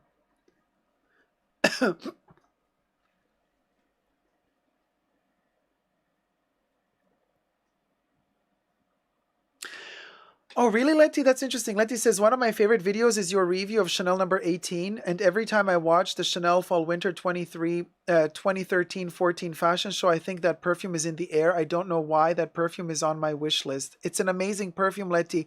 I reviewed the Eau de Toilette, but I'm going to review the Eau de Parfum as well. I love the Eau de Parfum as well. The current version of it, at least. What was the Fall Winter 2013? Was that the apocalyptic crystal landscape? That was 2011. That was 2011. So wait, essentially Dacob, 7,971. Oh my God, you guys, 29 subbies to go. And we're going to reach 8,000 subscribers in this live stream. I cannot believe it. Zach says, for example, number 1 refill. Oh, okay, the cream. You see that cream? I cannot. I bought it. I started using it. It doesn't work for me. Plus serum and also Camellia night mask. All of those were sold out. Haha, interesting.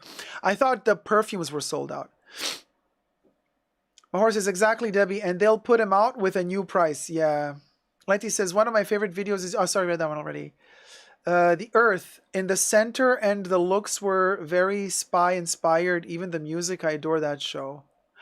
Oh, I have the sunglasses from that show. Wait, do I? Wait, hold on. Fall winter 2023. Hold on. Hold it. Let me see. Chanel fall winter 2013. 2013, you say? Oh. Oh. Oh, I even have the catalog. It's the space travel collection. It's the space travel collection. Yes. Yes. So the Lego boy bag was in that one. I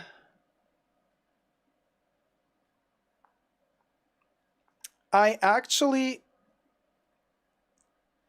have a bag from that collection. Dacob, I still can't get over the couture Chanel bow that you bought for, no, not $24, $40. 40. But it's not couture, it's cruise. It's not haute couture. Well, it's handmade. So technically you could say maybe it's, but it's cruise color. It's the Versailles 2013. I don't know, Kev. I think the boy bag should go, really. It should get discontinued, right? Now, I have a bag from the 2013 collection. It's that little tiny one with the chain going through. I have it right here. But anyway, maybe I'll show it later if you want to see it. But yeah, Letty, that was a great collection. To me, number 18 is more connected to the, I think, 2011 fall winter. That mystical post-apocalyptic landscape collection. That was amazing. All right, so let's get to the next topic. Luxury items seized. Boy, this is an interesting one. Okay, let's get to it.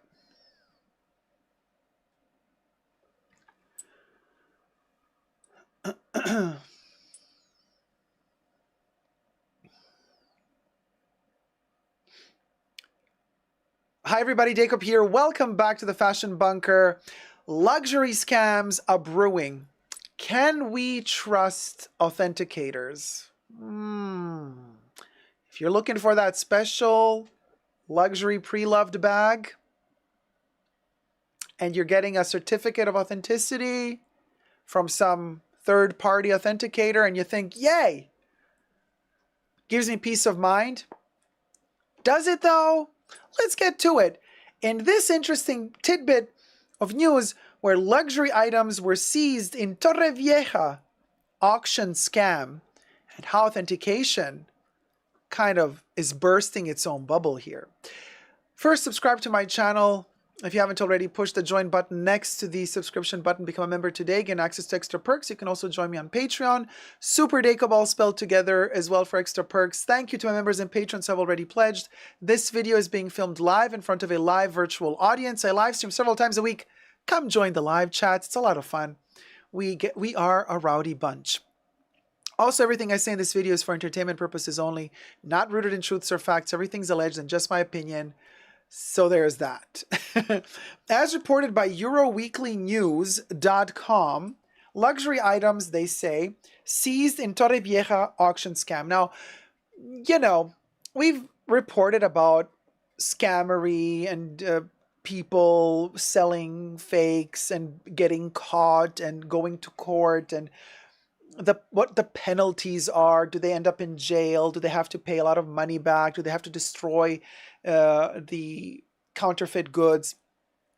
And all of that is interesting, but it's kind of a repetitive story because it's always the same story. And the authorities never really catch the factories that are usually in China that are making these goods. The authorities, the European or American authorities, they don't have access to China, so they can't just like go after the factories in China. So they're never really getting to the root of the cause. they're not destroying the manufacturers of these goods, but they're rather just kind of cutting off the final man, the person who's actually selling the products in Europe in this case. So that's the story, and it's never going to end because they never nip it in the bud, these issues. They never really, cut that cancer at the source. They just kind of keep trimming the bush, but the bush still has very healthy roots planted in that garden. But what is interesting about this particular story, and we're going to get to it, is the authentication process that makes me doubt even more authenticators of any kind. I just don't trust. I personally never trust third-party authenticators. I just don't, period. But here, the article reports that a couple in Torrevieja, Spain, has been apprehended by the national police for their involvement in a scheme to sell counterfeit luxury goods at auctions. And those auctions are not just online auctions. They're also like bidding houses, like real material auction houses as well. The duo, a Ukrainian woman and an Austrian man, managed to infiltrate renowned auction houses across different Spanish provinces, offering high-quality counterfeit products that closely resembled genuine luxury items.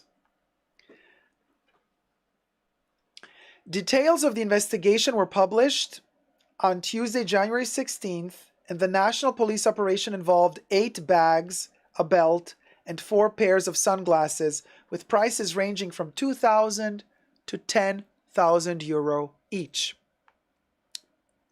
Now, here's where the story starts getting interesting, because suspicion was first raised in September of 2023, which was a while ago, almost half a year ago by now, when a prestigious auction house in Madrid, you see, a material auction house, not an online.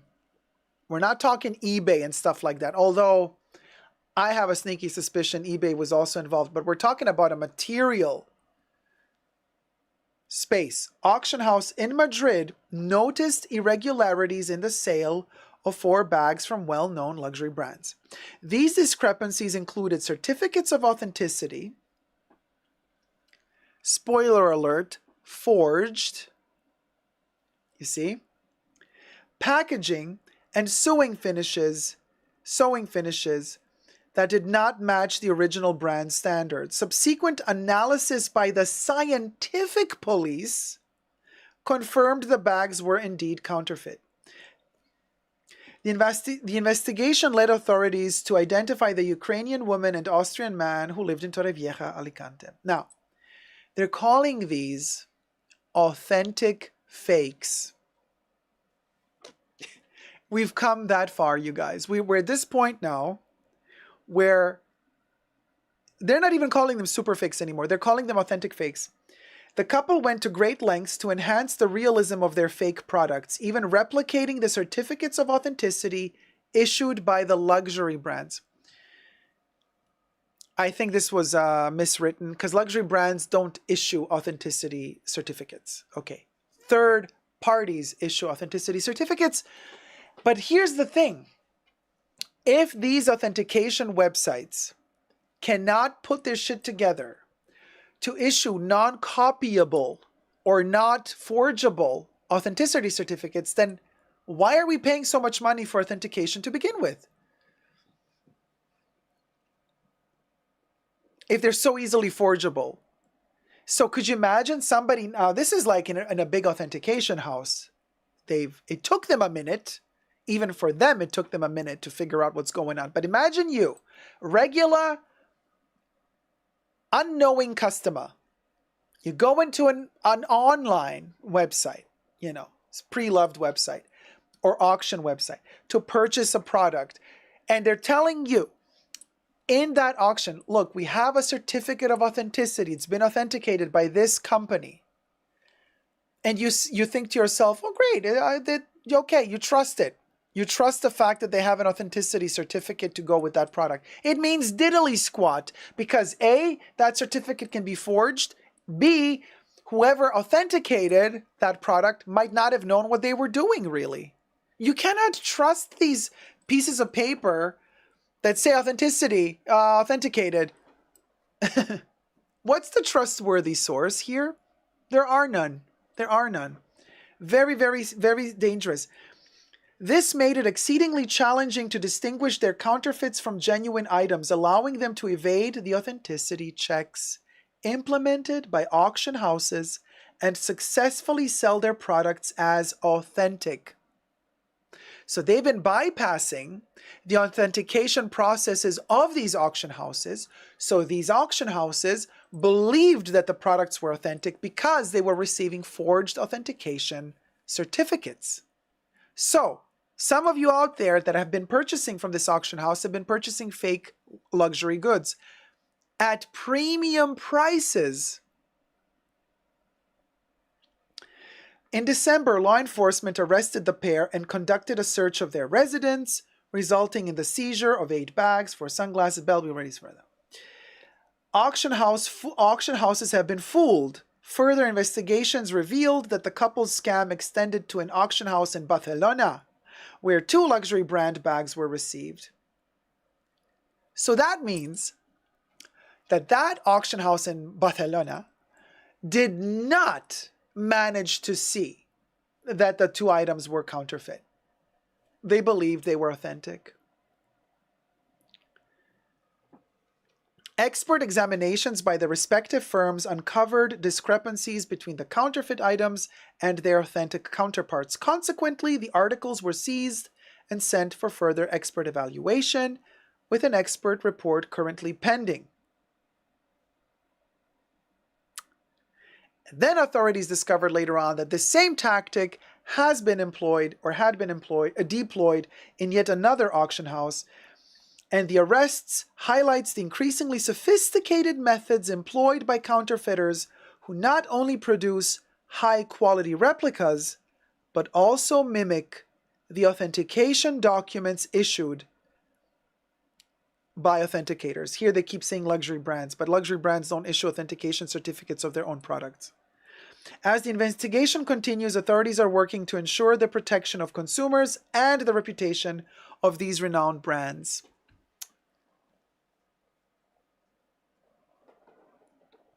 You guys. And here we're having these debates from time to time on my channel, whether or not, authenticators and authentication companies, if they're good enough. A lot of you trust them blindly. I don't trust any one of them. And I especially don't trust when I see on some secondhand pre-loved websites somebody selling some luxury bag, and then they photographed the certificate of authenticity that describes what bag it is, the year it was produced, and the year that it was authenticated with a code and a number. I'm like, once you have taken a photo, let's, hypothesize that authentication certificate is authentic. The second you take a photo of it and you publish it publicly online with all of its secret codes, with all of its, with its unique authentication code attached to the certificate, once that is in public domain, the fraudsters are going to have a field trip with it. They're just going to steal the number and they're going to make their own certificate. That number is real. It really belongs to the authentication of that specific bag. And then they can then purchase the fake bag, that same bag, but replica, and just issue the same authenticity certificate. You guys, it's that easy. So be very, very, very careful. Exactly, Jackie. Buy at your own risk. Period. Buy at your own risk. I'm just here to warn you. Don't shoot the messenger. I'm just here to raise awareness for all of us, because I'm a consumer as well. I am scared as well of losing my hard-earned money and paying a premium on a pre-loved item that is luxury, okay? And then it turns out, oh, well, it wasn't authentic, so I spent $3,000 on it, and in reality, it cost $150. If you want to be that person, be my guest. But I'm just here raising awareness about it. You know, do with it what you may. Thank you guys so much for watching. If you enjoyed this video, please thumb it up and share. And subscribe to my channel. Let me know your thoughts and prayers down below. Until next time, never forget to never give up on love. Bye. One of the reasons I'm scared to buy pre-love. Oh, Leah, one of the many reasons I'm scared to buy pre-love. Yeah. Evian, I made a two-part video about Vestiaire Collective several years ago. And nothing has changed. It's just gotten worse in my opinion. So Vestiaire Collective is not for me. Jackie says, I buy pre-loved all the time. I think one of my last buys is a fake. Now I am like, what do I do? It's frustrating. One tip I can give you, when you are purchasing pre-loved, always make sure that there's a solid return policy. If it's a website like eBay where you see, you know, where you see the amount of feedback that the seller got, make sure it's 100% positive feedback. If there's even one negative review, read it. Do your investigation. Check out what are they all about. What's the criticism? Do they accept PayPal payment? I mean, now I guess eBay now always does, but you never know. Make sure that the form of pay, first of all, make sure that they accept returns. Second of all, even if they accept returns, make sure that whatever form of payment you are using, you can also block that payment in case something is wrong and you can dispute it. Be very, very sure and buy at your own risk, you guys.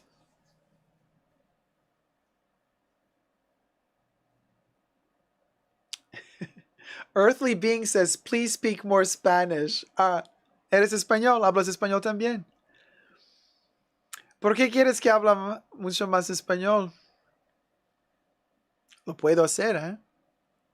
Bueno, podemos hablar si quieres. Pero no sé cuántos comprenden lo que yo digo si lo digo en español. Pero lo puedo hablar. De toda manera, vamos a ver. How many subbies we got on the perfume channel? Oh, Jolie says, very proper Spanish clean. Muchas gracias, cariño. 7,972. 28 to go. We'll go. And then we got our 8,000 subbies. I can't believe it, you guys. We're almost there. So continue subscribing to Essentially Dacob. Thank you so much. And thumb up this video. Let's try to reach 400 likes. It's Terry's birthday. Happy birthday, Terry. Whoop, whoop.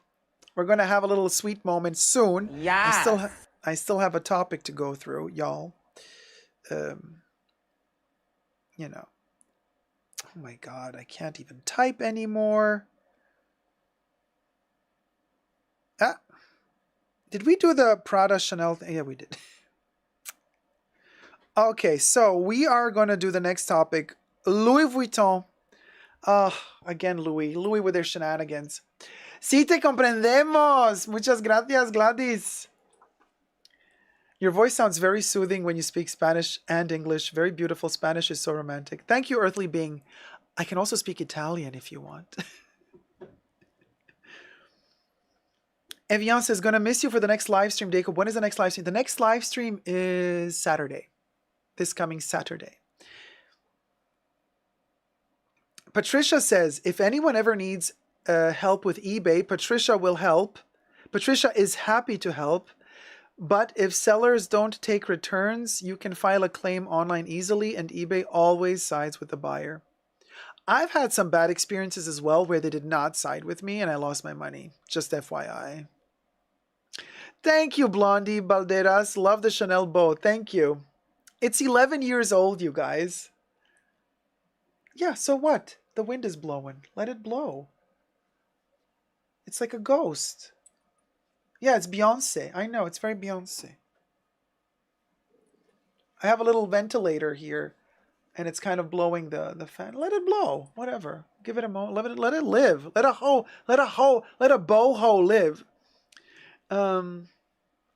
Oh, yeah, Gladys, you lost your money too. Yeah. Beyonce, right, Mahora? Cha. So we have more shenanigans from Louis Vuitton in this next video. Now, be sure to thumb up this Ratchet live stream. And I know, Ollie, I'm still working. Still working for the Birkin, bum diggity. 371 likes. Oh my God, you guys, we can do this. 29 thumbs up and we are going to reach 400 likes. Y'all, easy. This is easy breezy.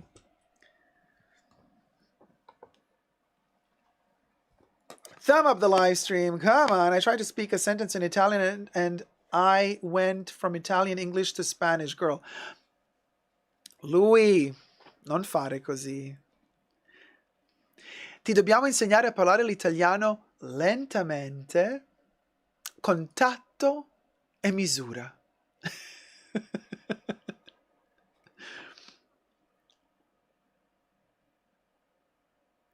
Ci abbiamo degli italiani nella chat. Ci sono degli italiani nella chat o sono l'unico che parla l'italiano qui?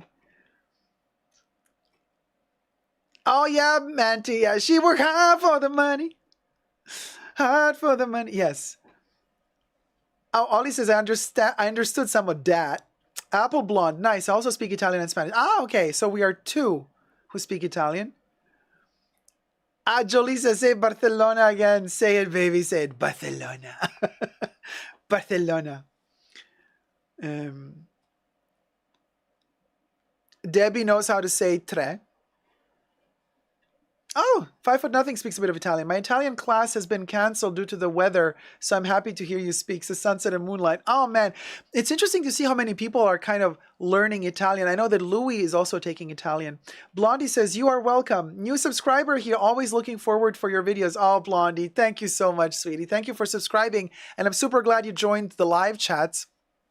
Look at us. I mean, we're all really nice people here, you know, so, you know, everybody who's kind of like watching and is kind of shy to chat, don't be shy to write in the chats. Everybody's really, really welcoming and nice. So Gladys says, no, si entendemos italiano también. Entendemos italiano también. How do you say papi dame leche in Italian? Mahora. Zon zue.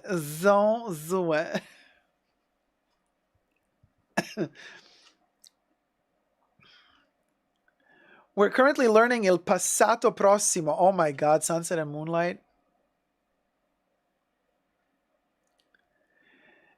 Il Passato Prossimo. It's Jolie's simple opinion. Yes, we are all very nice people. Stepford wife, right? My teacher is from Sicily. She's so lovely. Oh, Sunset. Nice. Winter Rose says, OMG. So the past forms in Italian are so annoying. Il passato prossimo, il passato remoto, trapassato prossimo, trapassato remoto. Like, they are so annoying. They are so annoying. Oh, Kev needs a hot French tutor. They're quite, usually, quite, well, let's just say, beefy in all the right places. Ay, YK.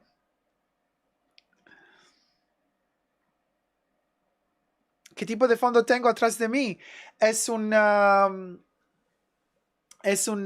fondo creato con el AI.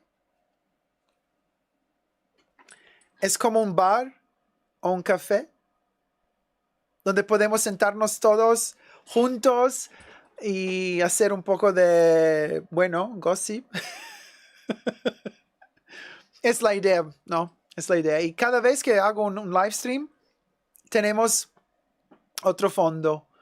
Un poco diverso, no? Un poco differente cada vez. So that's that. Uh-oh, we're losing viewers when I speak Spanish. That's interesting. Very, very interesting. 376 likes. So we need, what do we need? 24 more to go. Which language did you learn first when you were little? That's information that is classified.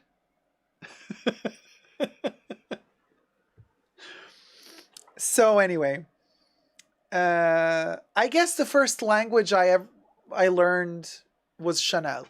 I think Chanel was the first language I ever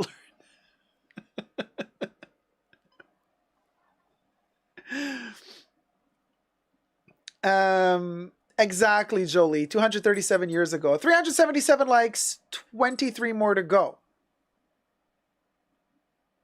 Moi aussi. Right? 5 foot nothing. Blondie says, I love that, LOL. Baby talk, technically. Miss Jelly, yeah. The gaga goo-goos of Chanelism. Chanelism is a fascism, blism. First language he spoke was Gayglish, Mahora. I mean, I knew pretty early on in life that I was gay. Yeah. And I felt very comfortable with it, so there you go. 378 likes. Also, don't forget to subscribe to the Perfume channel. We might just reach another record during this live stream. 400 likes would be a record. I mean, we've reached 400 likes in the past, but rarely we reach 400 likes during the live stream. So that would be a great extra. And we are literally now at 7,975 subscribers on Essentially Dacob. So 25 subscribers to go till we reach 8,000 subscribers. Can we manage to get 25 subscribers on Essentially Dacob during this live stream? It would be amazing and it would be a first. But let's see. Let's go. We can do this, Joe. 25 subbies a go. Oh, Natasha, thank you so much. I want my future kid to follow your footsteps. You guys. Amy Pickett. I became obsessed with Chanel when I saw my mom's Chanel No. 5 bottle when I was a kid. Chanel! Patricia is asking, is Transylvanian my first language? Well, perchance. I want to be like you when I grew up Dacob. Oh, Linda. Listen, Linda, you already are. Same, I know I was gay the day I started playing with dolls. Right, Blondie? It's just... It's one of our magical features. We all want to be Dacob when we grow up. We all are Dacob.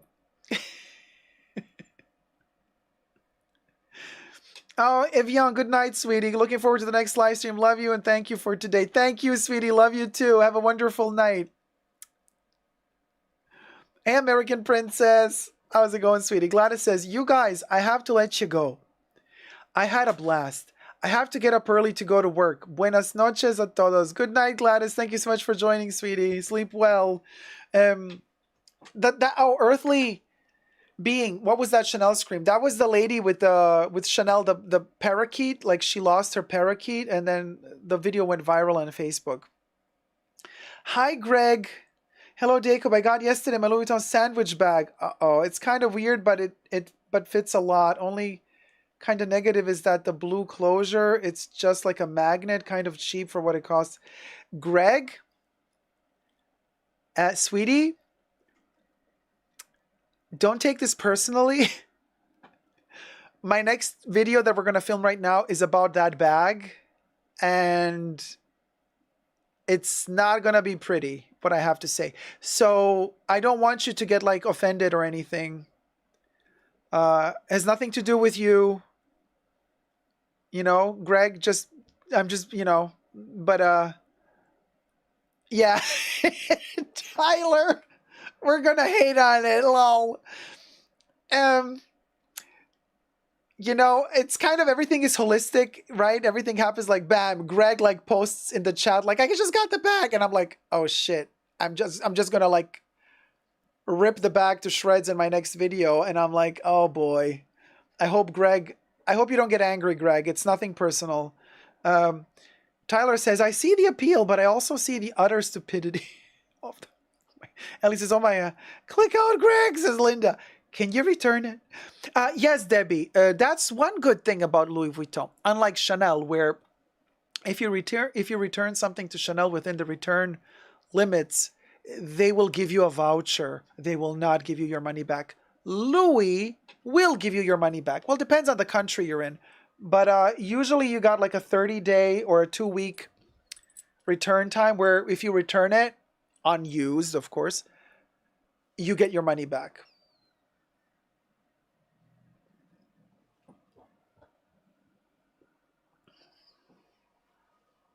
Oh, somebody unsubscribed to Essentially Dacob? No, we're still at 7,975. 382 likes. Oh my God, you guys. We are only 18 likes away from 400.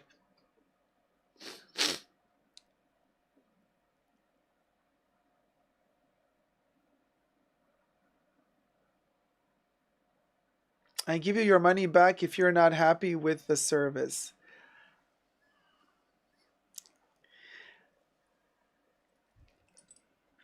You know what? Let me put on a... Oh, by the way, you remember I stocked up on these? These are actually really good. Why did Chanel stop making them? You know, they started making those lip glosses, the terrible ones in the white case. We said enough about them. They're like wax on the lips.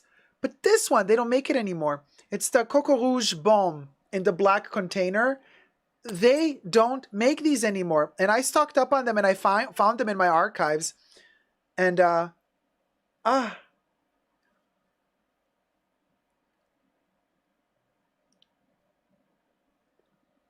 this one is actually good. Not the best. I've had better. But this thing... Beautiful taste and smell, by the way. Old school Chanel makeup taste and smell.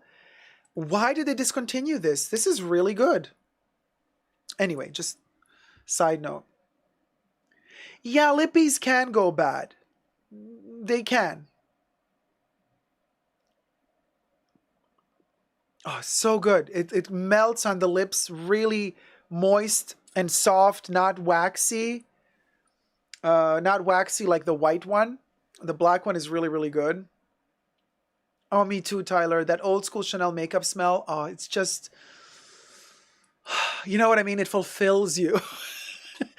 It's there. And it's there for a good reason. It's moist, Miss Jelly. Tyler, yeah. This one, the black one, got discontinued like a year ago. Or 2 years ago. I made a video about this like 2 years ago, warning y'all. I told y'all, stock up on this because it's gone.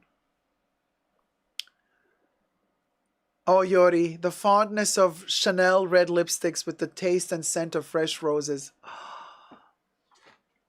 This one still has that smell. That rosy smell. It does. So, Greg, tune out now. 384 likes. We are almost at 400 likes. We are going to throw shade at Louis' sandwich bag.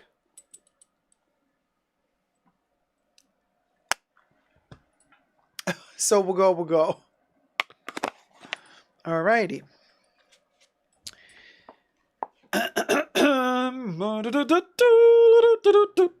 So it is LVCNN sandwich baglet.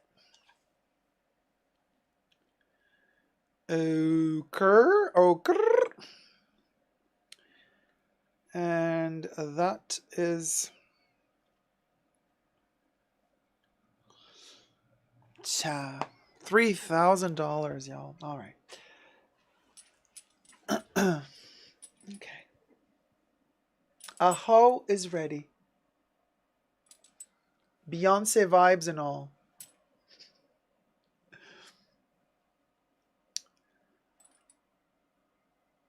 Hi, everybody. We're starting to do the...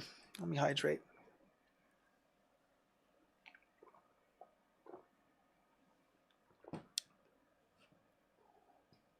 Okay.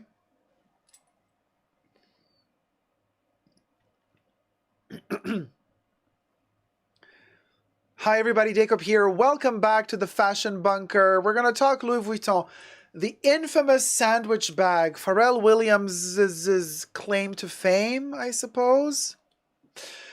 Let's analyze this bag. It just came out. People are starting to buy it, purchase it, pre-orders. Louis cashed in, because when you pre-order something at Louis, unlike at Chanel, where you pre-order something, if the sales associate lets you pre-order something, you don't have to pay it ahead of time.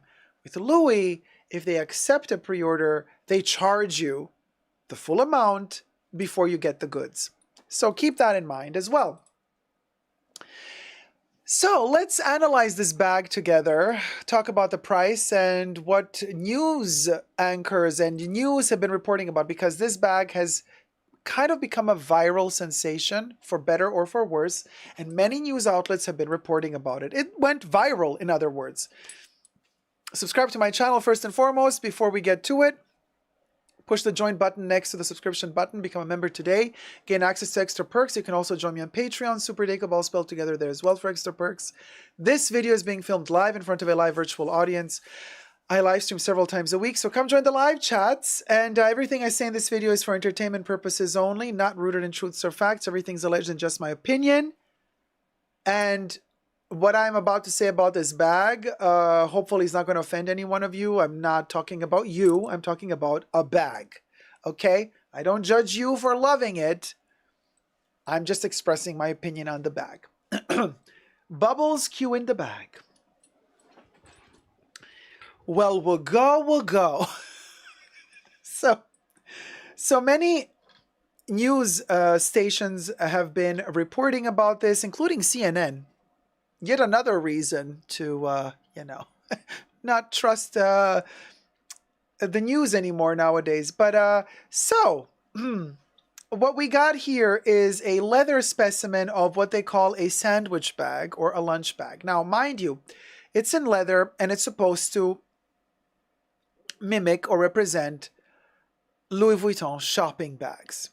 Current shopping bags, they have changed throughout the years. Louis Vuitton used to have also like a brown on brown shopping bag. This was back in the day. They don't make those anymore. Now they make them in this colorway. And then they kind of turned them into this leather concoction. Mind you, the first Pharrell Williams for Louis Vuitton men collection, which was, I think, spring-summer 2024. Or was it fall-winter 23? 24. Who keeps count anymore? They all look the same. So anyway, his first collection hit the runway, and there were quite a few of these bags in different shapes. So what Pharrell also did was he would put on the runway like the Louis Vuitton shopping bag that you get when you buy a product from Louis Vuitton, but he would make them out of leather instead of paper. So you can buy it out of leather. And there's also different variations on that theme, including the sandwich or lunch bag in leather.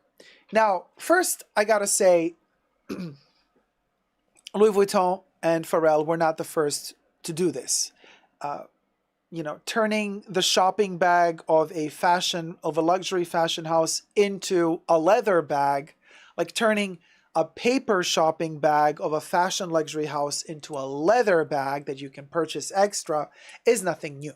It's been done before. We have seen the infamous collection from Chanel with Karl Lagerfeld. Coincidentally, why do I mention Karl Lagerfeld and Chanel? Because I've noticed a pattern here. Pharrell seems to me to keep copying, allegedly, a lot of the steps and the moves that Karl Lagerfeld did, but when Pharrell copies it, it just looks like a washed out version of what Karl did. So back in spring-summer of 2009, the Pret-a-Porter Chanel collection included models on the runway walking with, Chanel bags, Chanel shopping bags, but well, this is the beauty boutique from the fashion boutique. The fashion boutique shopping bags. Well, they also did them white and black, black and white, in leather. Okay, and those were leather bags that mimicked Chanel shopping bags. So it was done by Chanel in 2009. Before Chanel did it, hitting the runway as luxurious versions of their shopping bags. Franco Moschino did it in the 80s. So we're going all the way back to the 80s. And if we were to dig even deeper, there's probably going to be other brands, that luxury brands that have done this even before the 80s. So this is nothing new. Absolutely nothing new. Is it whimsical? It's kind of tired more than whimsical. Just saying. Really tired. And just in the live chats right now, somebody said they just got this bag and that the problem that they have with the bag that they have is that this is a magnetic closure. So it's kind of cheap looking because it kind of pops open easily. You know, this little seal is just a magnetic seal, a magnetic closure. So it's a bit of a problem in terms of if you are a young client and you don't know your fashion history, you might think, oh, this is such a whimsical, cool little thing. Nobody did it before. No, it has been done before. So this is nothing original. And actually, it's really lazy. Really, really lazy because it's like, let's turn the shopping bag, which is like a freebie. You get, freebie. I mean, you pay for everything. Nothing is a freebie. I made a whole video about the explanation how nothing is a freebie. You can check out that video as well on my channel. But like, someone's like, oh, let's turn that into like, oh my God, but it's like leather. When you like look really close, it's like, it's not like a paper bag, but it's like leather. Like, oh my God, we're like so cool. We did it. Cringe. What I would have done, if you really want to make a lunch bag, okay, out of a Louis Vuitton item, what I think is really cool is to actually use your paper shopping bag that you got once you purchased your agenda, your little diary, your little keychain, your little key pouch. If Louis were still to be making poche toilettes 15, you would get them in a box, and the box would be in a shopping bag. Turn that paper shopping bag in a lunch bag. That's actually cool. That's actually cool. You're repurposing your shopping, and don't fool yourself for a second here. All of y'all's out there that are buying Louis Vuitton stuff, here's the joke. When you buy this bag, it's going to come in a box, a Louis Vuitton box, and that box is going to come in a paper Louis Vuitton bag, just like this leather version, but in paper. Don't fool yourself. You're going to come home, you're going to fold together the Louis Vuitton paper bag, just like this, and you're going to put it in your wardrobe somewhere. You're not going to throw it away, obvi. You're going to put it away, and you're never going to use it again. The box, you're going to also put away, archive, never going to use it again. And then this, you're going to use maybe 2 or 3 times because it's a novelty piece, and then you're not going to use it anymore. When in reality, here's the joke. You paid for this thing, but you got the actual snack bag. When you paid this, you get the Louis Vuitton paper bag that you can actually use as a snack bag. Like, you see what I mean? That would have been the cool thing, to actually walk into Louis and say like, hey, can I just buy the paper bag? They're not going to sell you just the paper bag, obviously, because, they have a whole policy. You have to buy something and you get the bag. But that's what would have been cool. Another thing, if you want to make a purchasable product, instead of making it out of leather, I would have made it out of canvas. Here I have the packing cube that I use for my makeup. I would have done this a little bit taller, a little bit bigger, out of canvas. I would have done it out of canvas. Monogram canvas with a hidden zipper inside here. And like foldable. Oh, the scrumptious, voluptuous aspect of the canvas. They probably didn't want to do it because they can charge you more for leather. But Leah in the chat says, now, if Pharrell spelled with an F, love that. If Pharrell put a sandwich bag inside this one, now we're talking 2 in 1. Not for me, but love that for them, says Leah.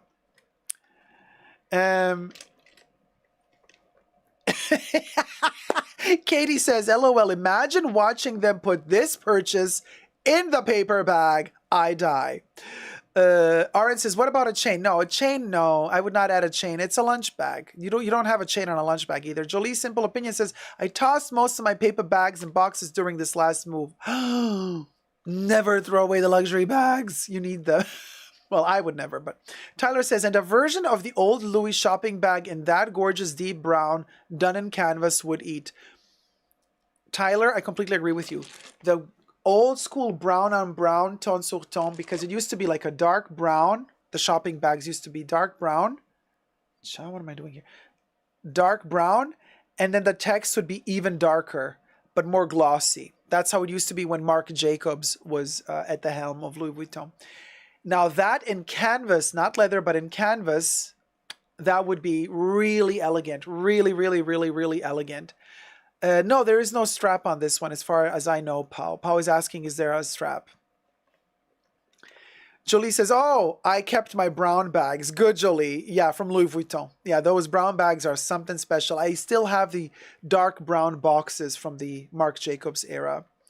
Ton sur ton, I adore your command of language and art, darling. Thank you, Yuri. Thank you, my love. Yeah, this is also a ton sur ton. This is a ton sur ton. So there you go. This is my opinion. Oh, and the price for this little baby? $3,000 plus tax. You think it's worth it? Do you think $3,000 is worth $3,000 is worth it?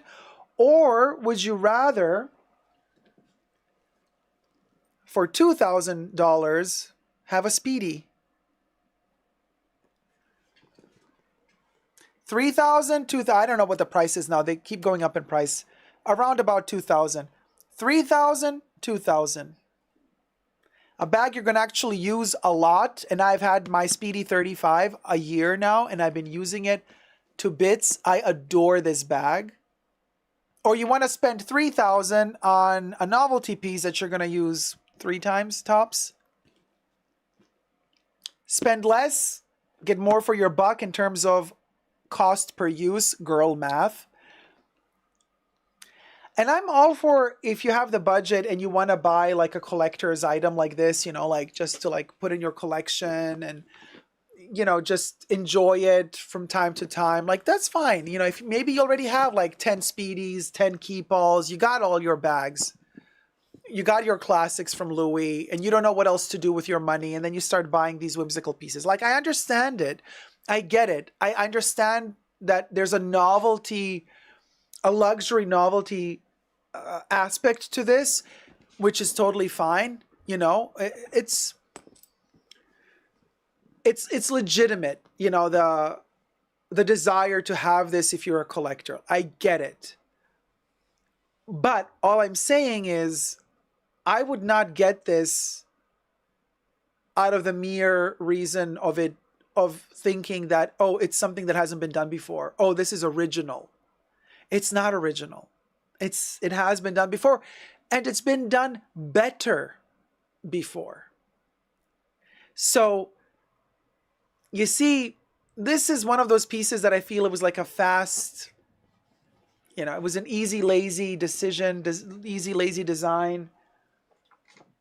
It's one of those moments where they say, oh, this is whimsical, ha ha ha, funny, gag moment. Yeah, really, but put a little bit more thought into it. You know what I mean? Could have been done much better. Could have been done much better. So, Louis and Pharrell, zoom better. Zoom better. Zoom better. All right? You know, zoom better. Zoom better. And yeah, the Moschino shopping bag version was much cuter than this too, just saying. Anyway, you guys, let me know your thoughts and prayers down below. Until next time, thumb up this video, subscribe, and never give up on love. Bye. Mwah. Cha, I got my chain all here. Why stuff a Speedy when you can stuff yourself with a Speedy? Mahora. Zeitgeist says it looks cute. Reminds me of a lunch bag. It is a lunch bag. Like, we literally were talking about the lunch bag this whole time. Zeitgeist, were you asleep? Like, Okay. And the Moschino bag was not even 1K. Yeah, and the Moschino bag went on sale. Ah, you just got back? Okay. Yeah, a little bit young. Zeitgeist, you're very young, right? I'm happy we got young people watching. Young people are the future, you guys. So I'm really, really glad that we don't only have us old timers in here. I'm 237 years old, so I can say I'm an old timer. Now, thumb up the live stream, you guys. We need 10 more likes to reach 400. When we reach 400 likes, we're going to do something special. We're going to...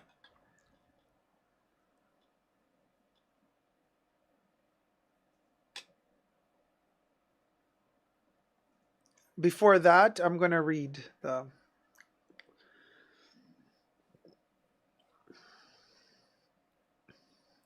Funky mini purse, but you can use it as a lunch bag if you're rich. Crazy Cat Lady Joe says, is it meant to be funky mini purse or a real lunch bag? Zeitgeist, do not be embarrassed. I was not throwing shade at you. I'm really, really authentically happy that we have younger people that actually are interested to join the conversation because, yeah, okay, sure, you can learn a lot from us, but we can learn a lot from you too. Generational differences coming together is a beautiful thing, really, if it works, you know, if it works for both parties. I think we lost Greg, Gloria. Oh, Greg needs a group hug. I know, Greg, don't go. I was in class with, I think, and I scared a youngster 8 years. Okay, lost the chat. Youngster ate my mustache and leather jacket. She looked scared when she saw me. Oh, I'm not sure I understood that one, but okay. Don't be embarrassed, Zeitgeist, says Mahora. No, absolutely no reason to be. Seriously, no reason to be. Yes, Debbie. Once upon a time, Mahora was our baby. Teresa says, as long as Greg is happy with his purchase, that is all that matters. I completely agree with you. Jolie says, Gen X should be called Gen whatever. Oh my God, you guys. Yoni says, I always appreciate hearing Zeitgeist's perspectives and wit. You're a star, darling. Tyler says, Greg said, you know what, I'm going to go watch Mel in Melbourne?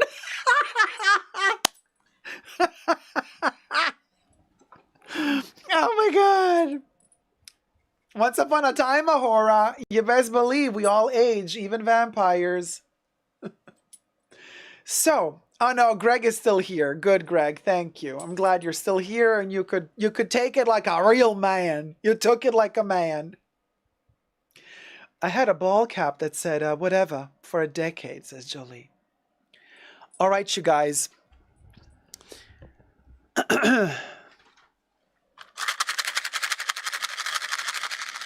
You know what this means? Dacob, could you share the particular deck of cards? Oh, yes, Zach. It is the Lenormand. We'll do it right now. We've come to the point.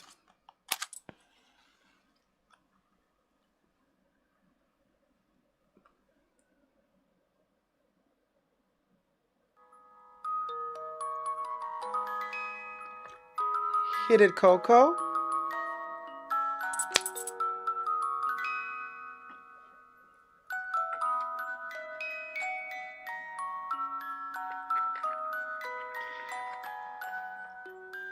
Smells so beautiful. Now we're all peaceful, no more fighting, there's no more criticism.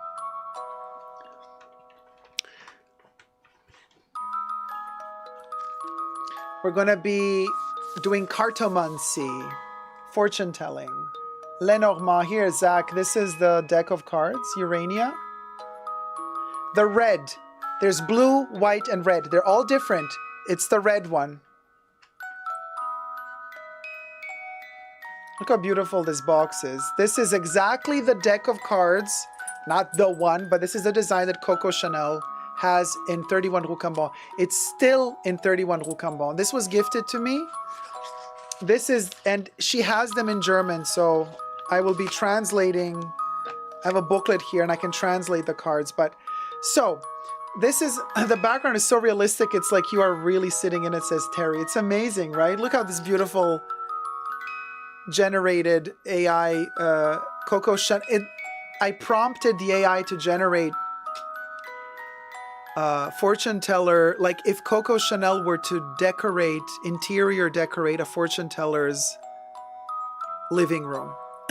And this is what they developed, and now this is our fortune telling moment in a live stream. So this is a special treat, also an extra perk for all tier 1 and tier 2 members of the Fashion Bunker. So if you wish, we're gonna do one reading.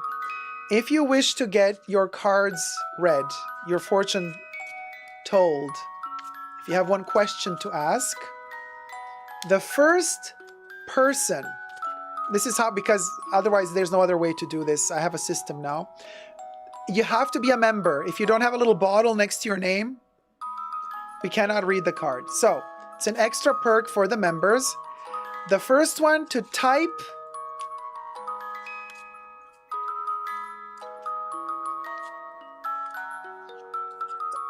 the following word. The first one who in the chat types this word that I'm going to say will get their cards read if you want to get your cards read, but you have to be a member. So the first one to type out. Are you ready? Get your fingers ready on the keyboards. The first one that types out in the chats, Coco, gets their cards read. But you have to be a member. Ah, Vel, there you go. All right. Vel won, you guys. Vel was the first. Okay, Vel is the winner. Vel has been very silently watching.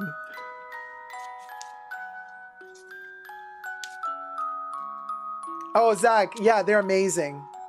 But they have to have these designs on them. They're the original Chanel. All right, Vel, my love. Hey, Corbin, damn, I think my TV has a delay. Oh, no, Corbin. Okay, Vel. Okay.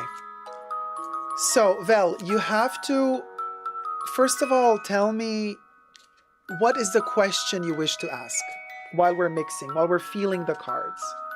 What is the question?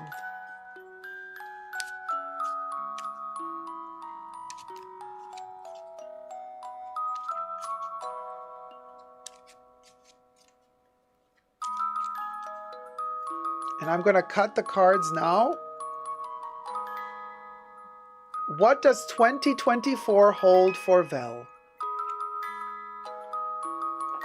Okay, I've cut them. Now, give me a number from 1 to 36.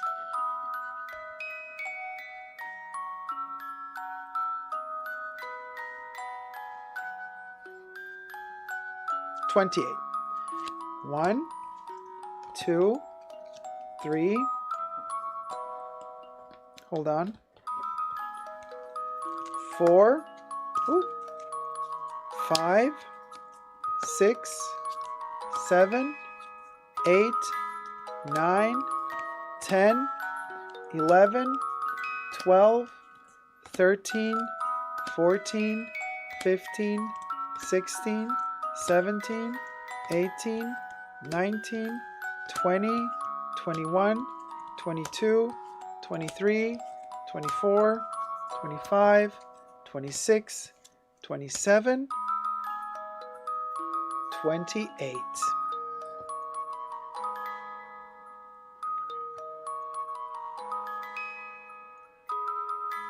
You got the number 20, the garden.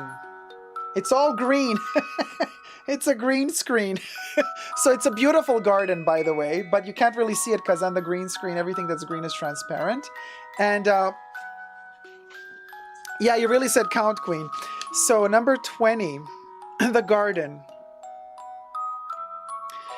The garden, which can also mean a forest or a park, is announcing a happy and good friendship and a group of people surrounding you, where many people will come together It also means continuous friendship.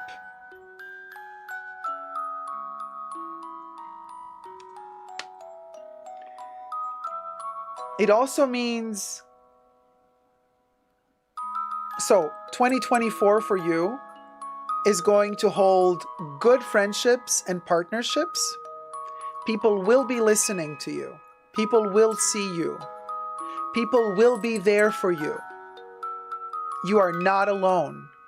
2024 is not a year in which you will be alone. Oh, Pat, thank you so much, sweetie. Pat's donated $20. Love you. Love you too, sweetie. I'll pop your cherry in just a second. Let me just finish this, okay? You will, in this garden, from the roots of this garden, you are that flower that's growing in this garden, and it's a fertile soil. So you will be creative. You will be performative. You will have the energy and the strength to not just get through 2024, but you will also evolve.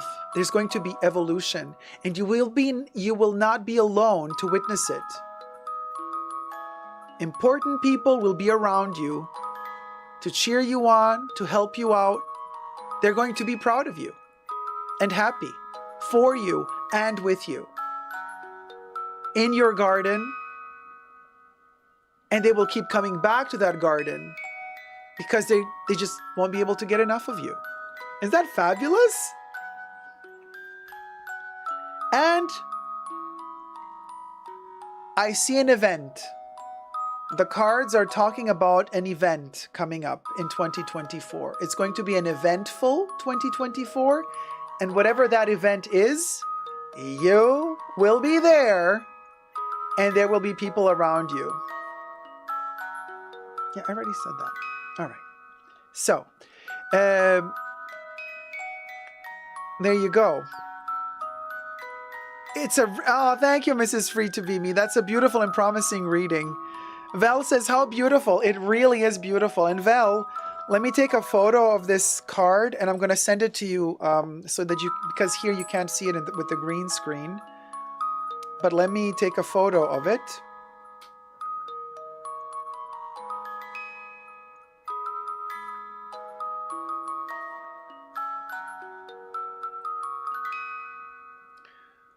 And hold on, Chow.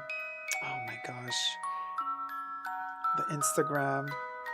5,000 notifications, you guys. The group chat.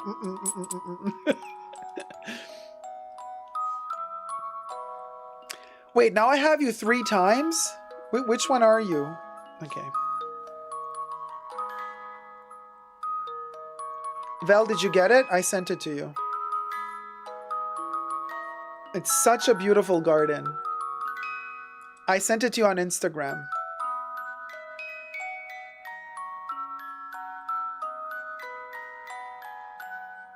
Okay, it doesn't say you've seen it, but you got it? Oh, okay. Now I see you've seen it. Yeah. Isn't that beautiful, Val? Look. And also, do you notice something on this particular picture? In the garden? Even the stone, the pillar with the garden, with that figure. Do you notice it? It's turning into something else. That kind of male figure is turning into a plant. It's kind of blending in with the garden. And even that rock is turning into nature. It's transforming. It's evolving. It's like moving on. It's like turning into something even more beautiful. Do you see that? Yeah. It's gonna be a cool year, babes.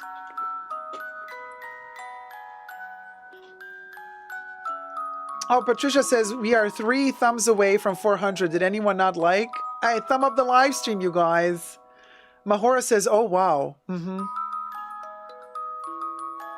Alyssa says the park is also connected to the element air, Aquarius, Gemini, Libra, which rule the collective and friendships. Liz, I cannot show the card because of the green screen. I'm coming out of my cocoon, darlings. Yes, baby.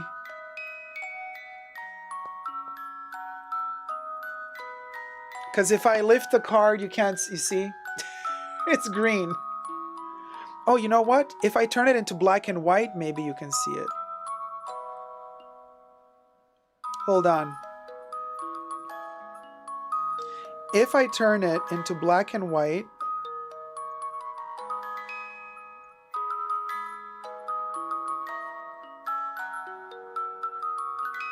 okay, so so imagine it green, you guys. I turned it into black and white.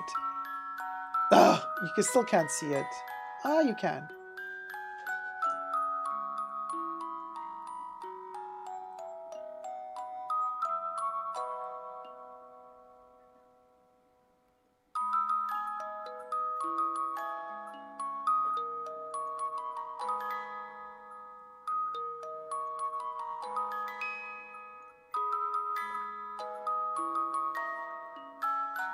It's a beautiful card. Very, very beautiful. Very peaceful. Very inviting. Very serene. No, it's not a crypt. It's an entrance into a park, Debbie. Debbie's like, let's turn this into a macabre moment, shall we? No, it's not a crypt. So there you go. Should we do one more? Oh, Pat, right, thank you. Pat BRS just tipped $20. So, are you ready? Bubbles, thank you so much, sweetie. Almost forgot, but thank you for reminding me. Thank you for the tip, just a tip, just a tip. And Coco's card reading mansion. Hit it, Bubbles.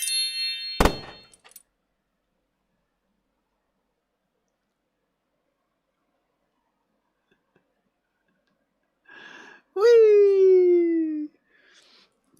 And we just went over 400 likes. Yay! Yes. 403 likes. Thank you, Patricia. Yes, we did it, Joe.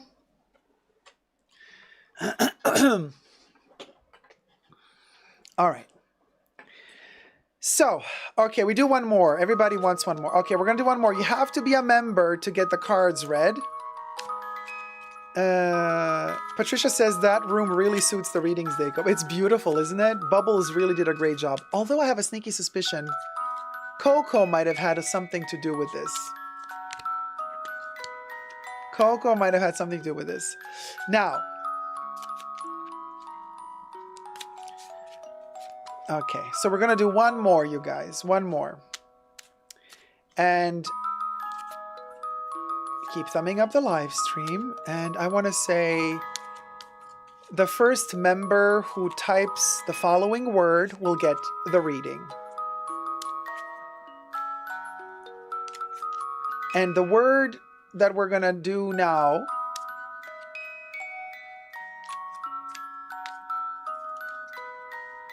is... No, the music is not coming from an actual music box. Sorry. No, it's digital.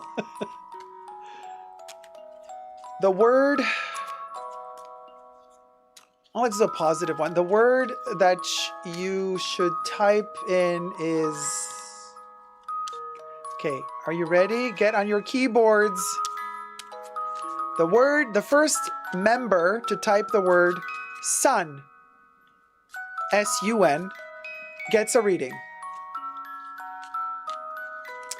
Jocelyn. Jocelyn wins. All right. So, Jocelyn, ask which question would you like the cards to answer?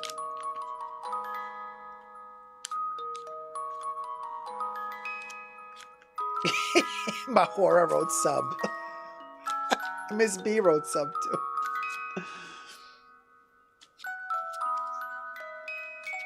And I'm going to split the cards.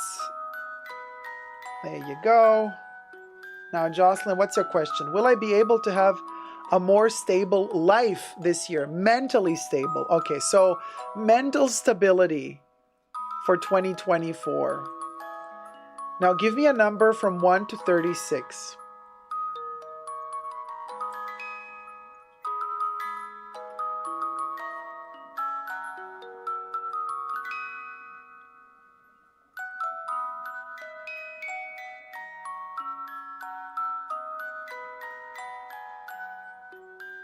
Jocelyn says, sorry, my computer melted. 1 and 36.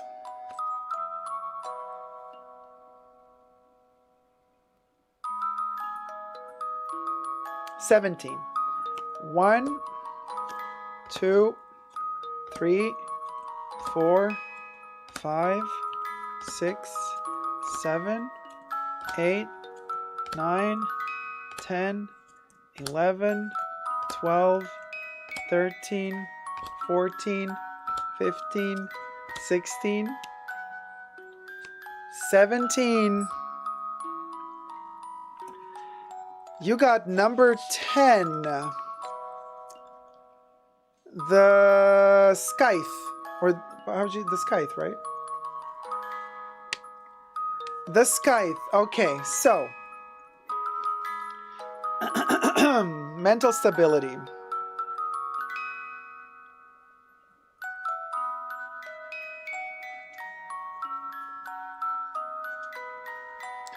Be careful. Be careful because it's a warning. It's telling us that there is danger, but so for mental health, something can happen that could destabilize you, but, and this is why it's important for me to keep these cards that I put down, I took them down in the right order. So if the cards, so basically this is telling us this danger can be avoided if positive cards surround this card. So I'm going to go into the card that was underneath this one, and I'm going to check the card that was above this one, and we're going to see how these cards are. So the card that was underneath this one, oh, is number 22, which looks good. Number 22 is crossroads, choice, trip, independence. Interesting. Hold on a second.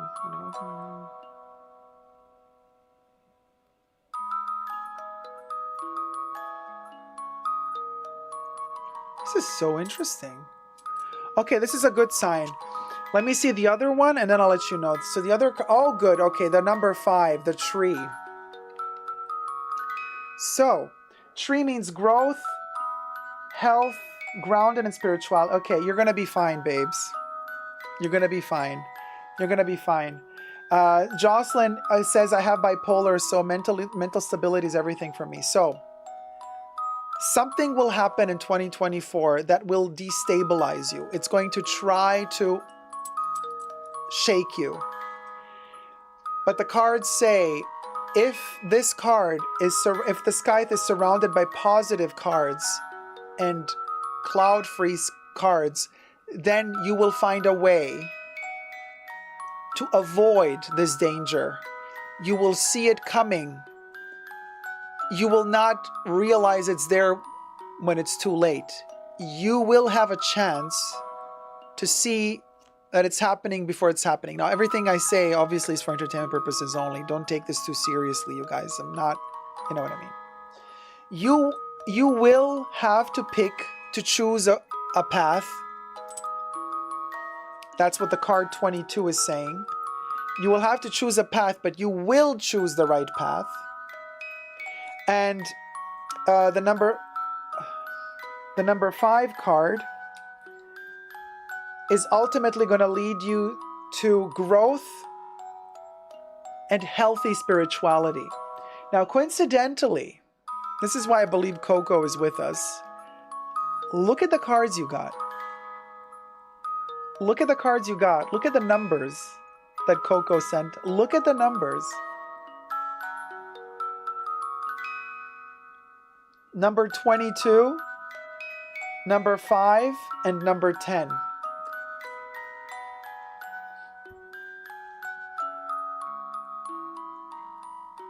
These are all Chanel numbers. And Coco had the number 10 card framed in her house. And on her table, she always had the number 5 card.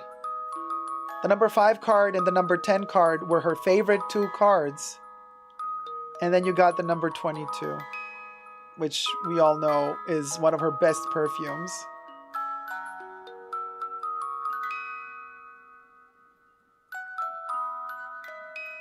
Isn't that, like, you can't make this stuff up, you guys. Jocelyn says, I share the same birthday as Coco, August 19th. RN, yes, she did see wheat as prosperity. But Val says, this is amazing. I mean,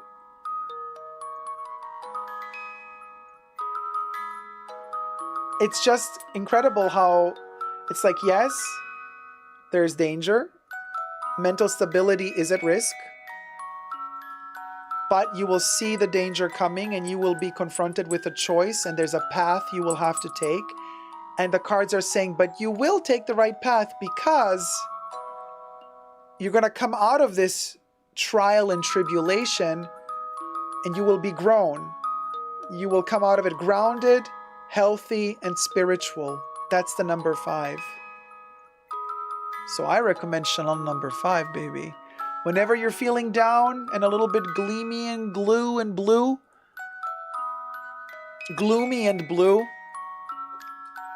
put that Chanel number 5 on, baby, and we're moving on. We're moving on. So let me clear up the cards. Jocelyn says, this is exactly what I need. I just got number 5 parfum for Christmas and I bought it for myself. You took that choice into your hands. You took your own happiness into your own hands. You treated yourself. You're on a good path. You are on a good path. So thank you, cards. Thank you so much. Gonna put you back into your little bed. And I hope you've enjoyed the reading today. And before we leave Coco's room, this is the cards. Thank you, cards.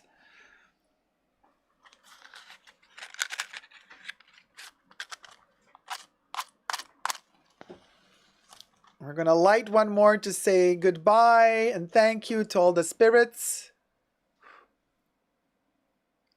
Ooh, there you go. Thank you, thank you, thank you for helping us and guiding us through this fabulous live stream and card reading, might I add. Jocelyn says, I will keep my bunker updated with my path to growth. You got this, Jocelyn. Mahora, readings by Dacob, coming soon. What do you mean coming soon? We're already doing it now. Whew, I'm hot again. And now we get back to the fashion bunker and we're going to celebrate Terry's birthday. So I am going to have Teresa, you have to choose now which vegan donut I'm going to eat in your honor. You can choose between chocolate mousse, coffee, or red velvet. Miss B says, was having such a blah day. So happy I tuned in. Amazing here as always. Thank you, Miss B. Glad you're feeling better now.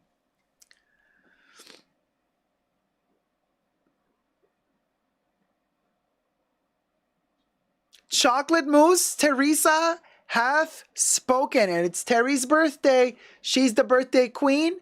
And what she decides is law. Terry, this shall be eaten in your honor. I can't flip it because it's going to fall out. Wait, let me take a photo of it. Let me photograph Photograph the donut, the donut. It's a donut.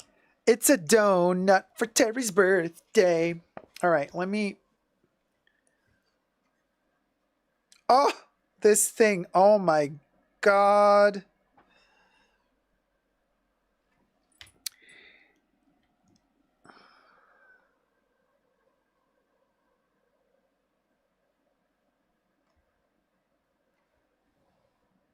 I'm just turning it. Hold on, you guys. This thing is so gorgeous.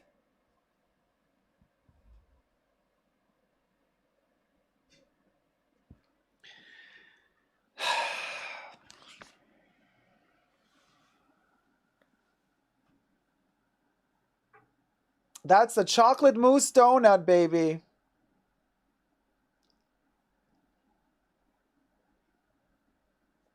Terry says, I got glazed donuts, so I'll eat one with you.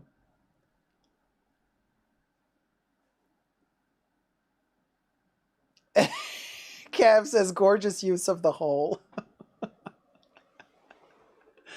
And I got little champagne for Terry. Okay, hold on. Let me...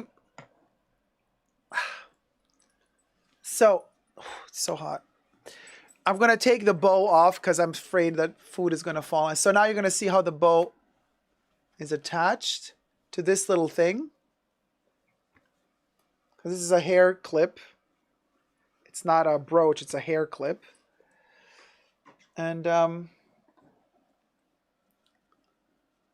you go.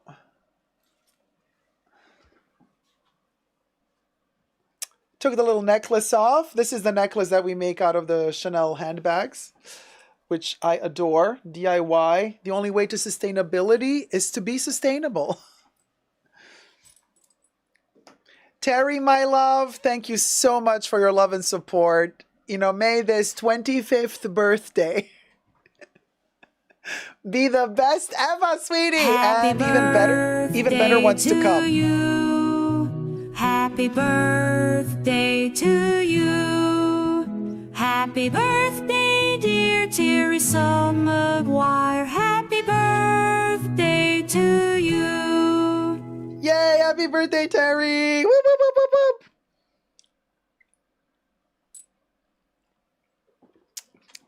whoop. Oh, the bubbly. I'm feeling it. Oh, that's good. You know what? It hits the spot. It hits the spot, babes. Here's to our sweet 16, right, man? Cheers, sweetie. Oh, amazing. All right, Terry. Oh, let's dig in. Yeah, they did use that. Like they stuffed the hole. It looks like an umbilical, like a belly button. No.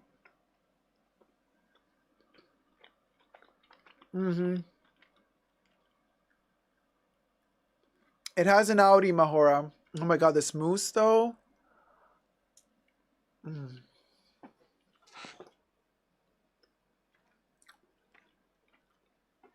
Jocelyn says, I have some caramel slice at home. Going to have some in your honor. Oh, this is so good. Terry, you really chose well. Chocolate mousse. Oh my God.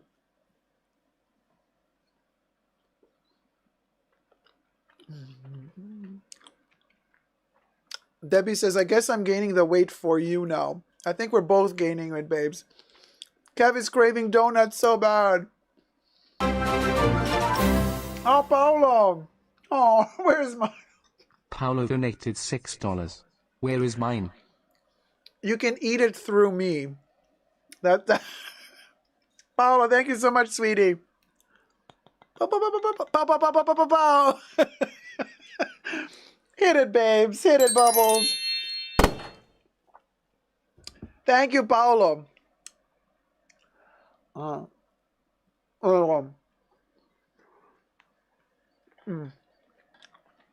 No, that's a different one. Saya, it doesn't just look amazing, it tastes amazing. It's so soft and not too sweet. And they kind of like dry fry them, you know what I mean? So there's no oil. They're not like drenched in saturated oils. It's so fluffy and soft.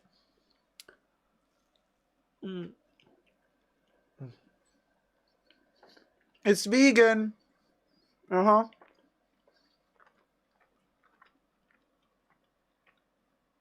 Linda says, how do you eat that so elegantly? I would have it all over my face.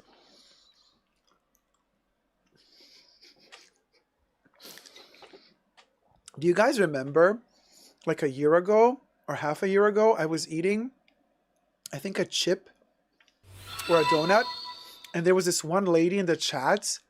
She got so offended. She was like, I cannot. It's so vulgar. You're chewing so loud. It is irritating me. Stop eating. Stop. I was like, who are you? Oh, Terry. Wait, hold on. Let me check. Terry just sent a photo of the cake they got her for. Oh my God. Can I show it? Can I show it here? There's a bit of green on it though, so the green screen might not. Oh, it's so beautiful. Okay, Terry says yes. You guys, hold on. Hold on. It's like the garden that Vel got as a card. I'll make it black and white just in case the green doesn't show. It doesn't show. All right, let me, well, you can see the butterflies. It's so gorgeous. Wait, hold on. Let me flip it. Like this. Full of flowers and butterflies. So beautiful. You know what? Let me turn it black and white. Because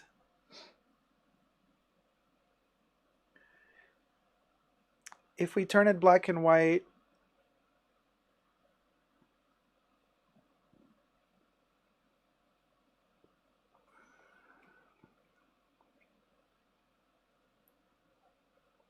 okay. So imagine it in all colors of the rainbow, but why is it still doing the green screen? Am I doing it still now? Should I make it darker?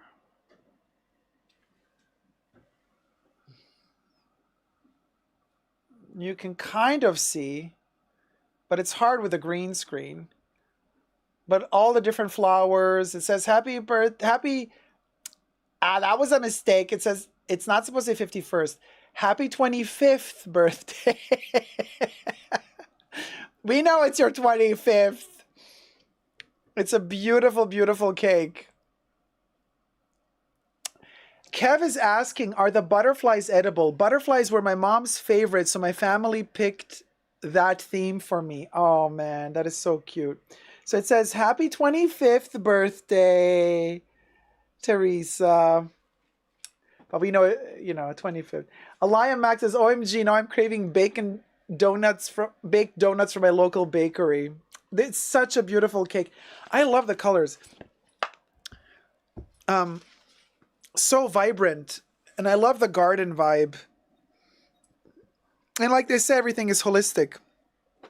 Everything is connected. We got the garden card. And also, last time we were reading Teresa's cards, like the pre-birthday card read. And bam, your mom was there with us. It was amazing.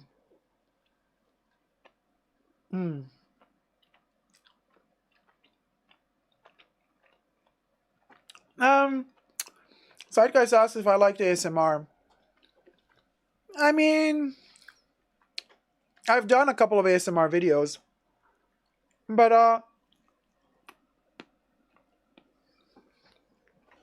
I used to watch ASMR when it was new. Now I sometimes watch it, but I'm not looking for it actively. It says, what a beautiful cake. What kind of cake is it, Terry? Vanilla, chocolate? Teresa says, with whipped icing. It had sugar crystals on it. It was delicious. Grace said, what would be a perfume from Coco that is garden themed?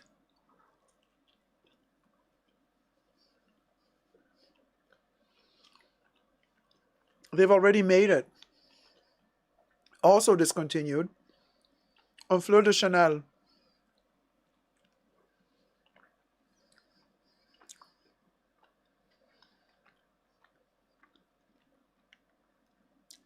Yes, Jack Miku. Who is Bubbles? Are they a mod editor? I love the effects and songs. Yes, that's Bubbles. What's what Jack Miku asks Bubbles? Debbie says, I am Bubbles.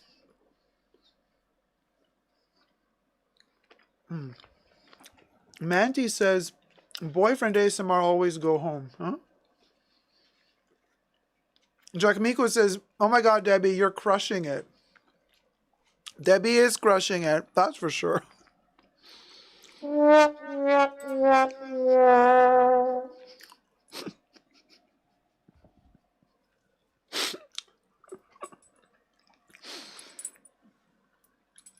Terry says it was a yellow butter cake. It was so good. Saya says, now I'm going to the vending machine in my pajamas to get a Pop-Tart.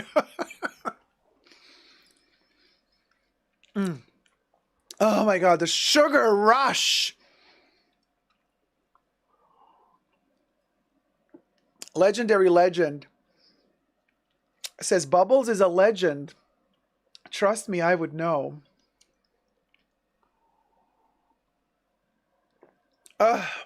Patricia says, this is so good.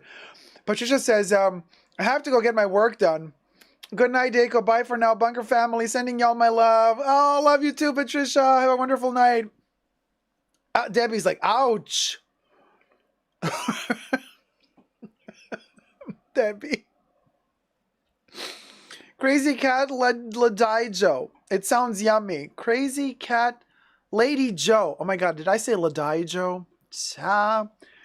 Lady Joe.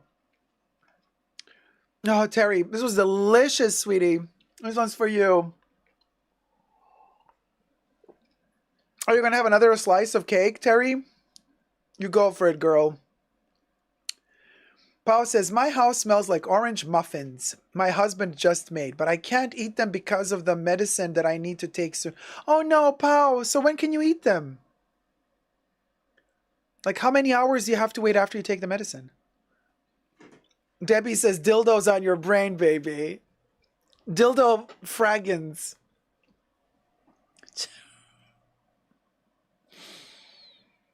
Yes, RN. Heureux de rire. Courtesy of Chanel. Cheers. Chanel! Oh, you best believe if it's gonna be, it's gonna be. Bilbo Fraggins. Well, if I live and breathe, Bilbo, Bilbo, Bilbo. Thank you so much for adding me to your little group chat yesterday.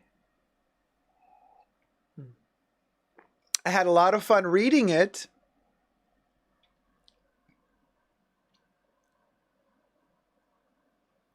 And was a bit sad to be kicked out. But then again, all good things last very short, don't they?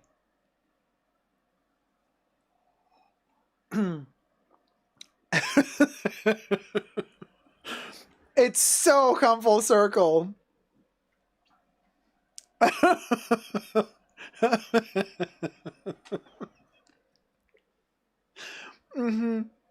So anyway, did the chats just like freeze? Everybody's like,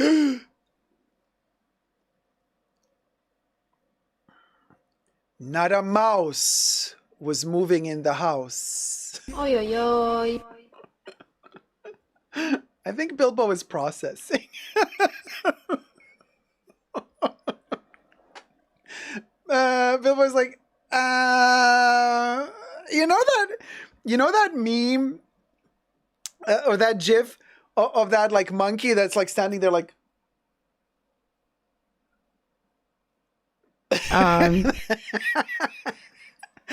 You know the gif I'm talking about, that little cartoon, or is it a puppet?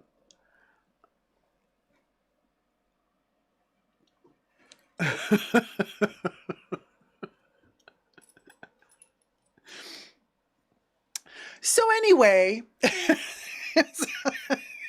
uh-oh. Billboard. Oh, I didn't think you accepted the invite. I didn't. I didn't accept the invite, but I read the chats.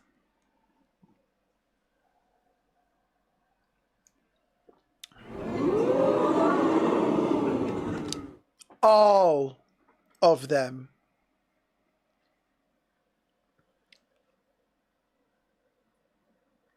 Particularly interesting were the homophobic remarks. And I also found particularly interesting the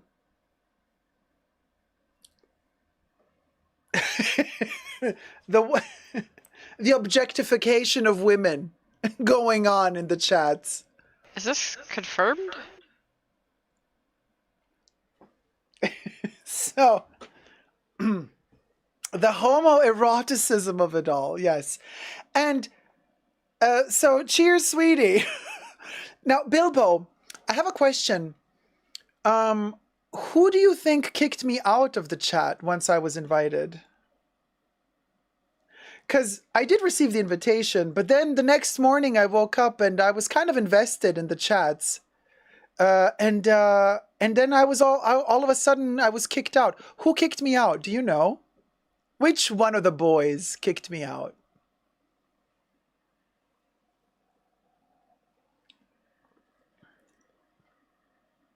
From the locker room. Oh, the chat ended for the reasons you explained. So it ended for everybody. But it started again. Because I've been invited by Rachel this time.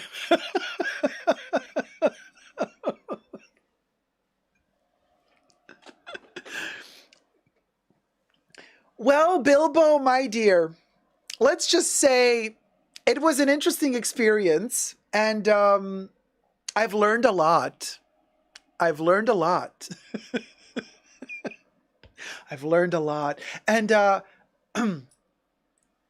also very fascinating how the conversation develops. You know, just to be sure that I don't forget what was said, I took some precautionary screenshots.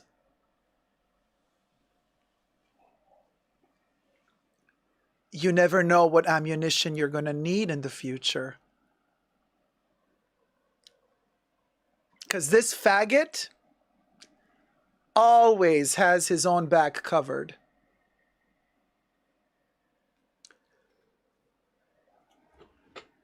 That's all.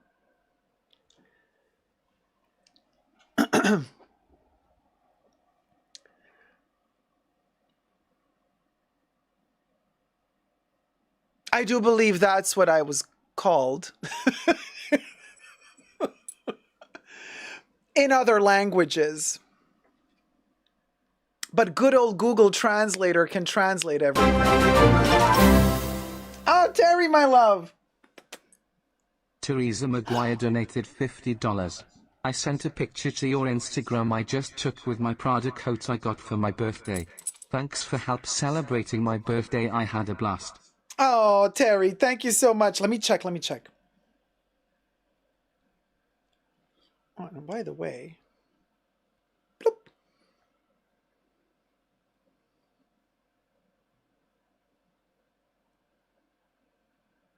Oh, it's like a bronze, what is it, like a copper gold? It's such a cool color. It's like copper gold, but it has a smidge of like green. You know how copper can go slightly green? It's like a beautiful, intense copper bronze color, right? It's gorgeous. Gorgeous. Wait, is that a... Oh! El Boogie gifted 5 Super Nico members. Bilbo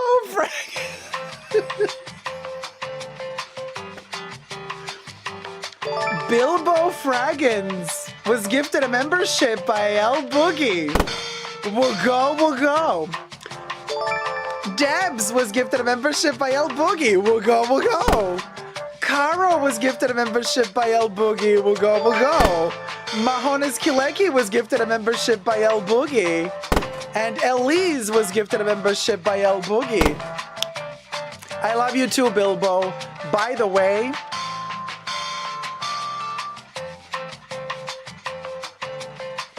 okay, can the music shut down for a second?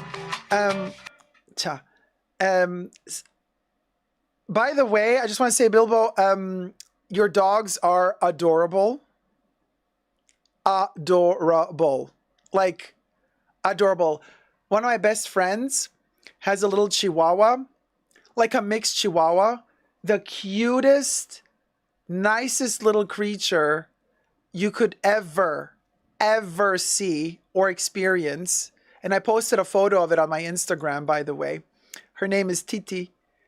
Just the most beautiful little angel. So I have a very, very soft spot for little tiny dogs and chihuahuas. So there's that. Also, then I want to say, Terry just sent a photo. We can see a part of the coat. And Teresa said you can show it. I think you said later on down there in the chats. Yes, I'll get to that one as well. I think Terry said I can show the photo, no? The green will not show up. You can show the picture. Okay. So this is the bronze. You can see here a little bit of the coat. This is Terry, you guys. Teresa showing the new coat. And I think it's a key. It's like a key-shaped earring. Or? I'm loving the earring, you guys. Mahora says, fabulous. It's a key earring, right? I thought it was a key. Gorgeous. Yeah, I'm loving it. Love it. I love the colors, says Debbie. Kuro says, cute photo. Vel says, gorgeous. Do pretty Teresa, says Corey K. Lovely. Let's pop a cherry. Pop a cherry for Terry. Pop, what?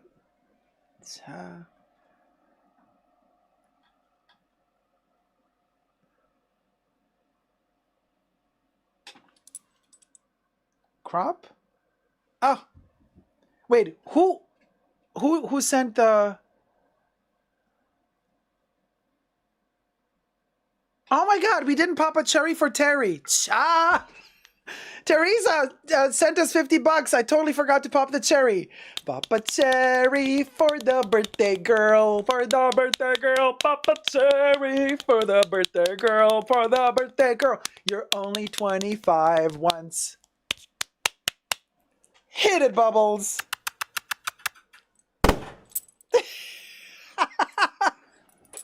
And there you go. We'll go. Party.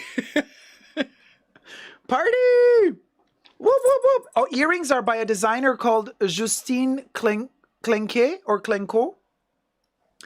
I love the fact that it's like this big, right? The earring. It's like substantial.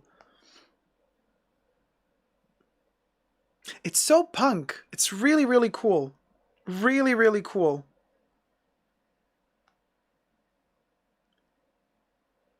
And then you have another earring slightly higher, like, but that's a pierced one, right? Like a tiny one. And then a little bit lower is the key. Earrings are by designer. I want that earring, says Louis. Yeah, it's really, really cool. Well, you can look up the designer, Louis.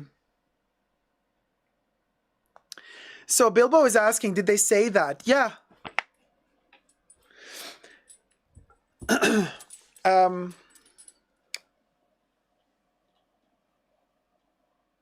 I'm just guilty by association. I want to bring everyone together. No, Bilbo, you did something really cute. You did try to bring everyone together, and I thought what you did was really sweet. So you are not...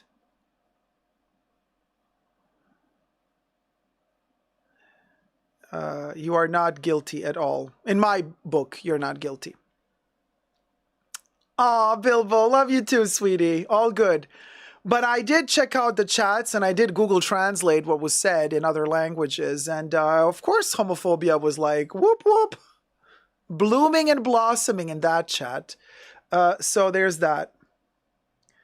You know, and I don't, and they were not talking about me in particular in that moment, but they were talking about other members that were in the chat, and they were, you know, some of them are gay or bi. Okay. How can you be so stupid to think that if you write something in another language that people are not going to double check what it means with Google Translate?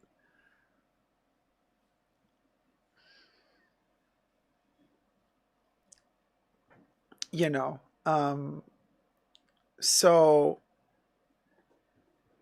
I guess only a low IQ would do such a thing. But anyway, it's 2024. Gay women and gay men and bi women and bi men and trans women and trans men have the right to exist and to be respected, just as all the straight women and men out there. So if somebody invites me into a group chat where homophobia is blooming and blossoming and misogyny is the word du jour, you best believe I will go into my Rottweiler mode and I will not stop, because a bully will not shut me up, ever. That's one of the first things I've learned when I was bullied as a kid. Do not shut up. The bully wants you to shut up, but you won't shut up. The more they bully you, the louder you get. Period. So, that's that.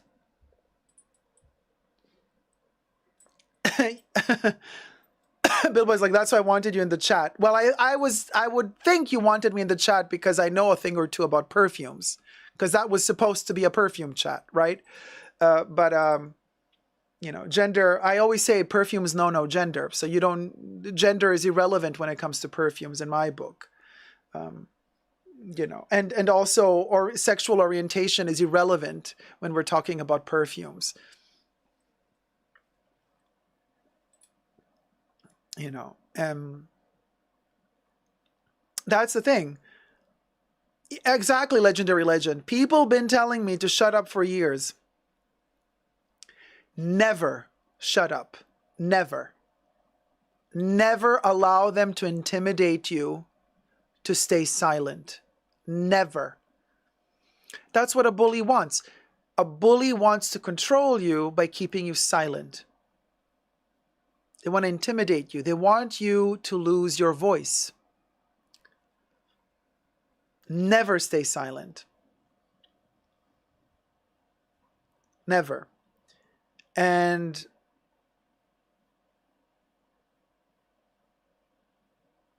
no, Bilbo, you don't have to explain. Sweetie, darling, all good. Teresa says, I remember being bullied in school. The girl attacked me on the way to bus stop and I literally punched her and knocked her on her butt.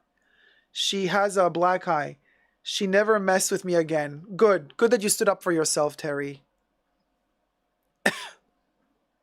Bilbo, if you wish to know, have I been talking about the chat all night? If you wish to know the exact timestamps, you can rewind this live stream at the beginning. We mentioned the chat at the beginning. Rachel was involved. So, yeah, Debbie, the bullies, they continue bullying you unless you take them out. Yeah.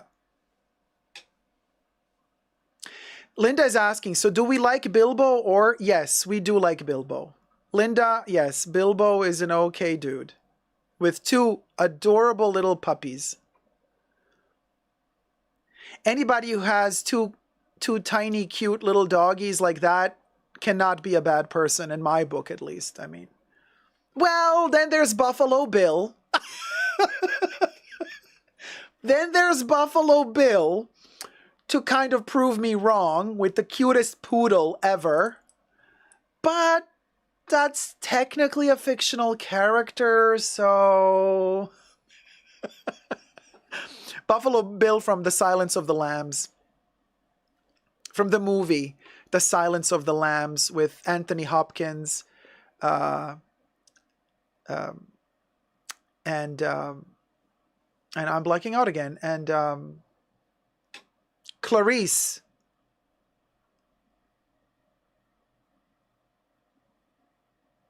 Ah, what's her name? She won an Oscar. Oh my God, why am I like so like... Jodie Foster. Thank you, Letty. Thank you, Terry. Jodie Foster. Wait, Jesus is back in the chats? Hold on, let me scroll up again. No, it's Mahora.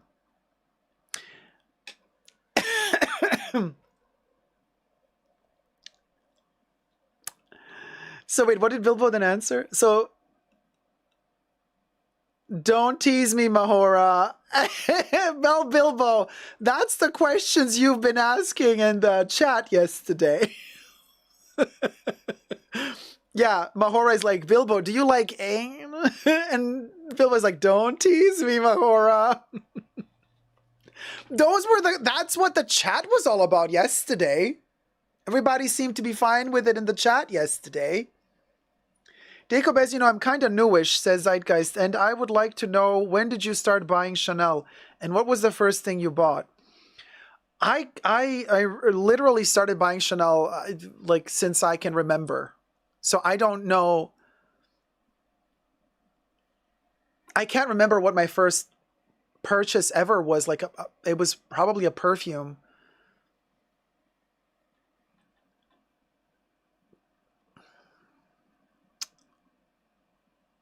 I don't know what my first Chanel perfume... It was Chanel No. 5.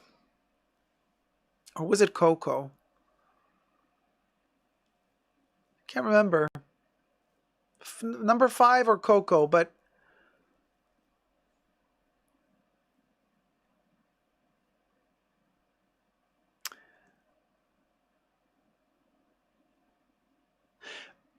Yeah, it was probably No. 5. And, but the first, like from the fashion boutique, the first item I ever purchased, of course, it had to be a profile, like a face picture of Coco, on a resin brooch. That's why Chanel resin brooches have a special place in my heart. People think they're overpriced. Looking at you, Debbie and Mahora. And they are, but, my first piece of Chanel costume jewelry from the boutique, not vintage, like not used, not pre-loved, new from the boutique, was Debbie's like, well, we'll go, Debs. We'll go. My first piece was a resin round medallion with Coco's face in it from 2003 or 2004. With the French flag colors. So she was colored in white, blue, red, and of course outlined in black. And it was from a Horst P. Horst photo from the 30s. They've taken that profile of Coco on a chaise longue and they've turned it into this medallion. That's the first piece I bought. It was Coco's face.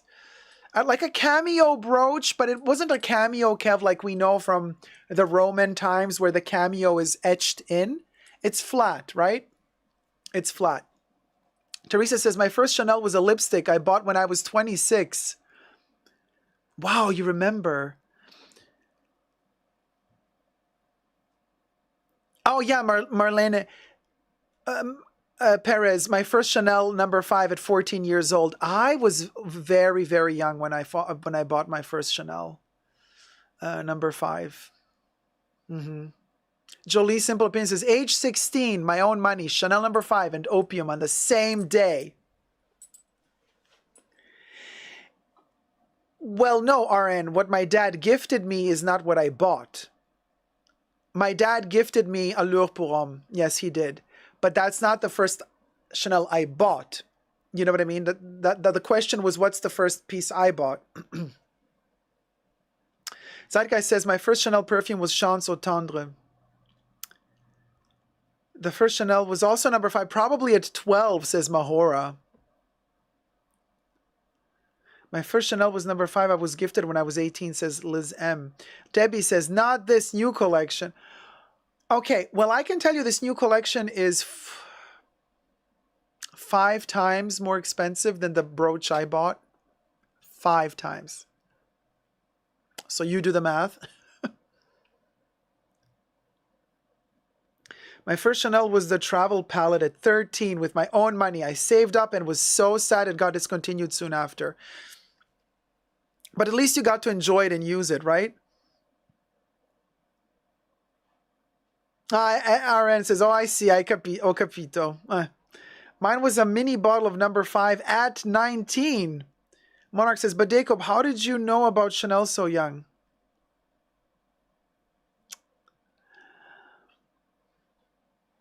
Well, let's just say that maybe, just maybe, certain secrets, for now, need to stay secret.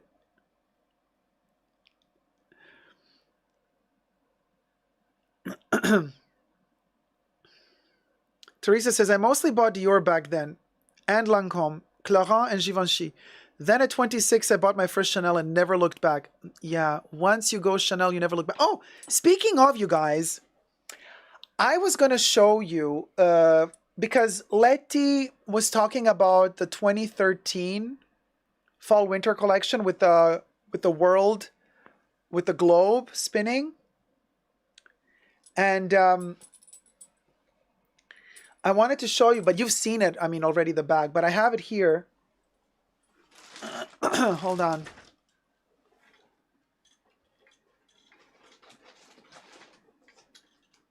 It's a little bit tricky, but I can get it out. My first number 5 was gifted to me by my mom my freshman year of high school, so that's why it's so sentimental for me. Yeah, of course.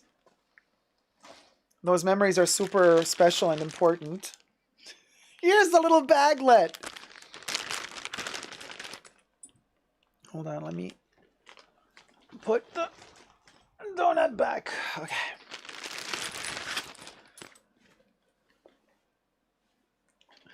This little beauty, fall winter 2013. They made 3 or 4 different sizes of this. And I got the smallest one.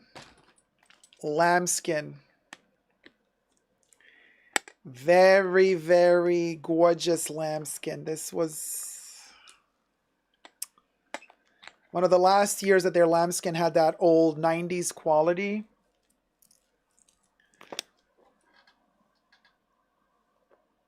Why did it get dented? How did it get dented? Oh, it's starting to depuff? Cha. Anyway. Oh, it's this. Okay, I got it. So this little beauty here, this is going to come out again, is 2013. Fall, winter 2013.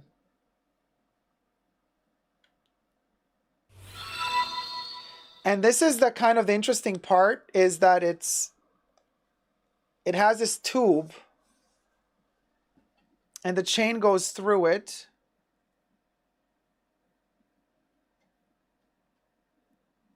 You know, I wish that they made this so that you could detach the chain, so that you could take it out and you could kind of use this just as a clutch. Because if you put the actual chain inside of the bag, it takes up a lot of space, like quite a bit of space. So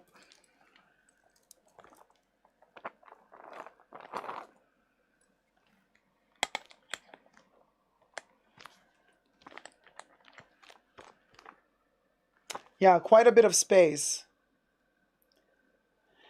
And this is something I wish Chanel would address, this issue. They don't want you to detach the chain, you know. They don't want you to repurpose the chain. And again, they're talking about sustainability and everything, but then they're doing everything to not make stuff sustainable. Like, make it multifunctional. Allow us to use the chain for something else. You know what I mean? No, they don't want to. But it is a beauty. And this was also one of the last years when they used that old school metal. It has a different consistency and a different heft. It is buttery together with the leather. I mean, it's a different quality, you guys. You feel the heft of it in your hand, and the way it moves, it's not like their lambskin today. It's light years away from the lambskin they're using today. This thing is buttery soft and smooth, and it just gripes and attaches to the chain so tightly, and when you move it, you know, I've never felt something like this before. It's like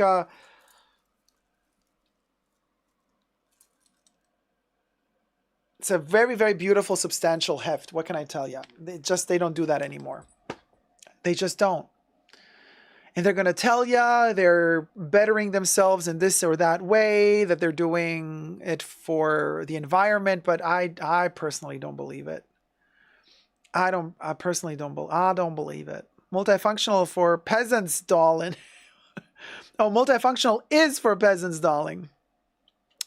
Well, no, not really. Because if they're talking about sustainability, then they should make it multifunctional. Otherwise, they're lying to you about this, you know, sustainability. You know. Dacob, remember the boots with chains from that collection? Yeah, the chains were in the front of the shoe. Yes, of course I remember. I always wanted to get those, but they were out of my budget. I wanted them too, but they never had my size. And they were really expensive. Now they're like half the price of what new stuff is. And the new stuff isn't as good as they used to be. Kai says, my first Chanel is shown exactly when it launched. It was memorable because it was a year I did take a chance on something in my life. Have since bought bags, shoes, shades, makeup, etc. I love how we all have our Chanel, you know, stories, and we all kind of, just out of curiosity, you know, our like, it's interesting because when the Chanel bug bites you, it bites you, and it bit all of us. Saika says, Dacob, just out of curiosity, do you own the heart-shaped Chanel bag? Yes, I do. I own 2 of them. The necklace version in black, and then the small one in pink.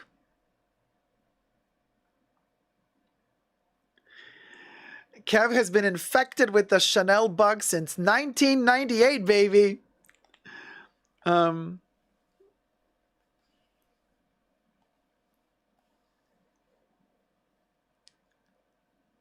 Oh, the pink one is so cute. Yeah, it's like a coral pink. It's my favorite color. Black and pink I got, yeah.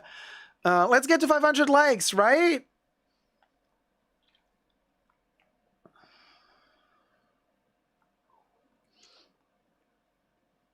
Mahor is like, oh, we old up in here.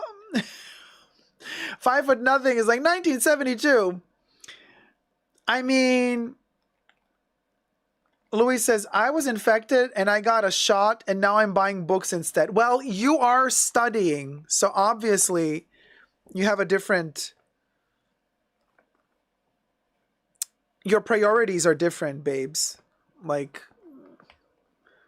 Terry says, I don't have any Chanel bags or wallets. I have sunglasses and tons of Chanel cosmetics and perfumes and would love to get some, but would get pre-loved as I would never pay their current price. No, their current prices.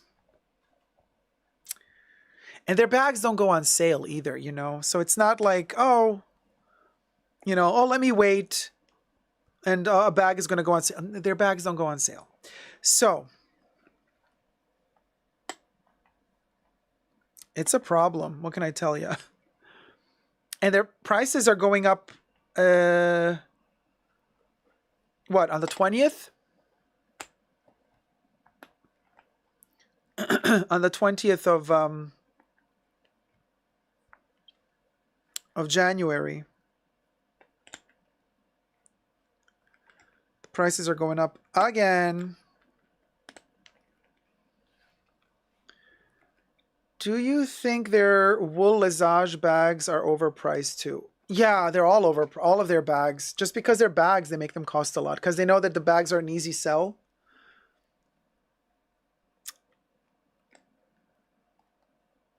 Remember the earrings that looked like little number 5 bottles? I wanted them so bad they were sold out. Well, crazy cat lady, they, you know, these little, like, they're different, but from time to time they bring out number 5 bottles as earrings. They change the style, you know what I mean? But like every now and then you're going to have the number 5 as an earring, as a necklace, as a clutch, you know, from time to time. So if you missed out on the ones you really like, you know, chances are in a season or two, they're going to come back slightly different. So, you know, there's still hope, but they're going to cost more. What years would I recommend to buy from?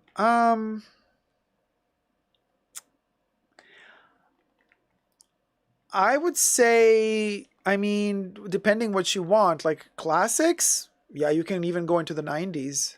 I wouldn't go too far back because at a certain point the leather does degrade, you know.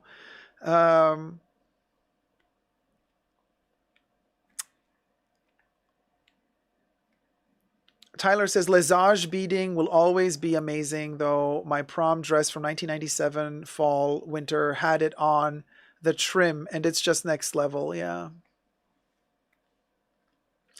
Okay, classics.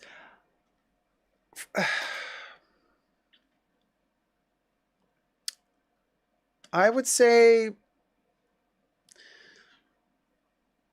up until 2016, 2017. Yeah, but I mean, for the reissue, for the 255 reissue, and for the Timeless Classic double flap, latest 2015, but late 90s, you know, so that they're still not like too vintage, so that the leather isn't too dry, but you still know that they're doing the good leather, right? And it becomes a little bit risky from the early 2000s with the quality. So like late 90s. The closer to the 2000s you get, but not yet in the 2000s, is like the best, because then you get a bag that's like not late 80s or early 90s, which is where, you know, then the leather is really kind of old, and if they haven't been hydrated properly, those leather bags have lost integrity, like inside the leather might be tearing. So there's that. So yeah, that's what I would say. Had every one of their bags and accessories inside in all different leathers, and I used to be able to recite every single item in it. The man says, when I was 8 years old, back in the late 90s, I remember going into the Louis Vuitton boutique with my mom, and I asked for one of those huge product catalogs they used to give you in store. Oh, which had every one of their bags and accessories inside in all the different leathers, and I used to be able to recite every single item in it. Man, that's amazing. I live for those product catalogs from that era. Any era, really. I am a sucker for product catalogs of the brands I love. I collect them. I don't throw away a single Chanel catalog. They're like a Bible to me. And also because in the Chanel catalogs, they put the prices in, right? So you always have them, because on the website, they take away the collection after like, you know, a couple of months. But once you have it in print, you can always reference it. Oh boy, oh boy. Those collections from the early 2000s, when you look at those prices, girl. The 255 was like $1,000. And now it's like $10,000.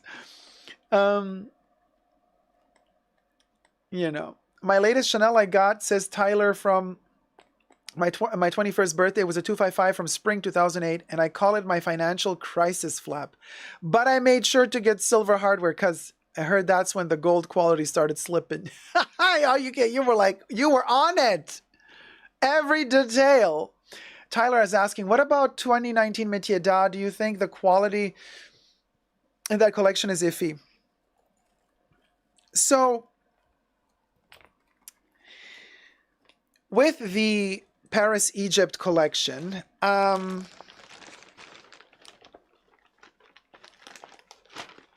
gotta say,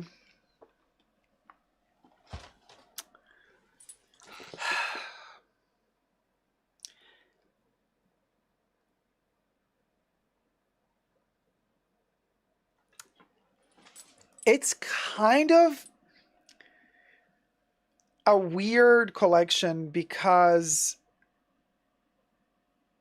for many reasons, it was Carl's swan song. He was dying, so it was his last métier d'art.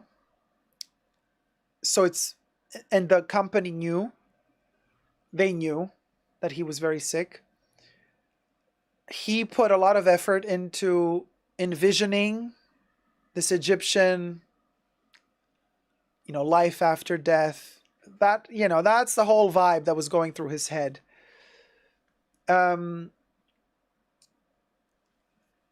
So I think they also wanted to honor him, and the quality was really high for that collection in general. But the leather in particular, very fascinating. Why? I think, and this is just my speculation, you know how that collection, the Métier d'Art 2019, Paris, New York / Egypt, marked the end of Chanel using exotics.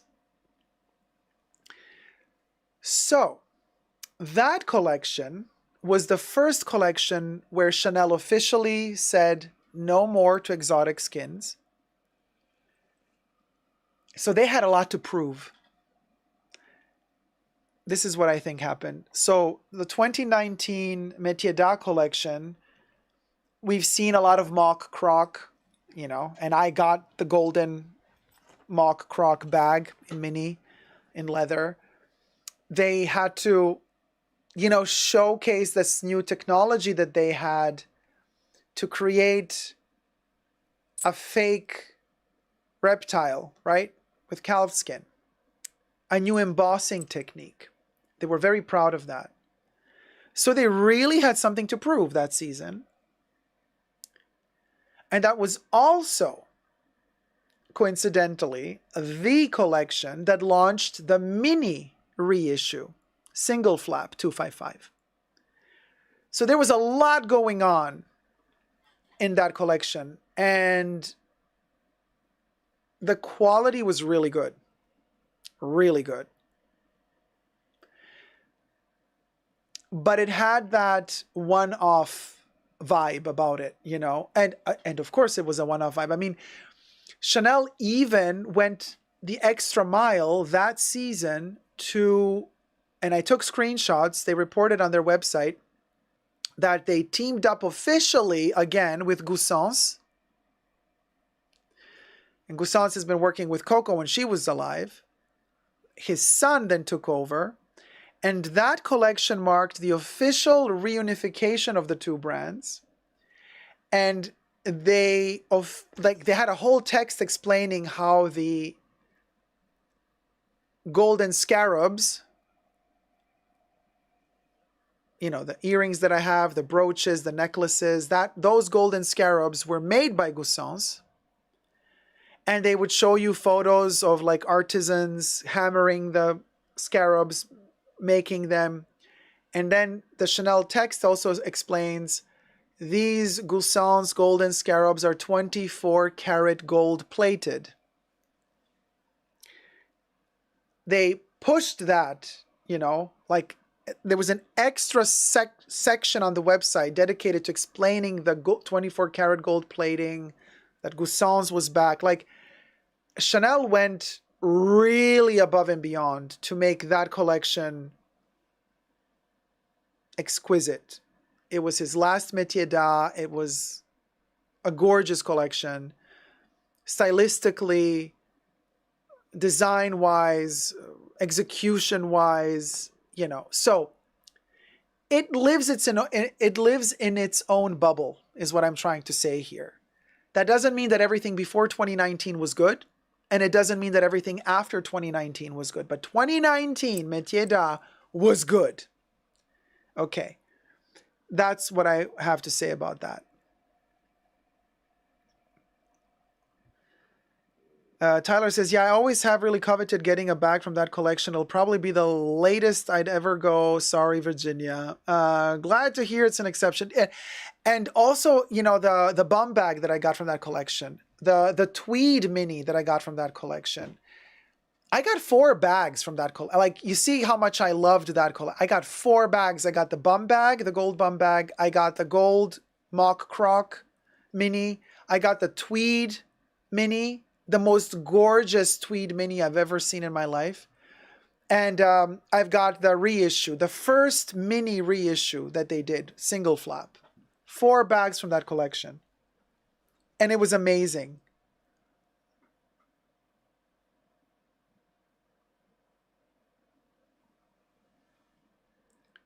I have to head off now, Jocelyn says. Need to watch a lecture, but I will watch the replay later today. Thanks again so much for the beautiful tarot read. I will hold it in my heart for this year. See you all soon. Oh, thank you, Jocelyn. Have a wonderful, what is it, lecture? You have to watch a lecture. Have a good lecture. Debbie says, it's been 5 years since his passing this February. Yeah. Kev says, let me scroll up, sorry. Kev says, based on the inflation calculator, 1999 from 2005 would be 3,211 in 2024. No idea if that calculation is accurate, though. What? Oh, like 2,000? 1999 sounds like a year, but you mean the money. So like $2,000 from 2005 would be $3,000 in 2024. Yeah, I know. We're way beyond the inflation rate. Yeah, we left that. The inflation calculation has left the building at Chanel years ago. I'm fearful that in the future, Chanel and other brands will stop using real leather altogether and start using vegan leather or something. Is it likely to happen? Yes, Zeitgeist, it's probably likely to happen.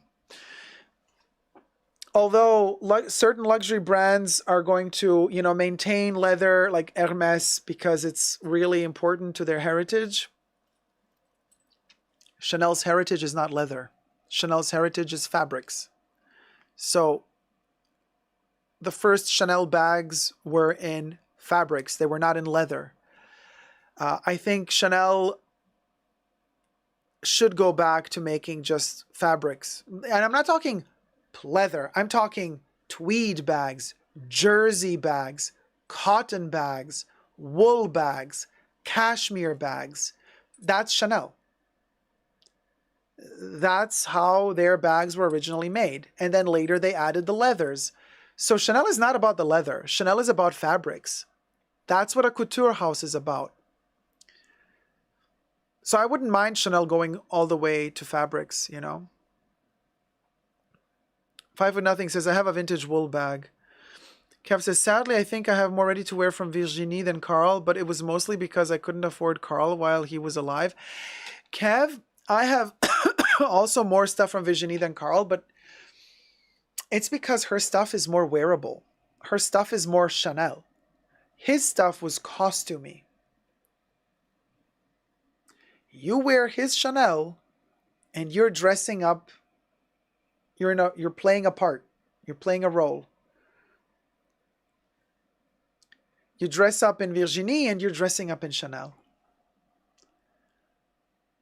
And I keep saying this, you might say she's boring, but she nails Chanel, the spirit of Chanel. She nails Coco Chanel.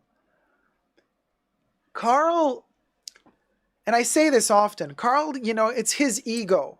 Carl is putting Carl first and Coco second. Carl makes every collection for Chanel about himself. So we talk about Carl designing for Chanel.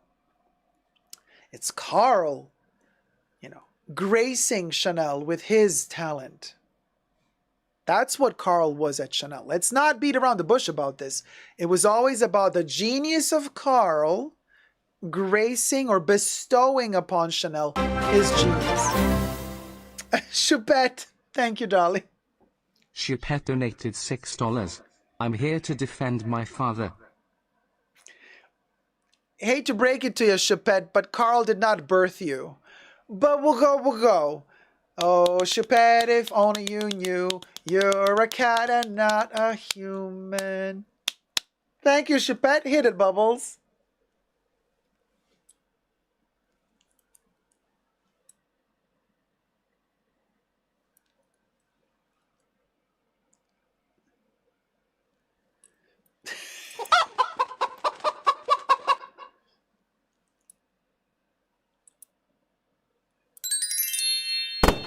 Oh my God, that was a difficult birth. Your dad stole you from his boy toy. Exactly, Kev. Choupette, technically you belonged to, Jabiconi. A chicken? Is that a chicken? Love the song Davonte. Davonte? Kim is shaking now, yeah, right? So, Virginie has no ego.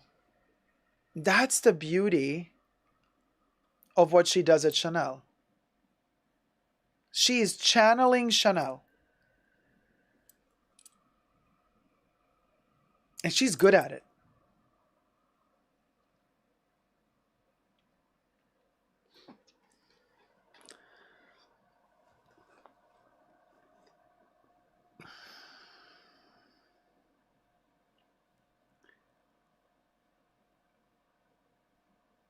Street to me says, no, sorry, misspelled Dacob, not Devonte. I love that. Okay, so my name is Devonte. Love it. The Metropolitan Museum is shaking / religion. Virginie needs to let go of the bibs. Yeah, the bibs got to go, but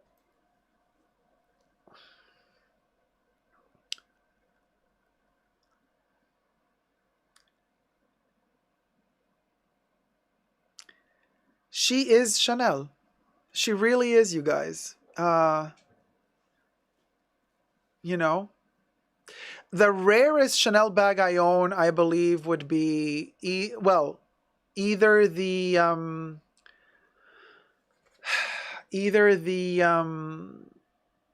Minaudière music tape, but that's a Minaudière. I see that as a sculpture. I don't know. I mean, technically it's a bag, but it's like.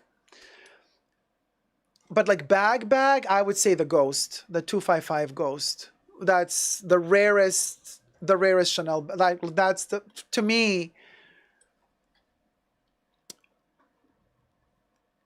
like the rarest Chanel bag, I believe, in existence, really. It's so elusive and rare and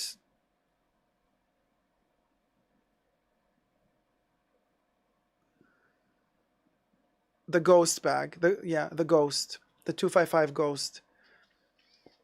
From, again, a Métier d'Art collection. There you go. There's another Métier d'Art collection. This is from the Chateau de Dame. Métier d'Art. That bag is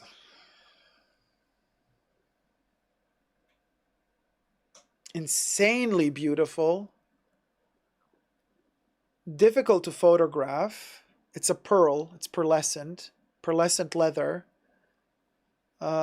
It's white. It's a white bag, but it's pearlescent. It goes through all the colors of the rainbow, and it's not quilted. It's a 255 that is the only 255 that has ever been made with the tapestry of the chateau, of the Chenonceau Chateau de Dame. They have embossed the leather with the ornamental tapestry of the castle. And so it's not quilted, it's embossed, and every bag has a different part of the embossing of the pattern. I mean, it's like an alien. I mean, it's so beautiful. So beautiful.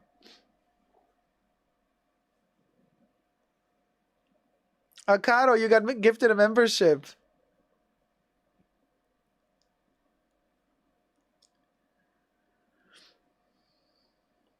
Five Foot Nothing says, I've only seen photos of it. Yeah, it's that rare. It's that rare. Like, it's so rare to find one in real life. It's a ghost. It's literally a ghost. Oh, Kev says, my most prized Chanel possession is the little black jacket that was featured in the book. I really should wear it more often. Wow, Kev, that's amazing. Yes, you should. Why don't you wear it more often? That thing is amazing. You should definitely wear it. Janet says, hi, Dacob, long time. You look amazing. Hi, Janet, my love. Thank you so much, sweetie. Glad you're back in the chats. We were just talking about, well, what else? Chanel. Yeah, Dacob, I've only seen it on your YouTube. It's that rare, you guys, and it's that rare that I didn't know it existed.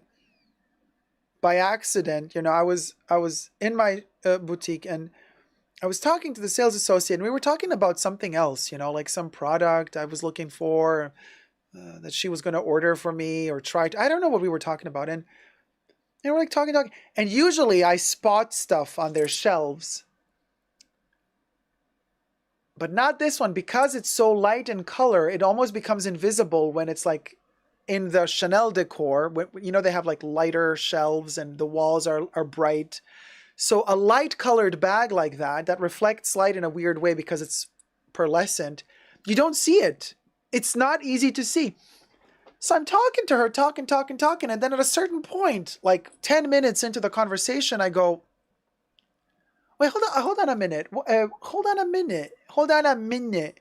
What's that thing behind you? She moves around. She's like, what thing? I'm like, that bag. She's like, bag? Oh, that bag. She was like, oh.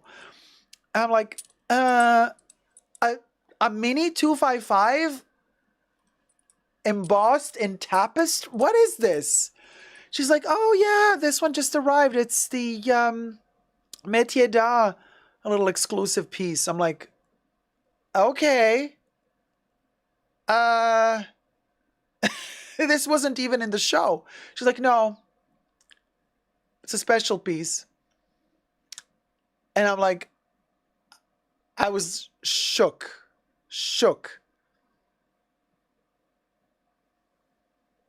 I was like, I've never seen it before. And no catalog, nothing. It's like off the record. It's like, you know what I mean? Like one of those like confidential. And then I bought it and yeah,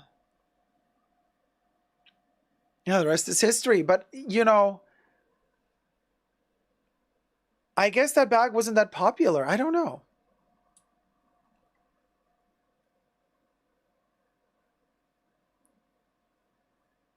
Gloria says, I remember the unboxing. Yeah, I waited a whole year to unbox it because, well, half a year. Oh, no, almost a year. I wanted to unbox it for 50K, but then we unboxed it for 60K because 50K was not giving. We were not doing Chanel stuff back then. Like, I was angry with Chanel back then.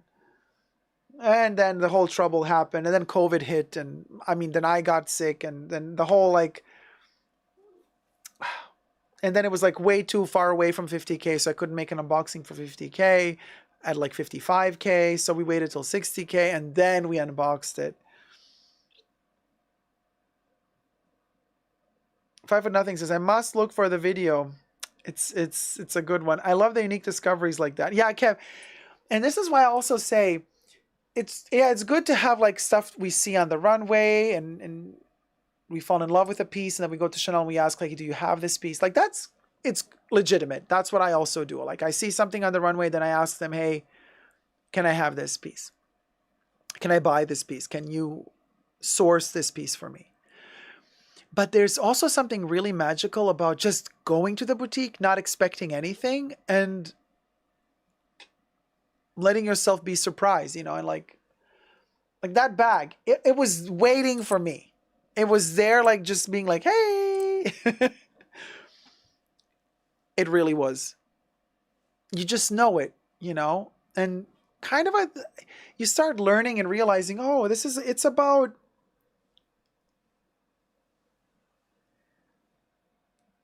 letting go of the FOMO and, embracing, like, instead of running after the trend because you've seen it online and you go like, oh my God, I really need this. Instead of doing that, you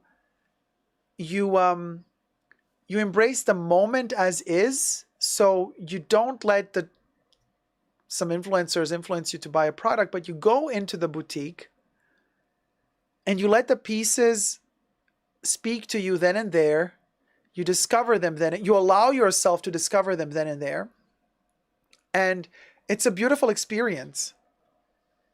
Because then you really know if something is for you. Because you're not influenced by the influencers and online stuff, but you're like literally alone with these pieces in the boutique and you see them for the first time and you don't know which one of them is popular. You don't know which one of them has been photographed 1,000 times on Instagram or not. You don't know any of that. You are free from that burden of the FOMO and you just go in and you let them talk to you.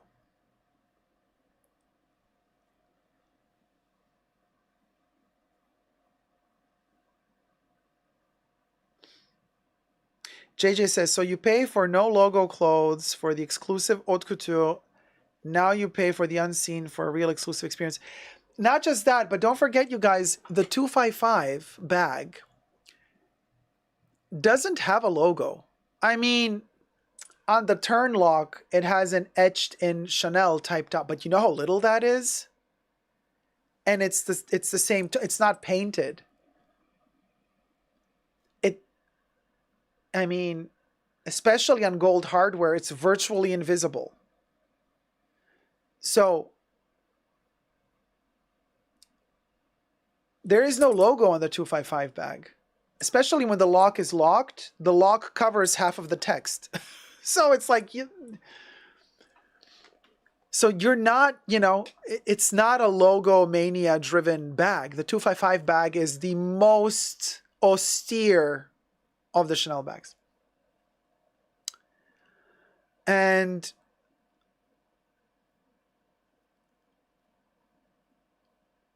then there are some Chanel clothes that have minimal logos, almost non-visible, like the cardigan that I just bought. Only the buttons have a Chanel logo, but you know how small that logo is? It's like the tip of a needle. I love that. It is so, so subtle. And this is something I really like. So, of course, if you want, you can go all out and buy, a Chanel piece that is like plastered with like Chanel logos. They make those as well. Hi, Astrid. Hi, Dacob. I really love listening to you talking about Chanel. You're so knowledgeable. I feel so sad that luxury is dying. So hearing you speak about old days Chanel feels like it's not lost forever. I love that too, Astrid. I totally know what you're saying. I also love fantasizing about it, talking about it. Because when I buy something from Chanel, even today, I always keep in mind the past.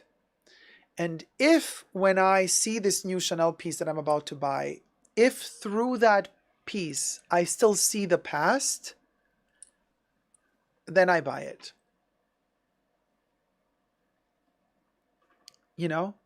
If that piece is connected to the heritage and to the past that I know of Chanel, and it speaks to me from the past through the present, oof, those are the pieces that really get me. Oof. You know what I mean? Those are the pieces that really, really get me. And 5 Foot Nothing says, yep, I know exactly what you mean. Yeah. Like,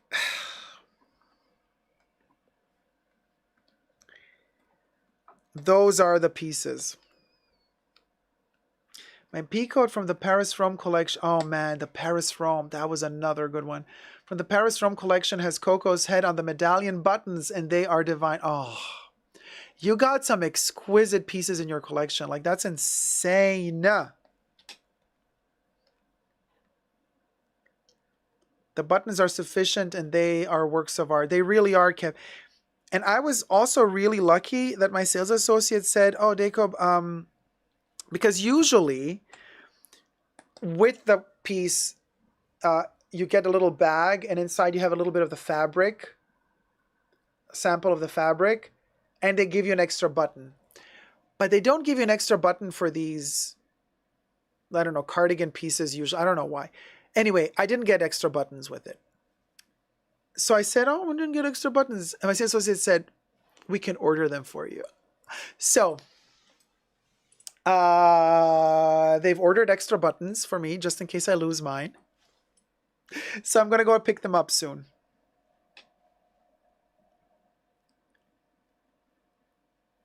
Did Coco use the logo aside from the beauty and cosmetics? Good question, RN. No. No. The double C? No. No. The double C was on skincare.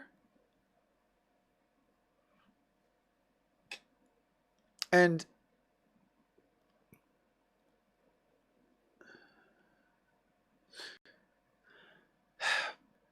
on the perfumes, they actually started using the double C after Coco passed away.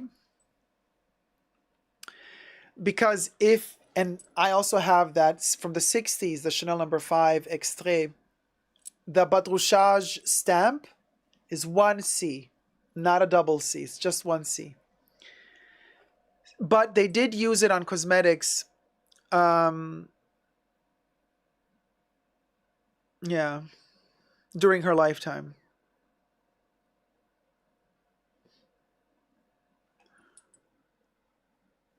Oh, Jeanette, it feels like you transcend time. Definitely.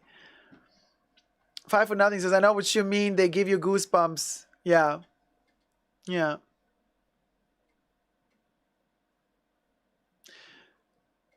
That coat was only $4,800 in 2015, and it's 100% cashmere. Can you imagine? So that coat would now cost around $10,000.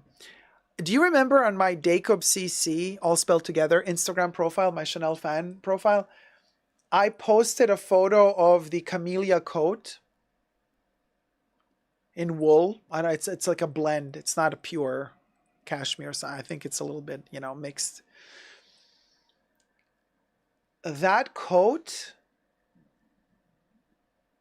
$12,000.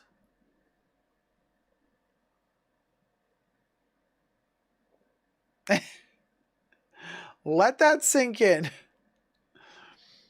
Something like that. Yeah. 12,000. Yeah. Side guy says, I believe that the elegance of Coco Chanel's designs truly betokens a timeless sense of sophistication. It's, it's special. It's her own vision. It's her own vision for us, And it's very, very specific, very particular, and it has a signature, and you recognize it immediately. So it doesn't have to be groundbreaking, but it's very personal. It's very her own, That is the beauty of her pieces. You always recognize a Chanel piece. Always. Always. You will always recognize a Chanel piece. If it's done right, obviously. Wait, let me scroll up just a second because Mrs. Free to Be Me says, I'm really a live-in ferret for this live stream. This has been non-stop captivating entertainment. I love it. You are one of the most underrated YouTubers. You should be over 1 million subscribers. Aw, thank you, Mrs. Free to Be Me. We keep it mighty real here. But this is the problem. Most entertainment today does not keep it real. It's about the lies. It's about the half-said truths. It's about the pump and circumstance, but without substance, and it's also about this artificiality of things. I don't know why people are so attracted to that. You're not going to get that here. And a lot of people don't like it when it's, too direct and too honest and too open. People don't like to hear that. Most people prefer to be lied to. Maybe because they were already indoctrinated into thinking that that's the right way to behave. Accept the lie, Live in a corporate world. Never speak your true mind. Always be like, hi, how is it? Oh my God, I love it. I love that for you. That's awesome. Oh my God, isn't that amazing? Yes. Like, I cannot stand people like that. I had to work with people like that for a very long time. No, cannot stand the fakery. Kev says, my denim shirt from the Camellia collection costs more. It's ridiculous. I was looking to buy the white cotton shirt from this now upcoming summer collection to pre-order it when the show came out, right? And I contacted my sales associate and she's like, yeah, I can pre-order it for you. $3,800.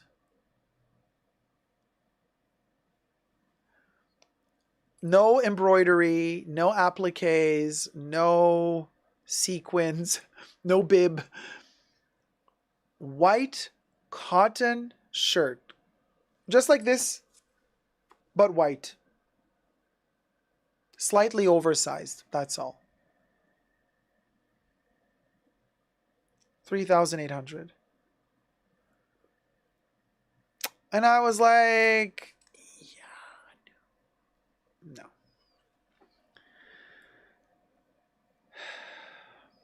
So I said no. Yeah, Zeitgeist, people are scared of straightforwardness. It's so annoying. I know.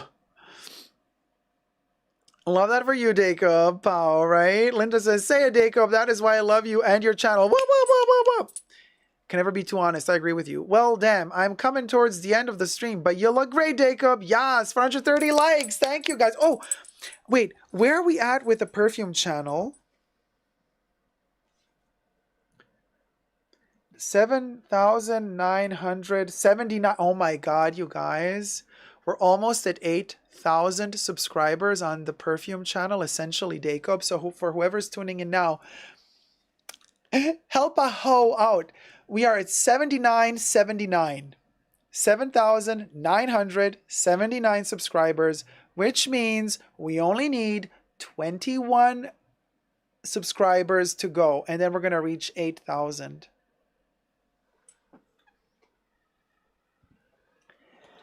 I mean, oh, Lux84. The channel is essentially Dacob. Hold on, let me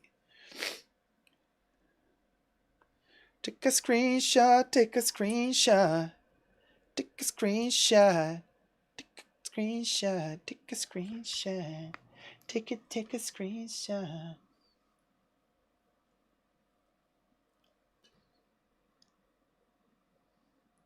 Look at me lifting the card up. Cha.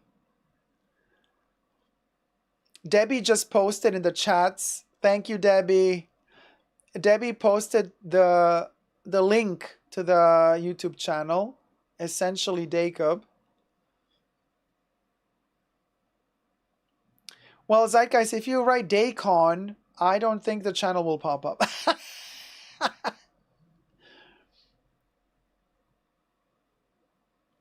79, 79, 79, 79, 79, 79. Teresa, everyone that hasn't subscribed to Essentially Dacob, go on over and do it now. Thank you, Terry. Hey, Johnny. Oh, how was work? Johnny just arrived from the hospital. Working, not as a patient. Lux84, Super Dacob backup is Instagram, not YouTube. But go follow me there as well. Thank you, Janet. Janet G already subscribed. Yeah, right, RN? Super D getting bigger by the minute. Subscribe, y'all. Thank you, Amy Pickett. So, how many we got now? Hold on. Oh, wait, why isn't that done? Oh, my gosh. Oh, okay. Now we're at 79.88. Oh my god, you guys, we got like 10 more. Woo! We only need 12 more subscribers. You got to be kidding me. Yeah. Yeah, only 12 more. Ah! We'll go. Listen, Linda, only 12 more. Well, this deserves a special treat.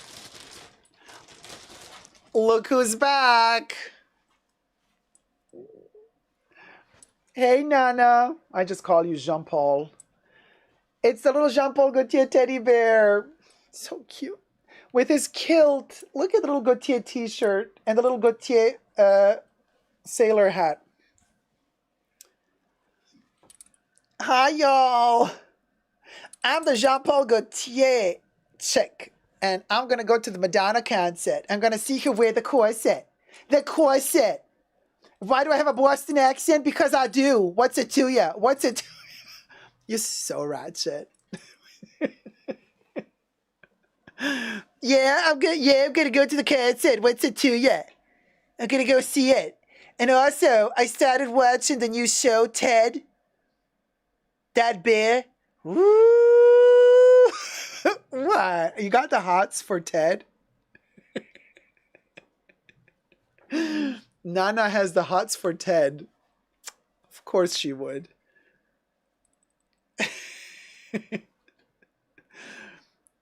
Yeah, they're both from Boston, Poe. This is why Baby Yoda ate you. Yeah, right? I know. But it's so cute with the little... Oh my gosh, you ratchet. Put it down a little bit. Yeah, there you go. So cute with the kilt. And you look adorbs. You're adorable. You're adorable. Adorable. Get into the groove, boy. You gotta prove your love to me. No, don't show your belly. Ratchet. Such a hoe. Well, what you want? What you want? Music makes the people come together. Yeah. Okay, bye. Oh my god. Aaron says, you better not get into Ted's stuffing. She looks good for having been ate and pooped out by Baby Yoda. Yeah. It's the magic of Baby Yoda. That alien. When he eats you and he poops you out, it's like a rejuvenation, you know, like a spa. Let's get unconscious, right? Right. Let's get unconscious, honey. Let's get unconscious. Let's get unconscious, honey. Let's get unconscious. Today is the last day that I'm using words, okay? They've gone out, lost their meaning,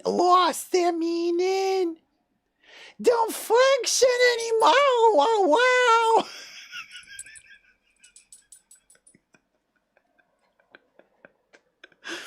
Let's just say Nana is ready for Madonna's concert, baby. Okay. Nana is like, I'm ready, okay? We'll go.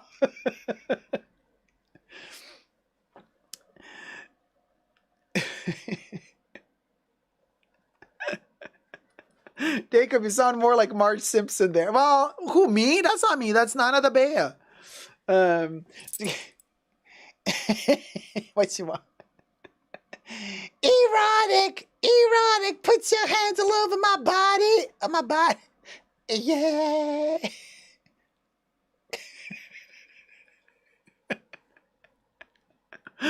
Teresa says, oh, my cat just started howling at the singing. The cat knows what's good.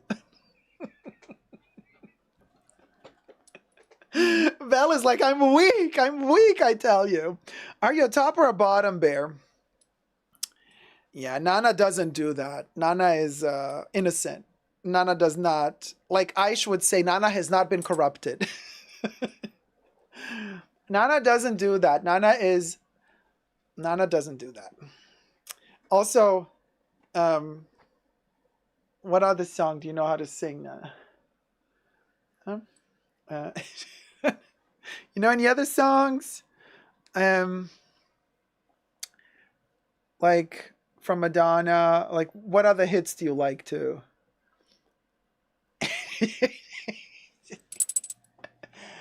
Everybody comes to Hollywood.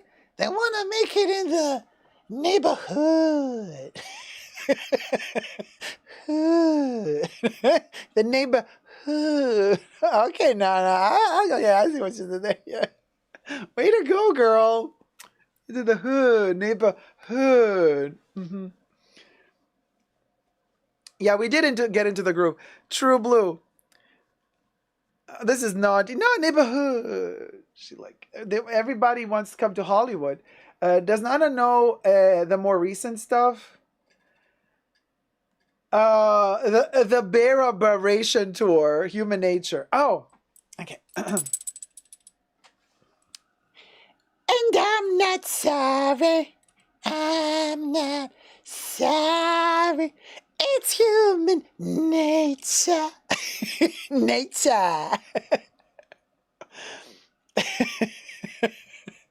I'm not your bitch. Don't put your shit on me. Human nature. Way to go. Yeah, you're good, Nana. You're only good. You're really good. We'll go. So, Human Nature. RN says, I would go to karaoke with y'all. Whee! Okay, Nana. So what other? Oh, you... Wait, I'm thinking. Should we do American Life? Or so... I'm so glad I made this live. You cracked me up, Dacob. Well, I think it's great if somebody's like smoking weed and watching a bear singing Madonna songs, dressed in Gautier with a Boston accent. Just like, this is one of those moments where you say, you can't make this shit up. There you go, Tyler. Totally high on weed, like watching None of the Bears singing Gautier. So, do you believe in love? Because I got something to say about it, and it goes something like this. Don't go for second best, baby. Put your love to the test. You know you gots to. Make him express how he feels. Baby, that's how you know your love is real. Oh! Cha.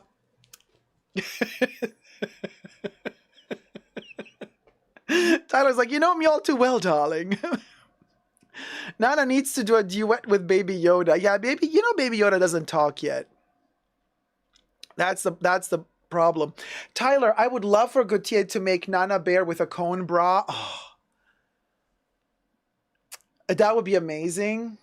Hopefully. But I know, like, since I showed you Nana Bear, like, a lot of you ordered Nana Bear, so a lot of you can sing along. Because the Nana Bear arrived to your houses.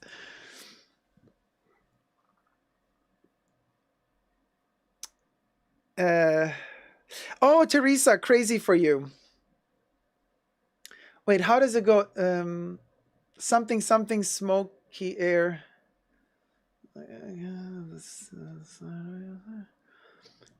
2 by 2. 2 by 2. We become one. I love that song too. Wait. I just forgot. I know the melody. I forgot the in-between text. Something smoky air. The weight of your stare. Ah, 5 foot nothing. Look, Nana, look what we got. 5FD Nothing donated $50. Thank you so much. Thank you for a great live. Thank you, sweetie. Thank you for the super thanks. Thank you for the tippy, just a tippy. Don't let it slippy. Hit it, Bublé.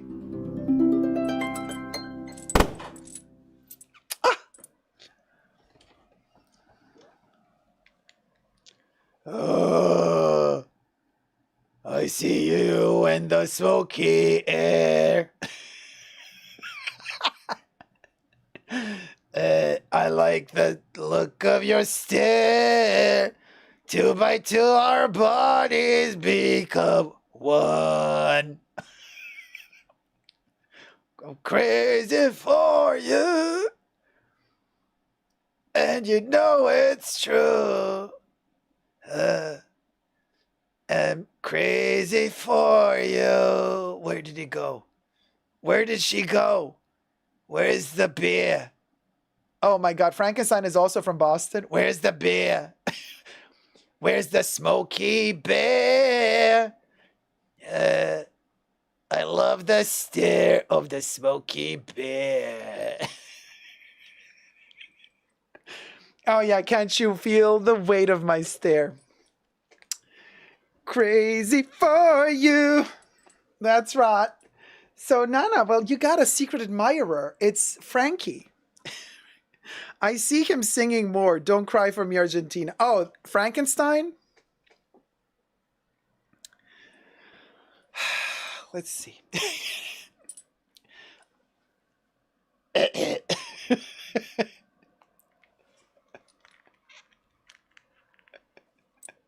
You know how she did it. You know how we do. You know how we do. When she... Don't cry for me, Argentina. Yeah. Yeah. The truth is I never left you all through my wild days. Ma mère existence. Vive la France! No, that's a different song. Oh, okay. I kept my promise. Don't keep your distance, okay? Okay. Don't cry for me, baby Yoda. Ooh, the truth is I never ate your cookie. Okay. Okay. All through my wild days, my mad existence. Oh, vive la France! Okay, you know what? You keep mixing up songs, dude. That doesn't work that way. Vive la France! So yeah, Dacob, you're making me late for work. I keep saying just one more minute of this crazy life. Oh, there you go, Terry.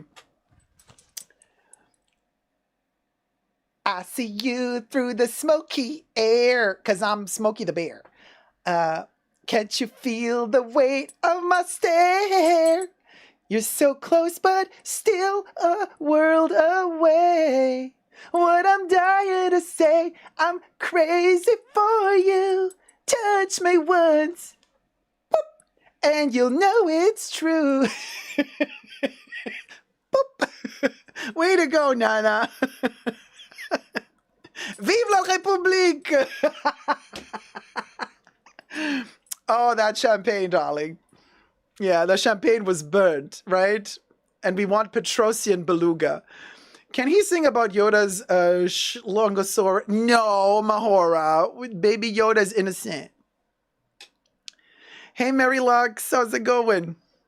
Oh, just calling sick already.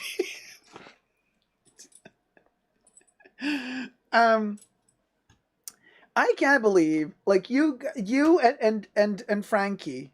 It's a match made in heaven.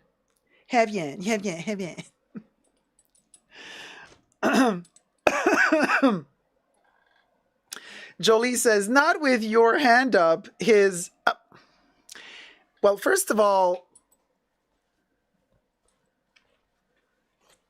it's on the side. It's on the back. Okay, it's on the back, not inside. There you go. The proof is in the pudding. So no, we're very respectful of Nana the Bear. Say you need to work home. Say Debbie's like Frankenstein. Oh, Frankenstein is up the butt. Oh, Frankie, you sang Argentina. Don't cry for me, Argentina. Very, very well. Well. Oh my God, you wanna say it like you wanna sing it like that, Frankie?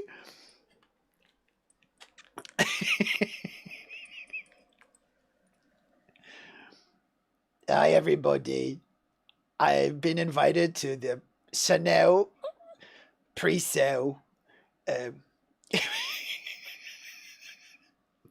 I went to the Chanel pre-sale exclusive.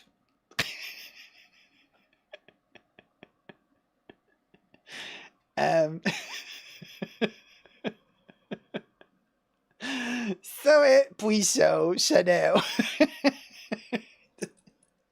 Wait, what you want to sing? Like a virgin? Oh my god. Frankie's like a virgin, touched for the very first time.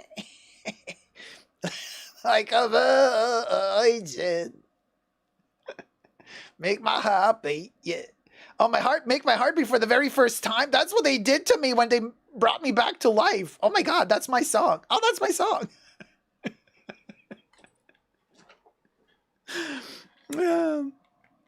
Yeah. Janet's like, thanks for the most entertaining live ever. Gotta go. Earn Chanel money. Bye, chat. Love you, Dacob. Love you too, Janet. Have a good day at work. He did the mash. He did the monster mash. He did the mash. He did the monster mash. It was a graveyard smash. I knew his suit was from Chanel. Of course, from the Karl Lagerfeld era. He looks like Kristen Stewart. Oh my god, RN. The shade. Copyright claim, enter the chat, right, Zach? Have we hit 8K? Oh my god, 8K. No, we need 4 more. I think we lost a couple since I started singing. We are at 7,996 subscribers on Essentially Dacob. Yeah, can you believe? Wait, how can I?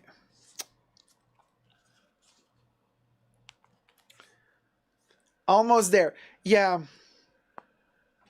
Look, you guys.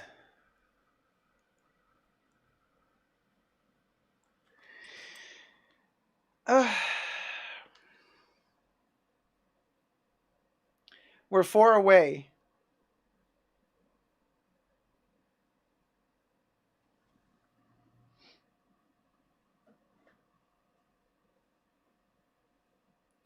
Five foot nothing is like, I've asked everyone I know, which isn't many.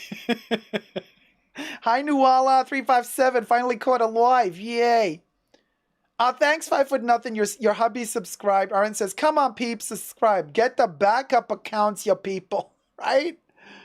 7,996. As Spike Lee would say, girl 6 is for sex. I love that movie. Madonna was in it, by the way. Do you guys remember Girl 6? Oh, that's such a cool movie. Prince did the soundtrack. Those were the days. Those were the days. 2 more to go. 7,998. 2 more to go. But, yeah. Girl 6, Spike Lee. That's a movie.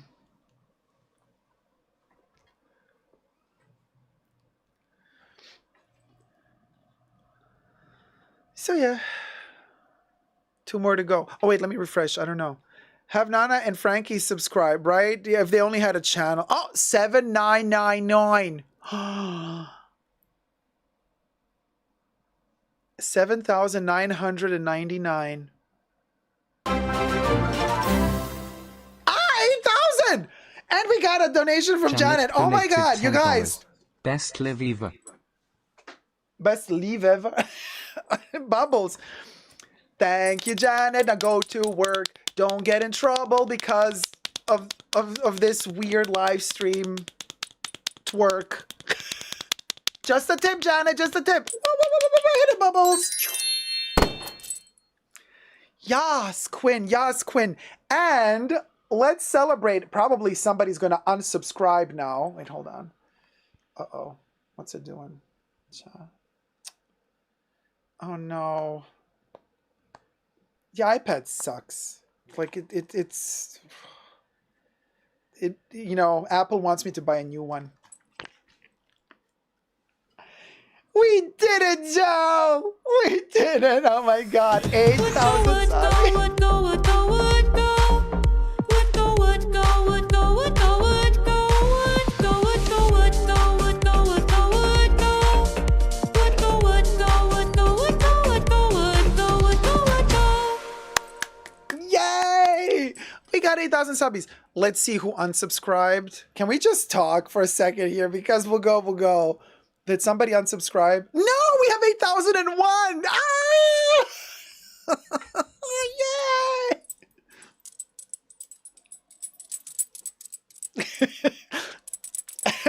What is this, Uncle Fester? You got an Addams Family moment. We did it, Joe. Oh my God. Can you believe? Terry's birthday. We did great card readings. We reached 400 likes on the main channel. We reached 8,000 subscribers on the perfume channel. Like, hello.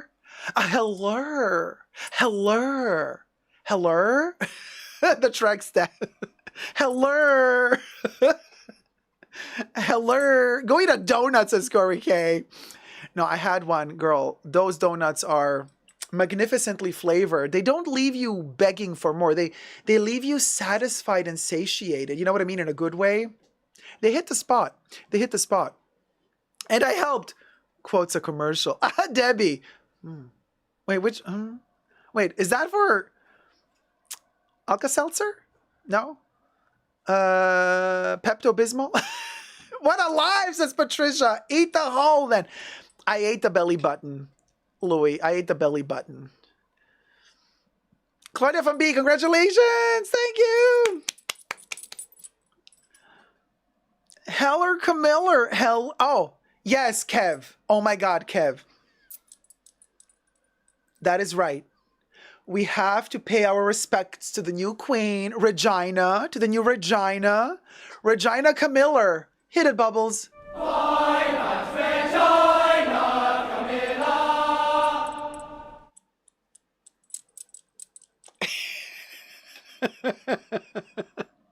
Yes, we had to pay our respects to Regina Camiller. Your best, could you imagine if she's like watching?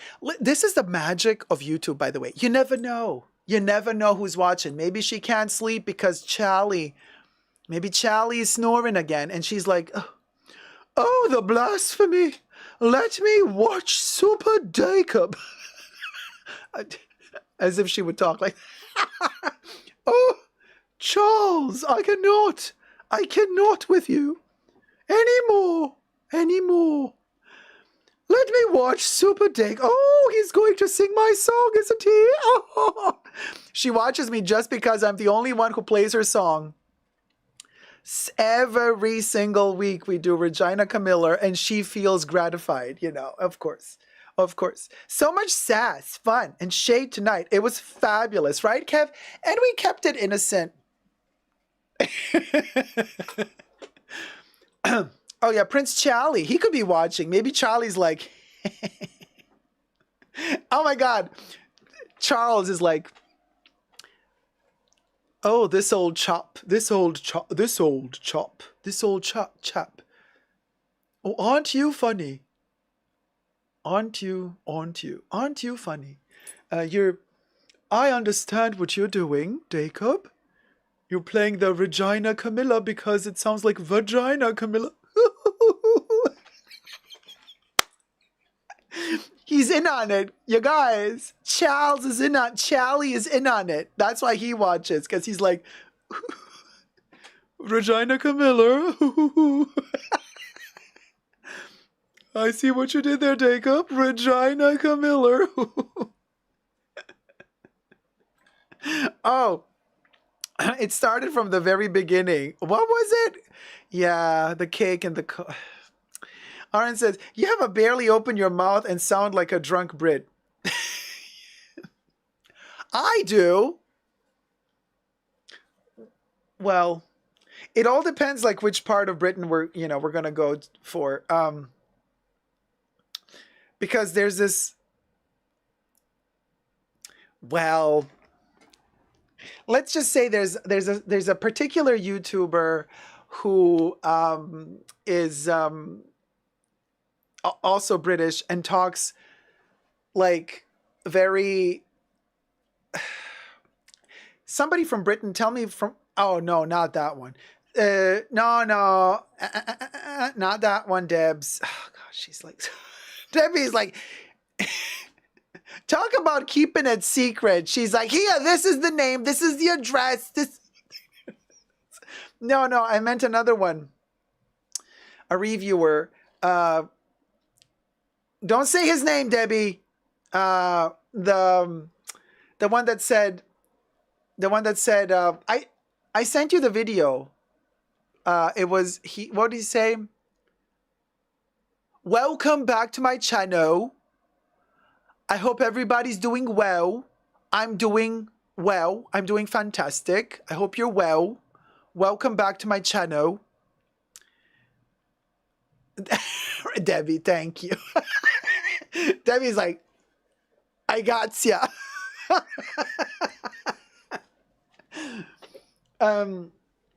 Yeah, Kev, I don't know what you're talking about.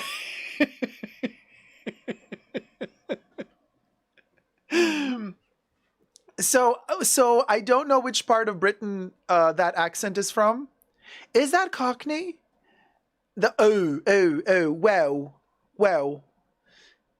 Near Somerset, maybe? I don't know. I have no clue, but I know that's one accent. So, well, you know, channel, like channel is a channel. And yeah, it's from the British part. Thank you, Saya. Of course. Boy, that clears it up for me now. Saya's like, it's from the British part. Thank you. Maybe East End. I don't know, but I know that it's very specific and it's very different to other British accents. It's almost like every region has its own accent, right? Parts of London have that, says Debs.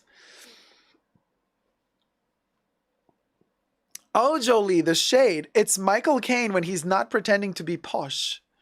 Could be an East End kind of thing. JJ says, please give me his name. Give me his NHS number. I want to know.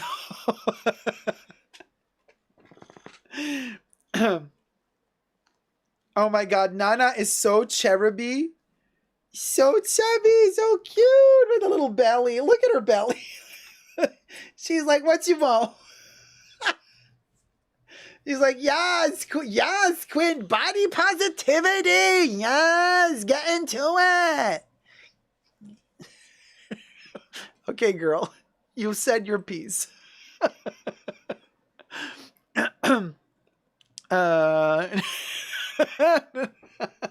Don't change the topic, Dacob. Who is this British hunk?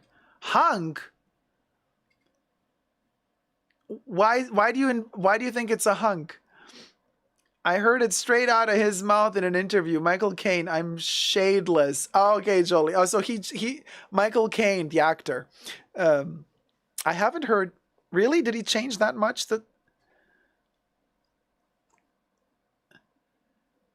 It's not a muffin top.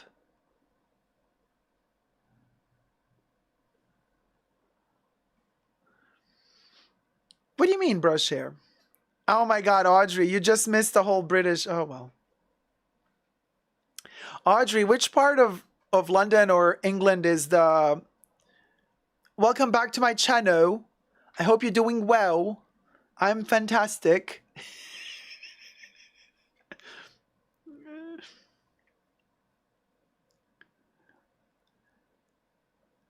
Okay, Audrey is thinking and typing. The bit that hangs over the top of your jeans or skirt when your clothes are too tight. Oh, the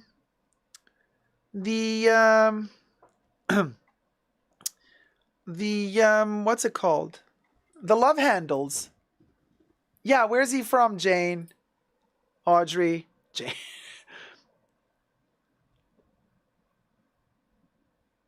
You know the Brits be carrying the goods. Remember Ewan McGregor? RN, Ewan McGregor.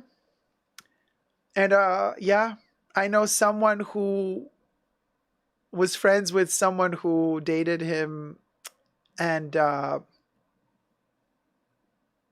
he be packing. And not the Louis Vuitton trunks, honey. He be packing his own trunks. I wait. Oh, it's Cornwall. Cornwall. The South. Cornwall Way. Says Audrey.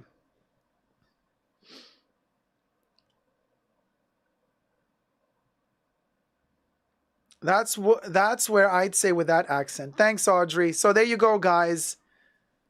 The South. Cornwall Way. Jolie says, he's fantastic. Come what may. Southwest. I did not want to know this about you. Well, now you do. He hung. Hello, Louis. Well, I know my Brits. Let's just say true. You know, honey, just because you're hung like a horse doesn't mean your mouth has to look like your teeth are of a horse, too.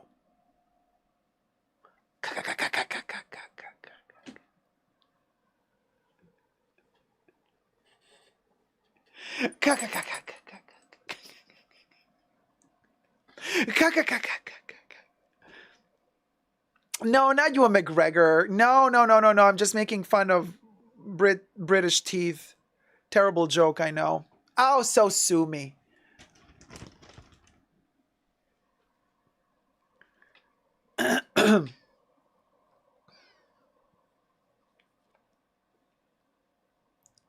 Debbie, who is hung? Some Egyptian dude.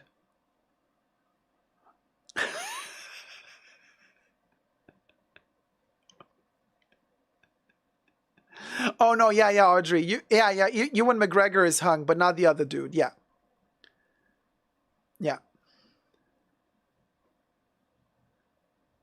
They be packing those teases, Louis.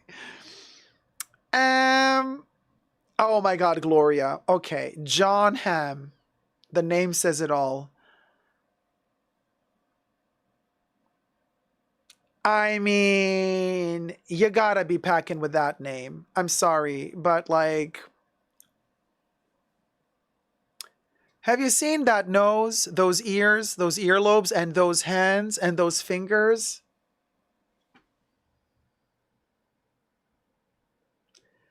Bueno, pues sabes lo que tiene un jamón de serrano entre las piernas. It's a very girthy name, John Hamm, double M, because double the fun, you know? Audrey's like, John Hamm forever, forever, Mad Men forever, too. Audrey, go back to the milking. Get your mind out of the gutter.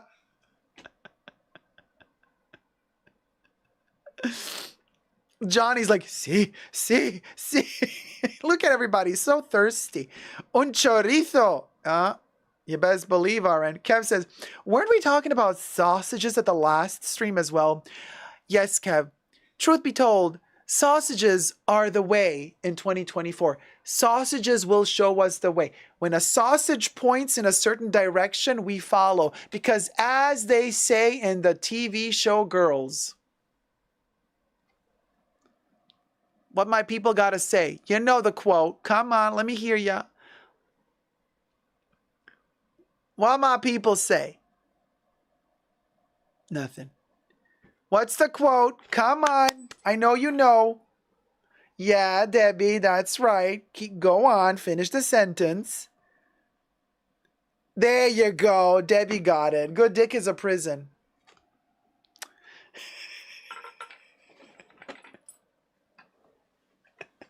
Debbie is on it. She is lit.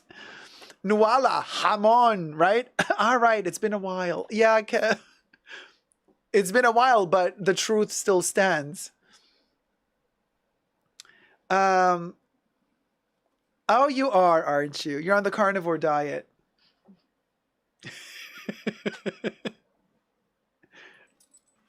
You're on the carnivore. Look, I got a fan. You can be. Oh wait, is there Yo, none of the bear. Oh, look how cute you look with the bow. Aren't you a sight for sore eyes? Now we're gonna add the fan, and you're gonna be like Beyonce.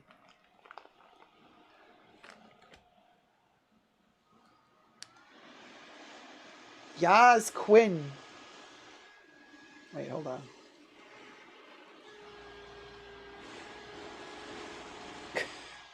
It doesn't move that much. It doesn't give too much Beyonce vibes, but a little bit.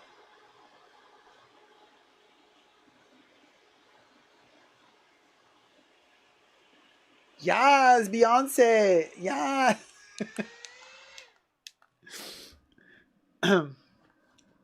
Nanonce. Nana Bear Beyonce. Nanonce. She doesn't have like a wig with the hair to flow in the wind. We only had the little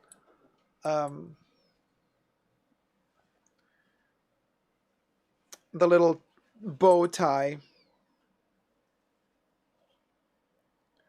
which got disconnected. I'm gonna have to tie this together.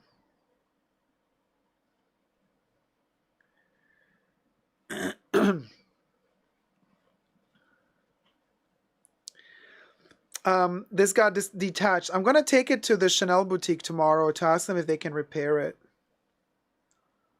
I mean, I could do it myself, but I don't want to. The bow got disconnected here on this end, but it's still attached on that end. It's all handmade, you guys. It's really, really beautiful. Very delicate. So I'm going to bring it to Chanel tomorrow, and I'm going to ask them if they can tie it together.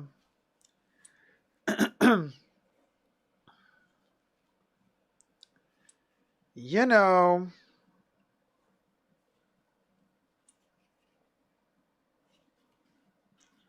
It's really interesting how this thing has been sewn.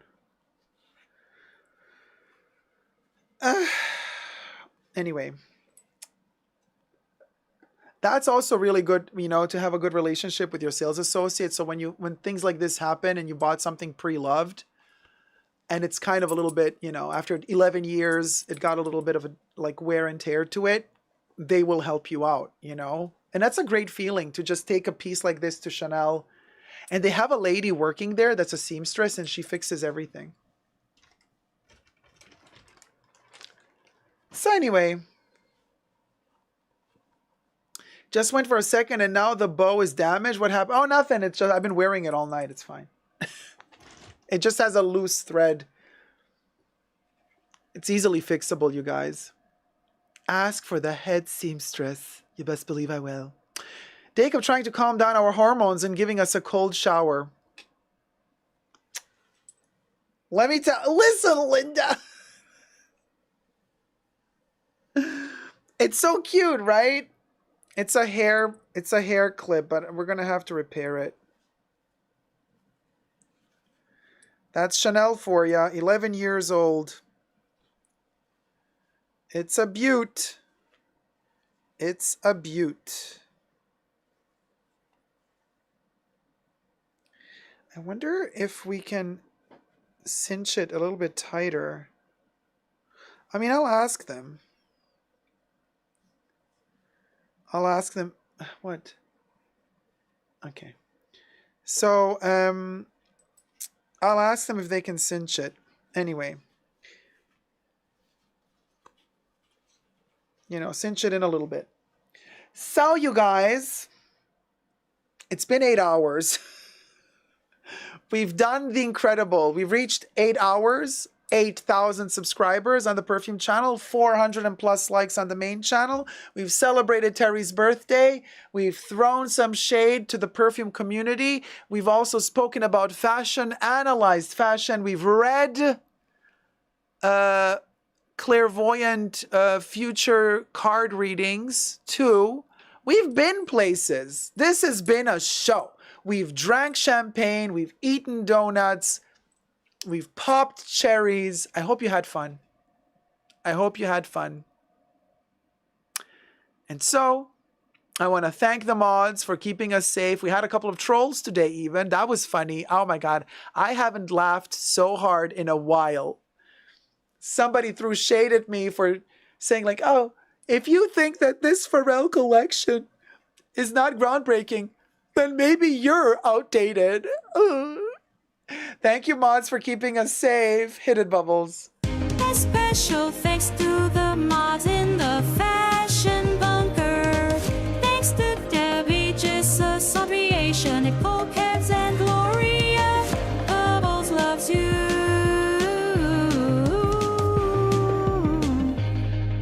Thank you guys so much for your love, and thank you for celebrating the birthday with Terry, and for keeping her company too, and enjoying life a little bit together.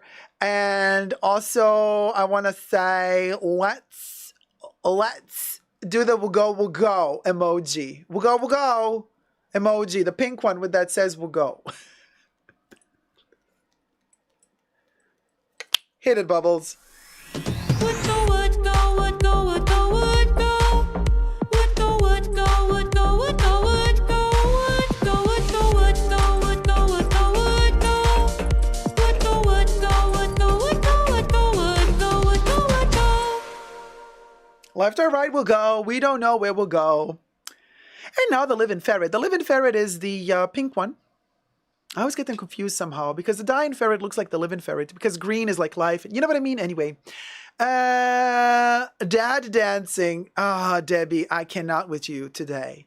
Living Ferret. Hit it, Bubbles. Living ferret, living ferret, living ferret, living ferret, living ferret, living ferret.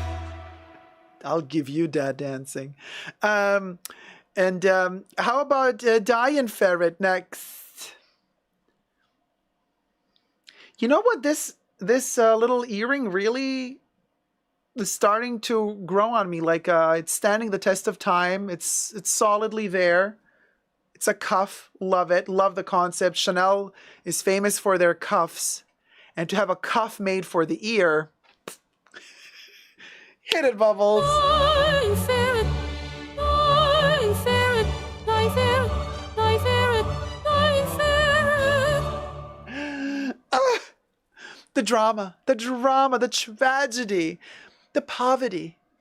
And yeah, we'll go. Also, I would like to thank all the baby Yodas in the world for having voted for us. All the baby Yodas who have subscribed to my channel. I want to thank the baby Yoda administration for subscriptions, for YouTube subscriptions, and these little aliens mean the world. These little aliens have changed my life.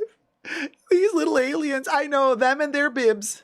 Baby Yoda, make your grand entrance. We've had all these other peasants performing, but you, this is your stage now. This is your stage. Oh boy, Predator, Baby Yoda. There you go.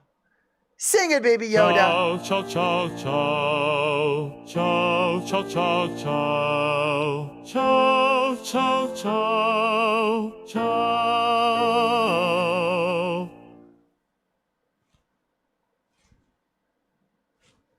What are you looking for? Are you looking for Nana? Do you want to eat her again? Are you looking for Frankenstein? Ah? Are you looking for Frankenstein? You look... Well, what do you know? Baby Yoda found Frankie. What's he gonna do now? Are you gonna eat him or are you gonna play with him? You're gonna eat Frankenstein, aren't you? Yeah, he's gonna eat him. He's... You know, Frankie... It was lovely knowing ya, but I think Baby Yoda's gonna eat ya. He might poop you out and then you might be back next week, but for now, I think Frankie's a gonna. So there you have it, guys. That was our show. I hope you've enjoyed. I hope you had a lot of fun. We went a little bit overboard with the timing, but I thought it was Terry's birthday, so I thought let's go a little bit overboard with the time, you know. Might as well have a little bit of a party and a celebration. Terry says, thanks for making my birthday great. I had a great time. Thank you, Terry, for being with us. I'm so glad that you had some fun as well. And everybody else who's watching, I love you loads. I hope you had a wonderful time too. And I'm wishing you a fabulous and wonderful and successful and healthy rest of your week. And I shall see you all this Saturday in the pre-show. Tier 2 members get access to the live stream pre-show that happens before the main show. So be sure to join and tune in if you are Tier 2 members or Tier 2 patrons. And then I'll see the rest of y'all's in the main show live stream this Saturday. Also, for whoever is in the rewatching crew, don't forget to type in the comment section the timestamps and the time codes of every topic. That's when it happens, and the title of the topic. That helps me later generate chapters. Don't forget to thumb up the live stream, subscribe to my channel, and thank you so much for having made essentially Dacob reach 8,000 subbies today. That was amazing. Love you loads. Thank you from the bottom of my heart. May the cocoa-ness be with you. Hit it, Camiller. Camiller.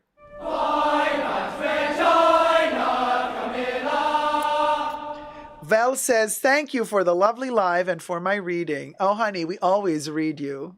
Gladly. Until next time, you know the drill. Never give up on love. Love you lords. Bye. Mwah.